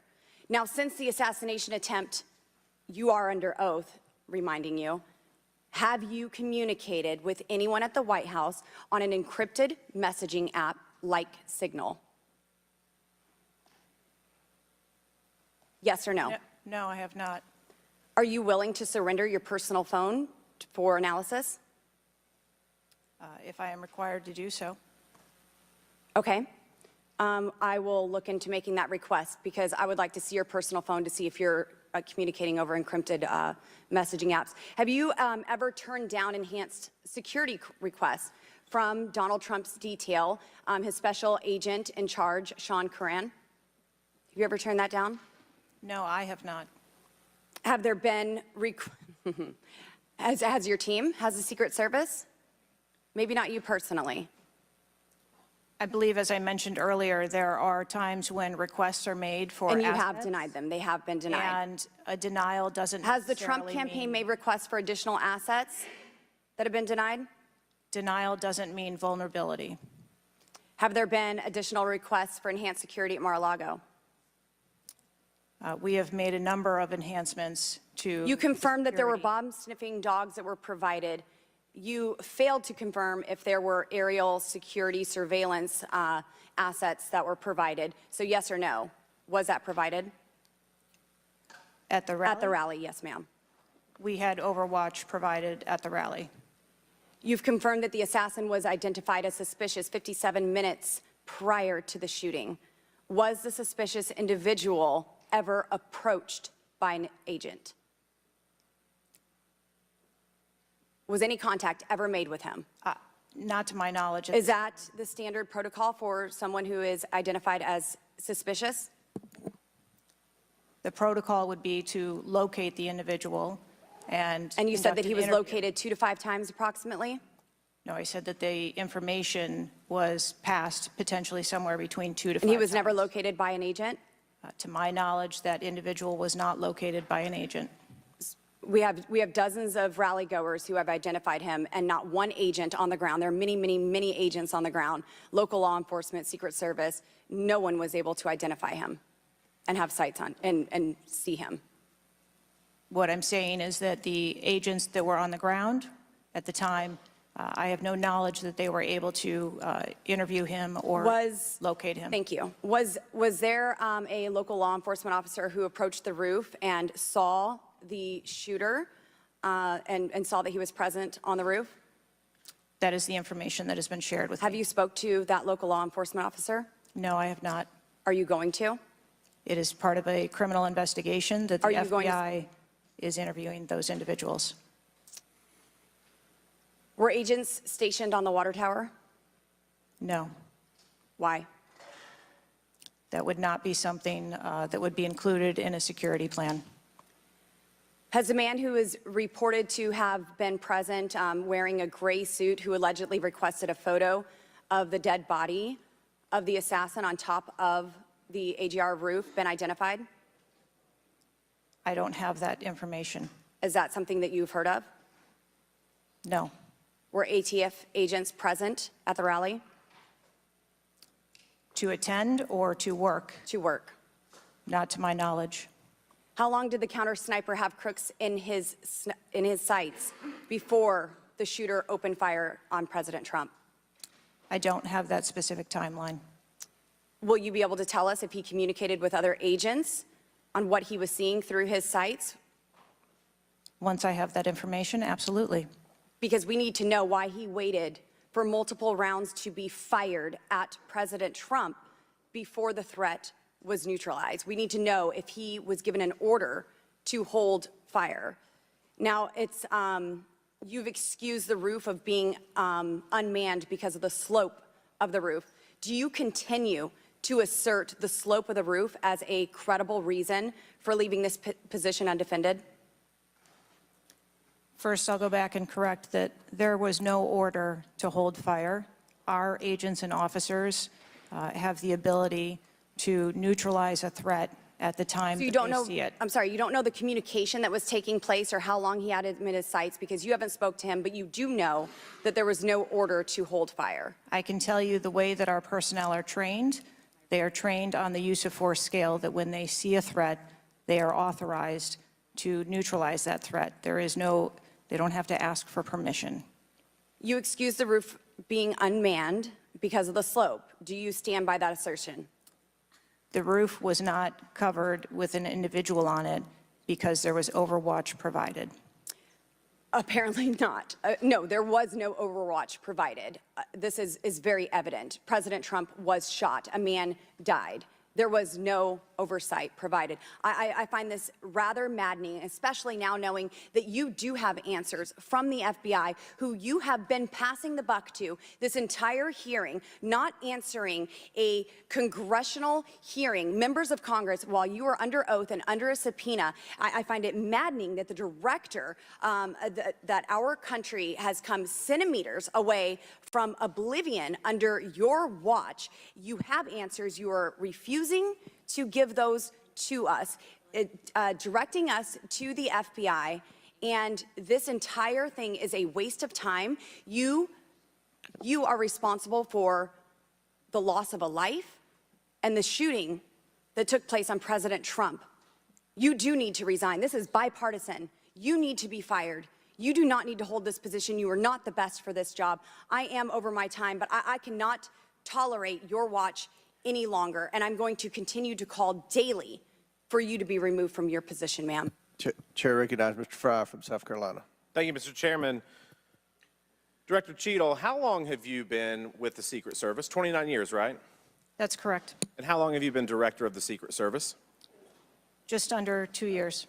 During your tenure as director under the Secret Service, I know we're here today to talk about the assassination attempt on President Trump, but how many other security lapses have occurred with protectees under your watch? I don't have a specific number, but there have been some lapses. There have been other lapses. Was one of them Jake Sullivan? Yes, sir. What happened there? There was an individual who was able to access Mr. Sullivan's residence. His residence. A protectee, somebody was able to break into his house. And what happened? Did anyone get fired because of that? There were individuals who have been reassigned. Reassigned. What other steps have taken? What I'm seeing, what other incidents have occurred other than Jake Sullivan?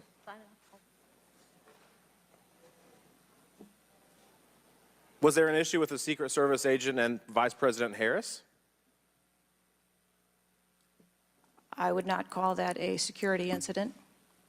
Well, it seems to me, I mean, you have security lapses with President Trump. You have security lapses with Jake Sullivan. You have issues with your personnel related to Vice President Kamala Harris. There seems to be a repeated theme here. Would you not agree with that? I think that we are talking about separate categories of incidents. Well, I would disagree with that. I think there's a repeated theme when you've got protectees and you're not upholding your core mission. Let me ask you something else. Does the Secret Service routinely record communications between and amongst detail? Radio communications? Any communication? Email communications are captured, as well as text messages, and then depending on the detail, radio communications are recorded. Does the Secret Service have recorded communications from the July 13th event? We do not have radio communications from that day. But you have text messages? We do have emails and text messages. Emails, okay, great. Does the head of the Trump detail or someone else embedded in this detail have command decision-making authority, or do they need to seek authorization from someone outside that detail? The head of the detail has the decision-making authority for things that are necessary for that detail. Is that standard for protection details? Yes, it is. Okay. Let me ask you something. During campaign events, is it common for the Secret Service to utilize other agencies? Yes, it is. What other agencies would be providing assistance to the Secret Service? There are a number of other agencies that provide assistance to the Secret Service during campaigns.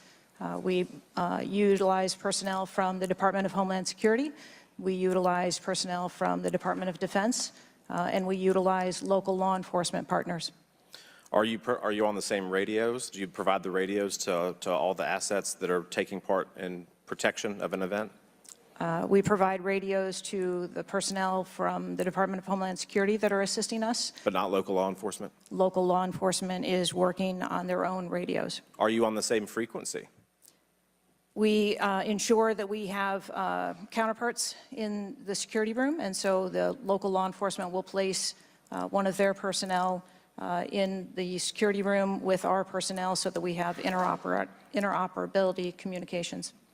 Let me ask you something just about the timeline, because I think this is really interesting that we can't nail that down. I mean, I think there are lay people out there with more knowledge about the timeline than you seem to come before a subpoena in front of Congress.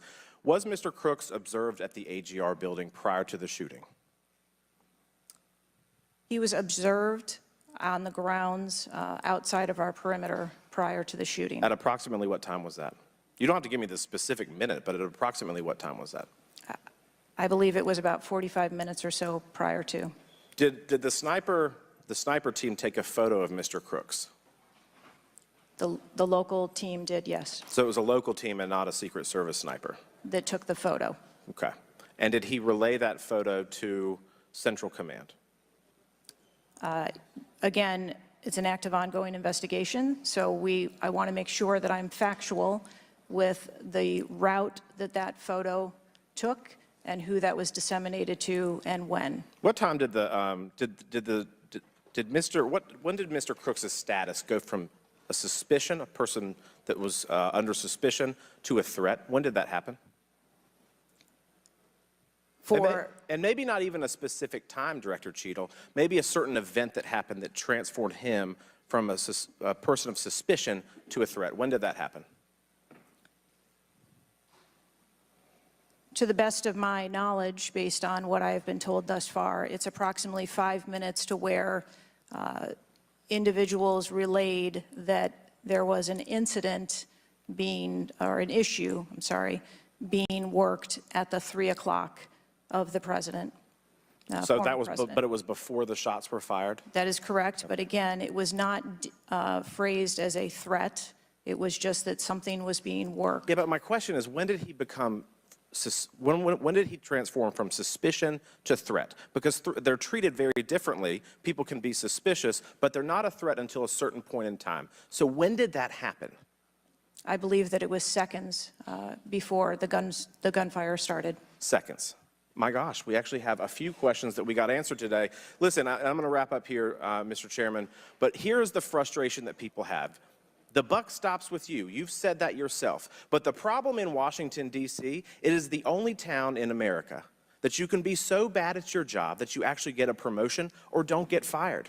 You have not been able to answer the number of agents, whether or not requests were denied on additional security, whether or not law enforcement were able to engage before the shooting with the assassin, how he got on the roof, how the rifle got on the roof. You can't tell us how many shots he fired, whether the casings were recovered. You can't tell us anything about his cell phone. You can't tell us whether the rally was supposed to be postponed, given the intelligence that you were receiving. You can't tell us whether the car had a bomb. You can't even tell us his motive. And the American people are incredibly distrustful because it has taken 9 days to even get a scintilla of evidence out of you.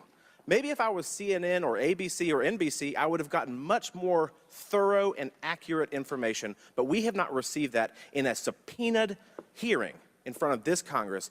That is why the American people are frustrated, and I echo the bipartisan calls on this committee and all across this country that you should resign, or maybe when the president wakes up from his nap, he can fire you. Thank you, Mr. Chairman. Chair now recognizes Ms. Luna from Florida. Director Cheatle, can you please give me the names of the individuals who are in charge of your conduct for the rally? I'm not going to release names. Can you give me the today. titles? And how many individuals? No. Nothing? We had a full advance team that was responsible Who for are the, advancing how many the site. people are the final approval authority? There are a number of people Can you that give me a are number? engaged in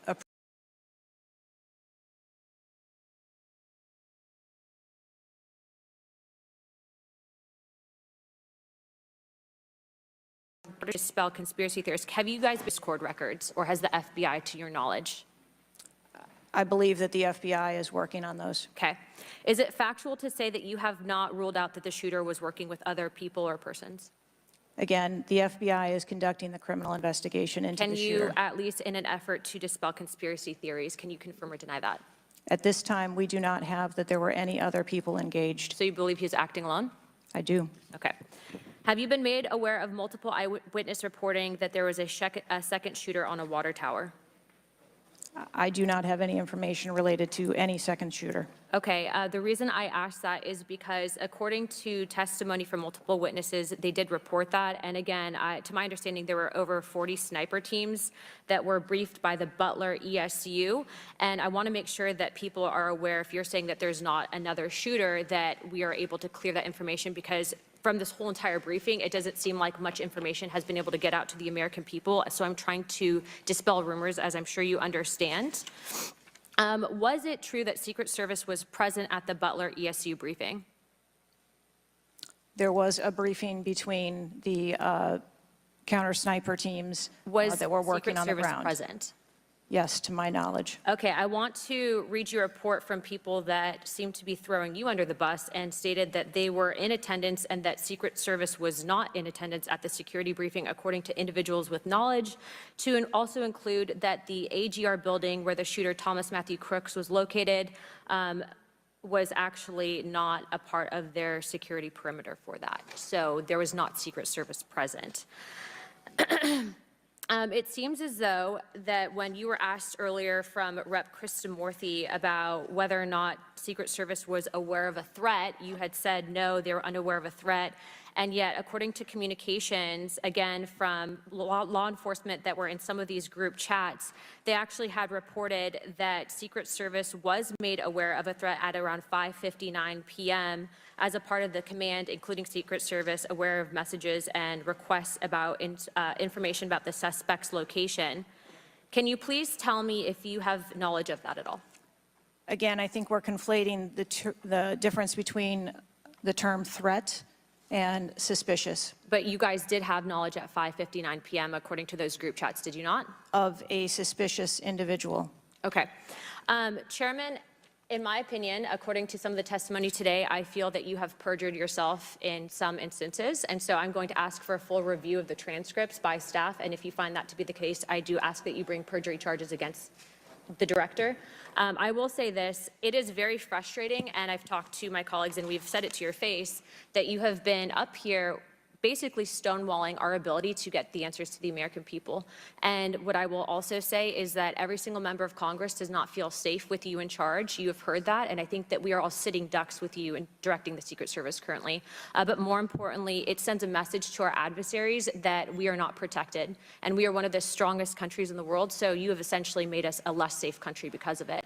As a result of that, I'm asking you to formally step down. I share my same opinions as my Democrat colleagues, and I also think that your efforts to bring forward a full investigation and report in 60 days is unacceptable. And as a result of that, I'm going to do everything in my legislative toolkit to ensure that that happens sooner rather than later. And I'm sure that you know that we brought a vote on inherent contempt against Garland for essentially blocking a congressional investigation. And I don't think that you should be any different. So I will say that I am just completely disgusted by your performance today. And I understand that you're probably in a position where you're being told not to testify, which is why we had to subpoena you. I think that goes back to Garland. But again, that is part of the flushing that we need to get out of Washington, and I would be happy to assist in that process. Chairman, I yield the rest of my time.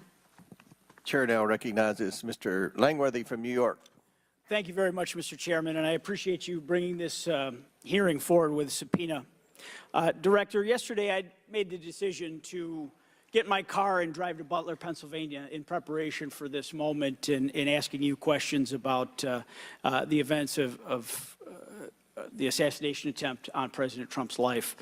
I've done several presidential events in prior in my career, and I wanted to see this site with my own two eyes because I don't believe the video footage tells the whole story or looking at things on a diagram. And I was absolutely appalled when I went to the site, when I saw the fact that I could have stood on the roof of that building, the AGR building, and hit that podium with a 9-iron, and I'm a lousy golfer.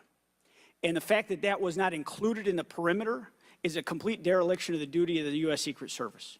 I mean, there are very few rooftops that needed to be secured, and the fact that Secret Service, as they were putting a site plan in place, did not think it was necessary to man those rooftops, you have completely walked away from your duties. You had one job, and that's to protect the future President of the United States, or to protect all of the other protectees. And President Trump is only here today by God's grace, because he had just something in him that made him turn his head just slightly, or we would be in a national period of mourning right now. And you have done nothing here today. I've rewritten these questions like 4 times during your hearing, and you haven't answered a damn one of them. You haven't given any information. You have hidden behind this FBI investigation, and I think you should be ashamed of yourself, because you have brought more shame to your agency than I think that the assassination attempt has at this point. This is literally the worst performance I have ever seen in front of a congressional hearing. You have offered no reason for this committee, this body, or the American people to trust you or the Secret Service today. And you should resign. You have said that you've put new security measures in place after the assassination attempt. Can you tell us what those are? Because the American people want to know that you're taking real corrective measures. But today you've pointed to an investigation. Investigation or not, you still have a job to do with a zero-fail mission. But so far, there's been absolutely no accountability, and you've admitted that here today. Not one person's been suspended. Not one person's been put on a desk. Meanwhile, we've got the most contentious of elections in our nation's history, and protectees are in danger because of incompetent leadership. Not the agents. The agents piled on President Trump to protect his life. Those are heroes. But the administrators running your agency, they're not right now. They're not doing their jobs, and you certainly aren't doing. The most appalling part of Saturday's events is the countless opportunities that Secret Service had to stop Crooks before he even got on the roof. At 3 o'clock, Crooks raised suspicion by entering the rally with a rangefinder. At 5:45, a cop with a Beaver County Emergency Services unit saw Crooks eyeballing the roof at the AGR International Building. And then at 5:55, Secret Service was warned of a suspicious person and identifies Crooks as a threat. This was all before shots were fired 15 minutes later. Director, yes or no, did local law enforcement alert the Secret Service about Crooks' presence at the rally? Yes, they did. The shooter came to attention of law enforcement almost an hour before President Trump went on stage. Law enforcement alerted the Secret Service of the shooter. Over and over, you've said there's a difference between a suspicious individual and a threatening individual. Can you explain what the shooter needed to exemplify to be called a threat? So I'm not clear as to what identified him as suspicious to the individuals who originally clarified him that way. For the Secret Service, for an individual to be determined to be a threat, that individual would have to be seen with a weapon or capable of doing some sort of harm to our protectees. I mean, Director, an individual walking into a rally with a rangefinder, scoping out an unprotected rooftop, and he reportedly flew a drone over hours before. It sounds like a lot more than suspicious, especially at a presidential rally. Your operational lapses, your resource management, and poor judgment nearly resulted in the assassination of President Trump. I mean, the dereliction of duty here is just appalling. The fact that you haven't visited Butler is just maddening to me. That you're not taking this job seriously. Many people here have called for your resignation. I've introduced a resolution here into this body that hopefully will get a vote this week calling on the president to fire you, ma'am. You have not done your job. You have put 2 black eyes on your agency, and you need to go. Mr. Chairman, I yield back. Gentleman yields back. Chair now recognizes Mr. Burleson from Missouri.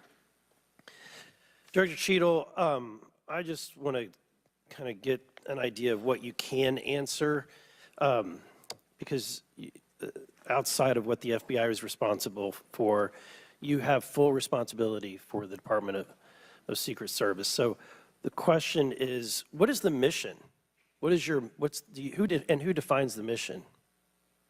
Our mission of the Secret Service is to protect the president, the vice president, their immediate families, presidential candidates, the former presidents. and those by executive order, and we also have an investigative mission. And those are well-defined. Yes, Everyone within the agency understands the mission. yes, they do. What about protocols and standards? Who defines the protocols and standards? We have a number of protocols and policies in place for the various missions that we have. So would it be safe to say that you failed the mission, the ultimate mission? I have stated repeatedly here today that there was a failure. What about specific failures within protocols and guidelines within the agency?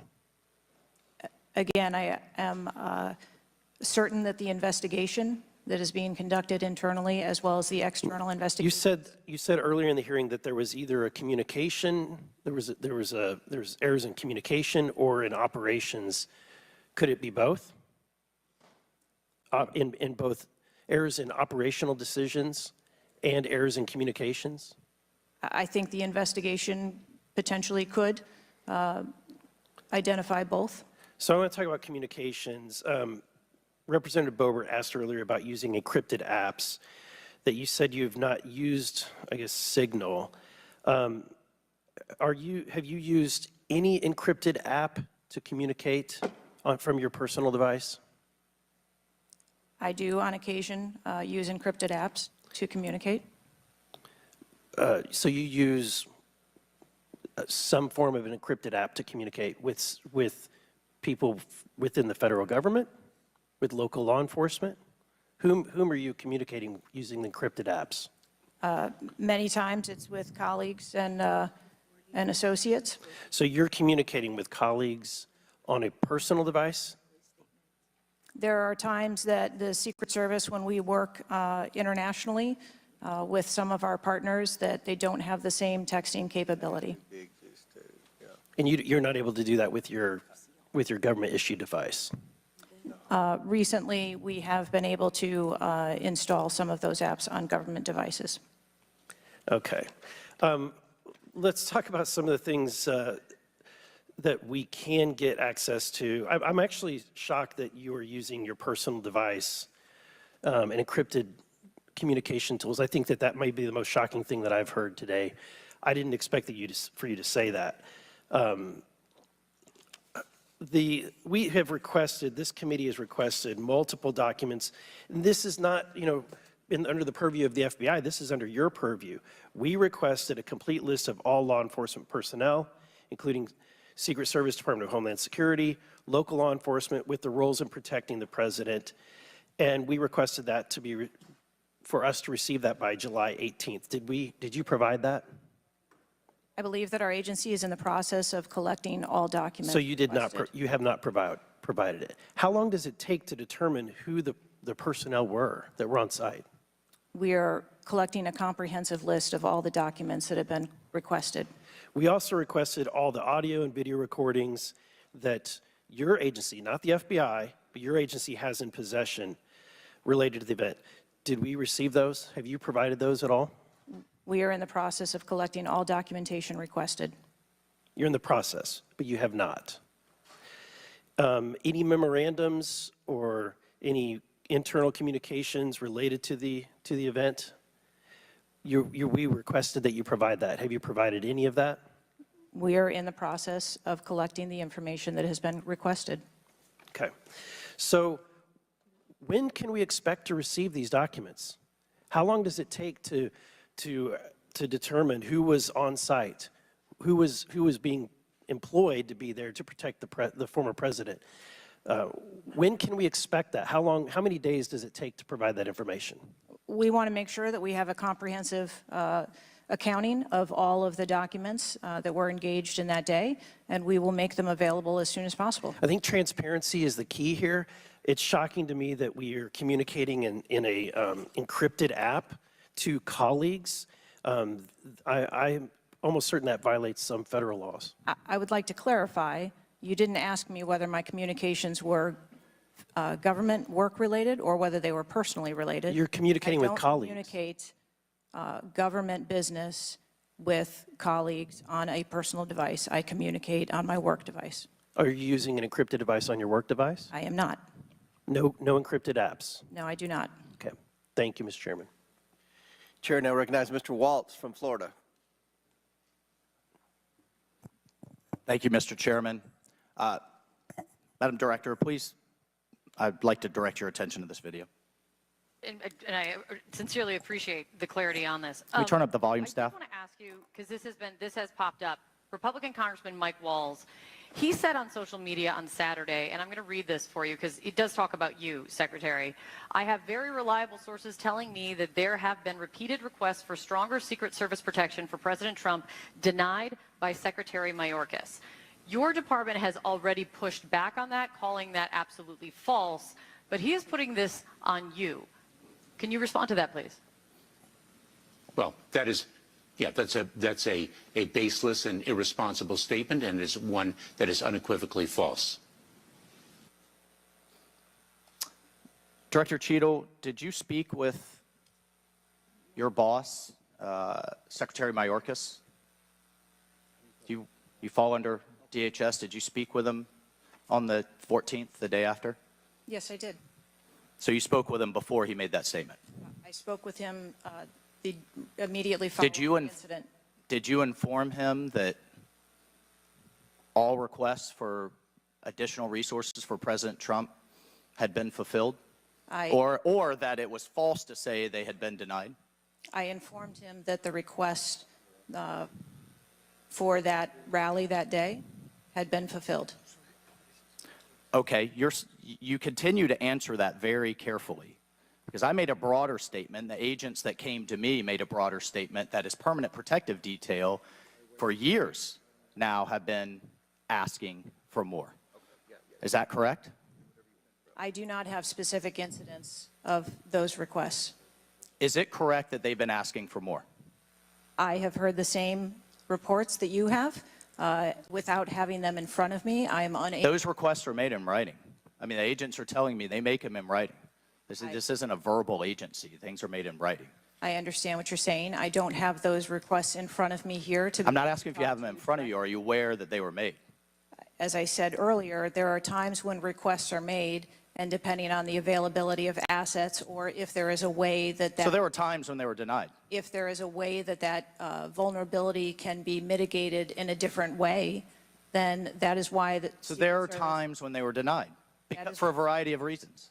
That is why the Secret Service has a multi-layered and multifaceted security plan, so that we can pivot if we need to. In the wake, in the immediate 48 hours of an assassination attempt on a former president, could be the next leader of the free world, almost had his head blown off, your boss says that's irresponsible and false to say things are denied. And you had talked to him. So did he just make that on his own, make that up on his own, or did you tell him that? We were speaking about the requests made at the rally. Staff, can we show the next slide, please? Then we have your spokesman. Did you sign off on this statement? That there's an assertion that a member of the former president's team requested additional security resources and those were rebuffed? This is absolutely false. In fact, we added protective resources and technology and capability as part of the increased campaign travel tempo. But next slide, please.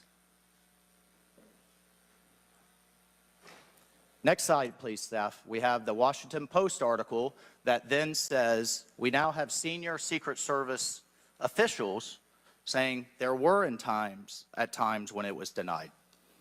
So which is it?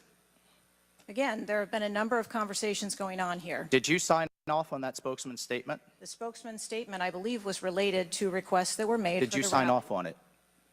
For the requests that were made at the rally. Did you sign off on the statement before it went out? I sign off on my press spokesman's statement before they go out. I would hope you would in the wake of an assassination attempt. Yes. You did.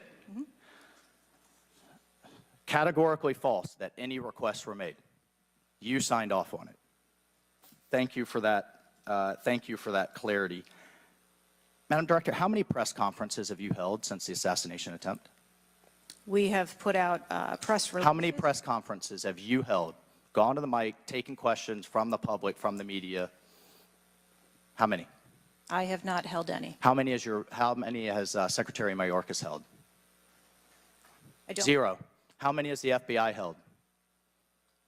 0. How many has the Department of Justice held? know you know the answer. I believe there was a press conference in Butler after the incident occurred. By local law enforcement, not by you and not by the Department of Homeland Security. So this is how misinformation flies. I mean, in the darkness, in the absence of information.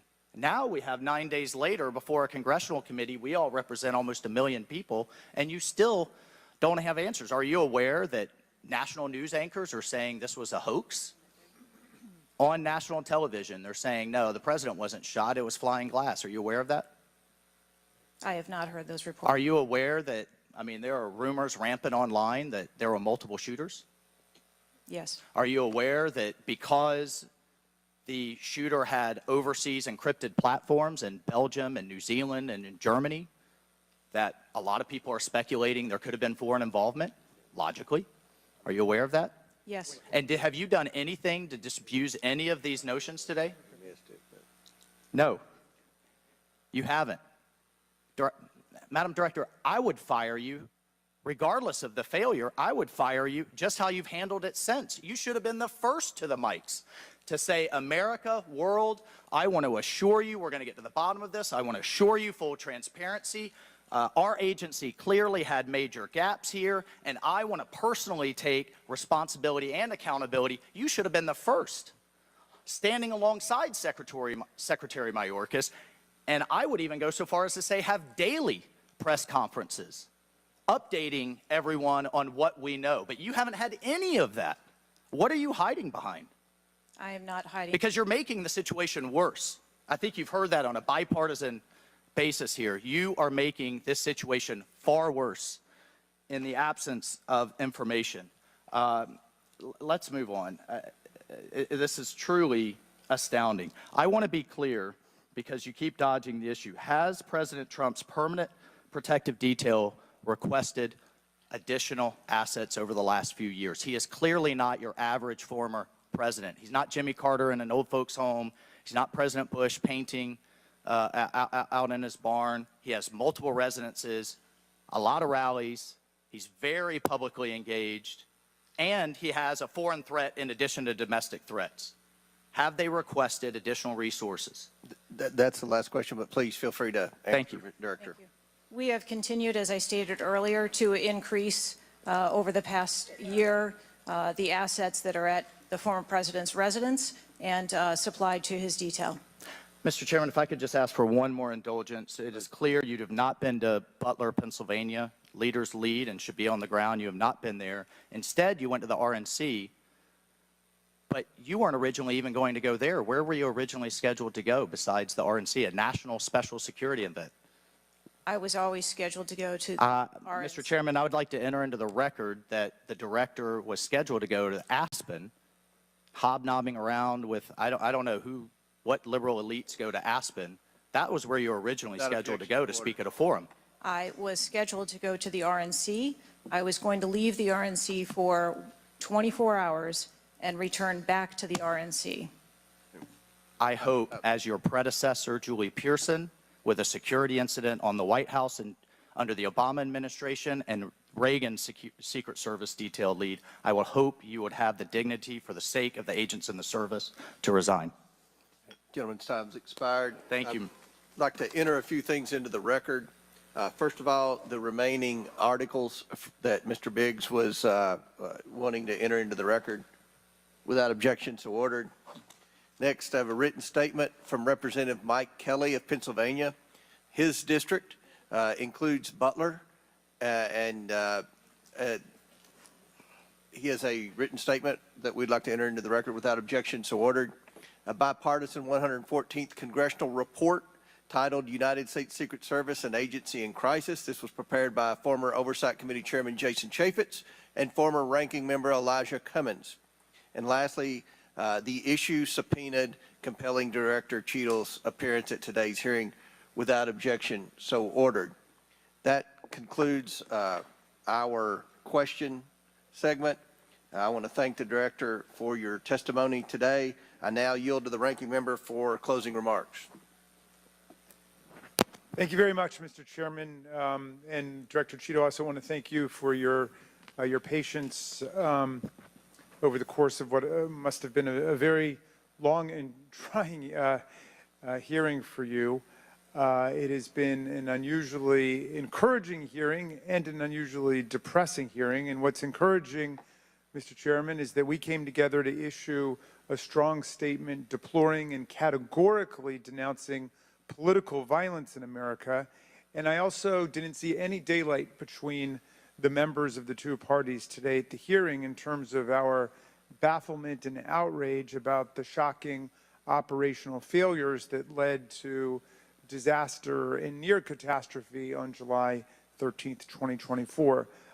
What is depressing is the extraordinary communications gap between the director of the Secret Service and Congress.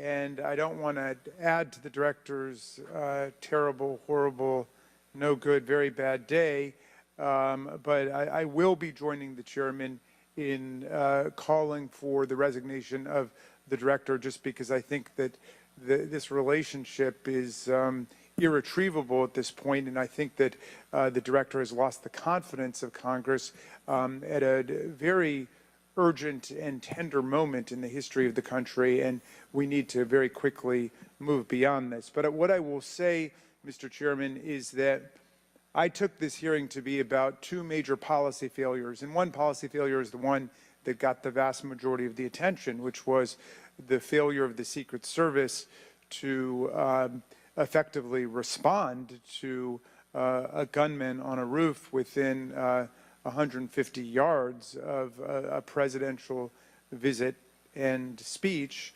But the other failure is on the part of Congress, because the mass shooting that took place in Butler, Pennsylvania, is replicated all over the country every day. And in fact, as I said, Mr. Chairman, it happened that evening in Alabama, in Birmingham, Alabama, where there was a mass shooting where more people even were killed and wounded than were killed and wounded in Butler, Pennsylvania. So it's true, the president, the former president, and the handful of people who get the Secret Service protection are the only people in America we thought were safe from an AR-15 attack. It's clear that they're not safe either, and we've got to get to the bottom of that.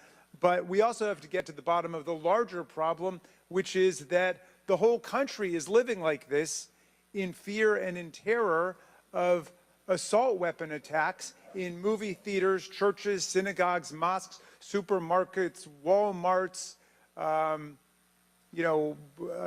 any place where an audience or a public gathers. And the worst was in Las Vegas, where a gunman got up on a roof and then just mowed down 60 people below him and wounded hundreds and hundreds of other people. So we've got to deal with that problem. Yes, we've got to move as swiftly as we can to deal with the problems of the Secret Service, but the broader problem is still there. And I just wish to the heavens that our colleagues that could get together on the question of presidential security against an AR-15 attack could get together on the question of public security against an AR-15 attack, because all of us are vulnerable. All of our families are in danger by this, and the rest of the world doesn't live this way. And we have to look to see how uniquely strange it is that we allow 20-year-olds to access AR-15s, weapons of mass destruction, and show up in public places to endanger other people. And I hope, Mr. Chairman, we can work together on that with the same spirit of bipartisan commitment to the public safety that was exemplified here today. And I yield back to you. The ranking member yields back. I'll deliver my closing remarks. Director Cheatle, I subpoenaed you to appear today to get answers for the American people about the failures that led to the assassination attempt of President Donald J. Trump. Unfortunately, you refused to answer today. And this committee is not known for its model of bipartisanship, but I think today we came together unanimously in our disappointment for your lack of answers. You've stated that the the FBI will investigate and give a report, and you estimate 60 days. We've been waiting for months and months for lots of different bits of information from the FBI. We have no confidence.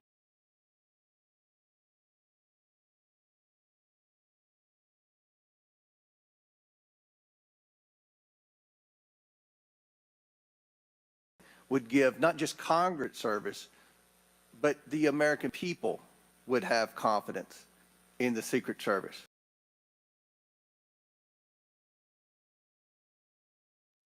Tonight, when they go to bed, are going to have confidence that the Secret Service is the best it can be at protecting President Biden, at protecting the First Lady, at protecting President Trump, at protecting their families. That's what the primary role for the Secret Service should be.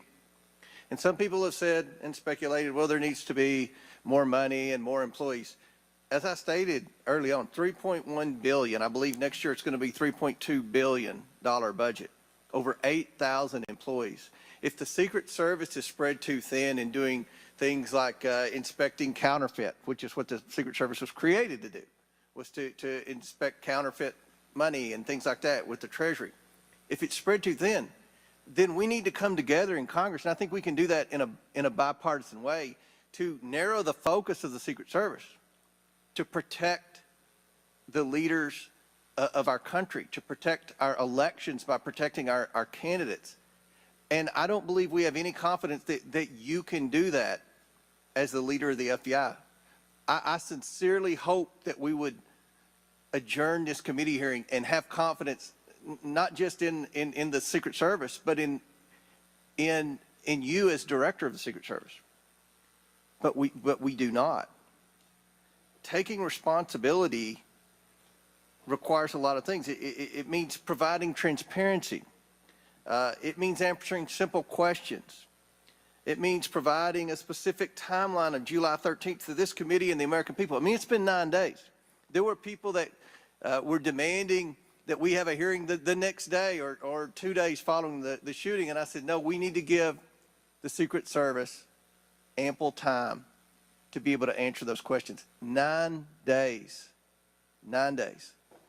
And I don't think we answered very many questions that the American people have. I don't think there was I've never said this before, and I've presided over a lot of hearings. I don't think there was one question asked by anyone that the average American hasn't already asked at a diner or at church or at a ball game.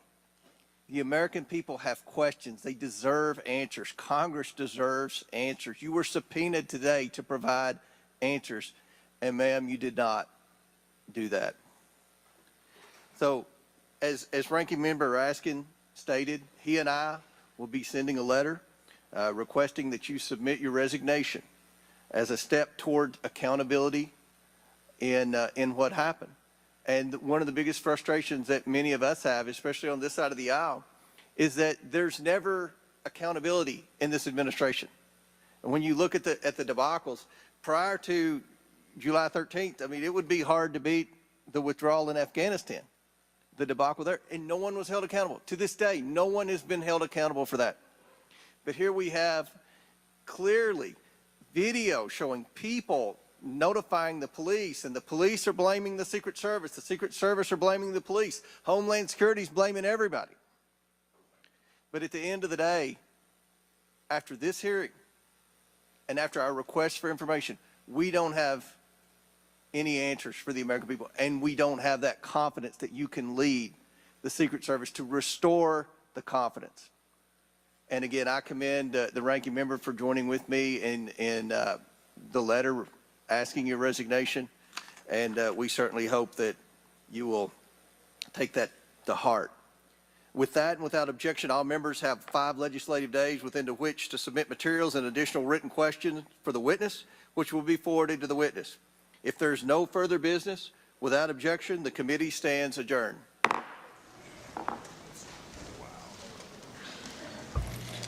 There we have it.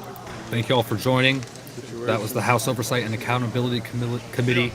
That's what we call a smackdown. On the attempted assassination of former President Trump. Cheatle. It's not good either. You can't be happy about that. Cheatle not providing very many answers for the people, but there were a couple things that we learned.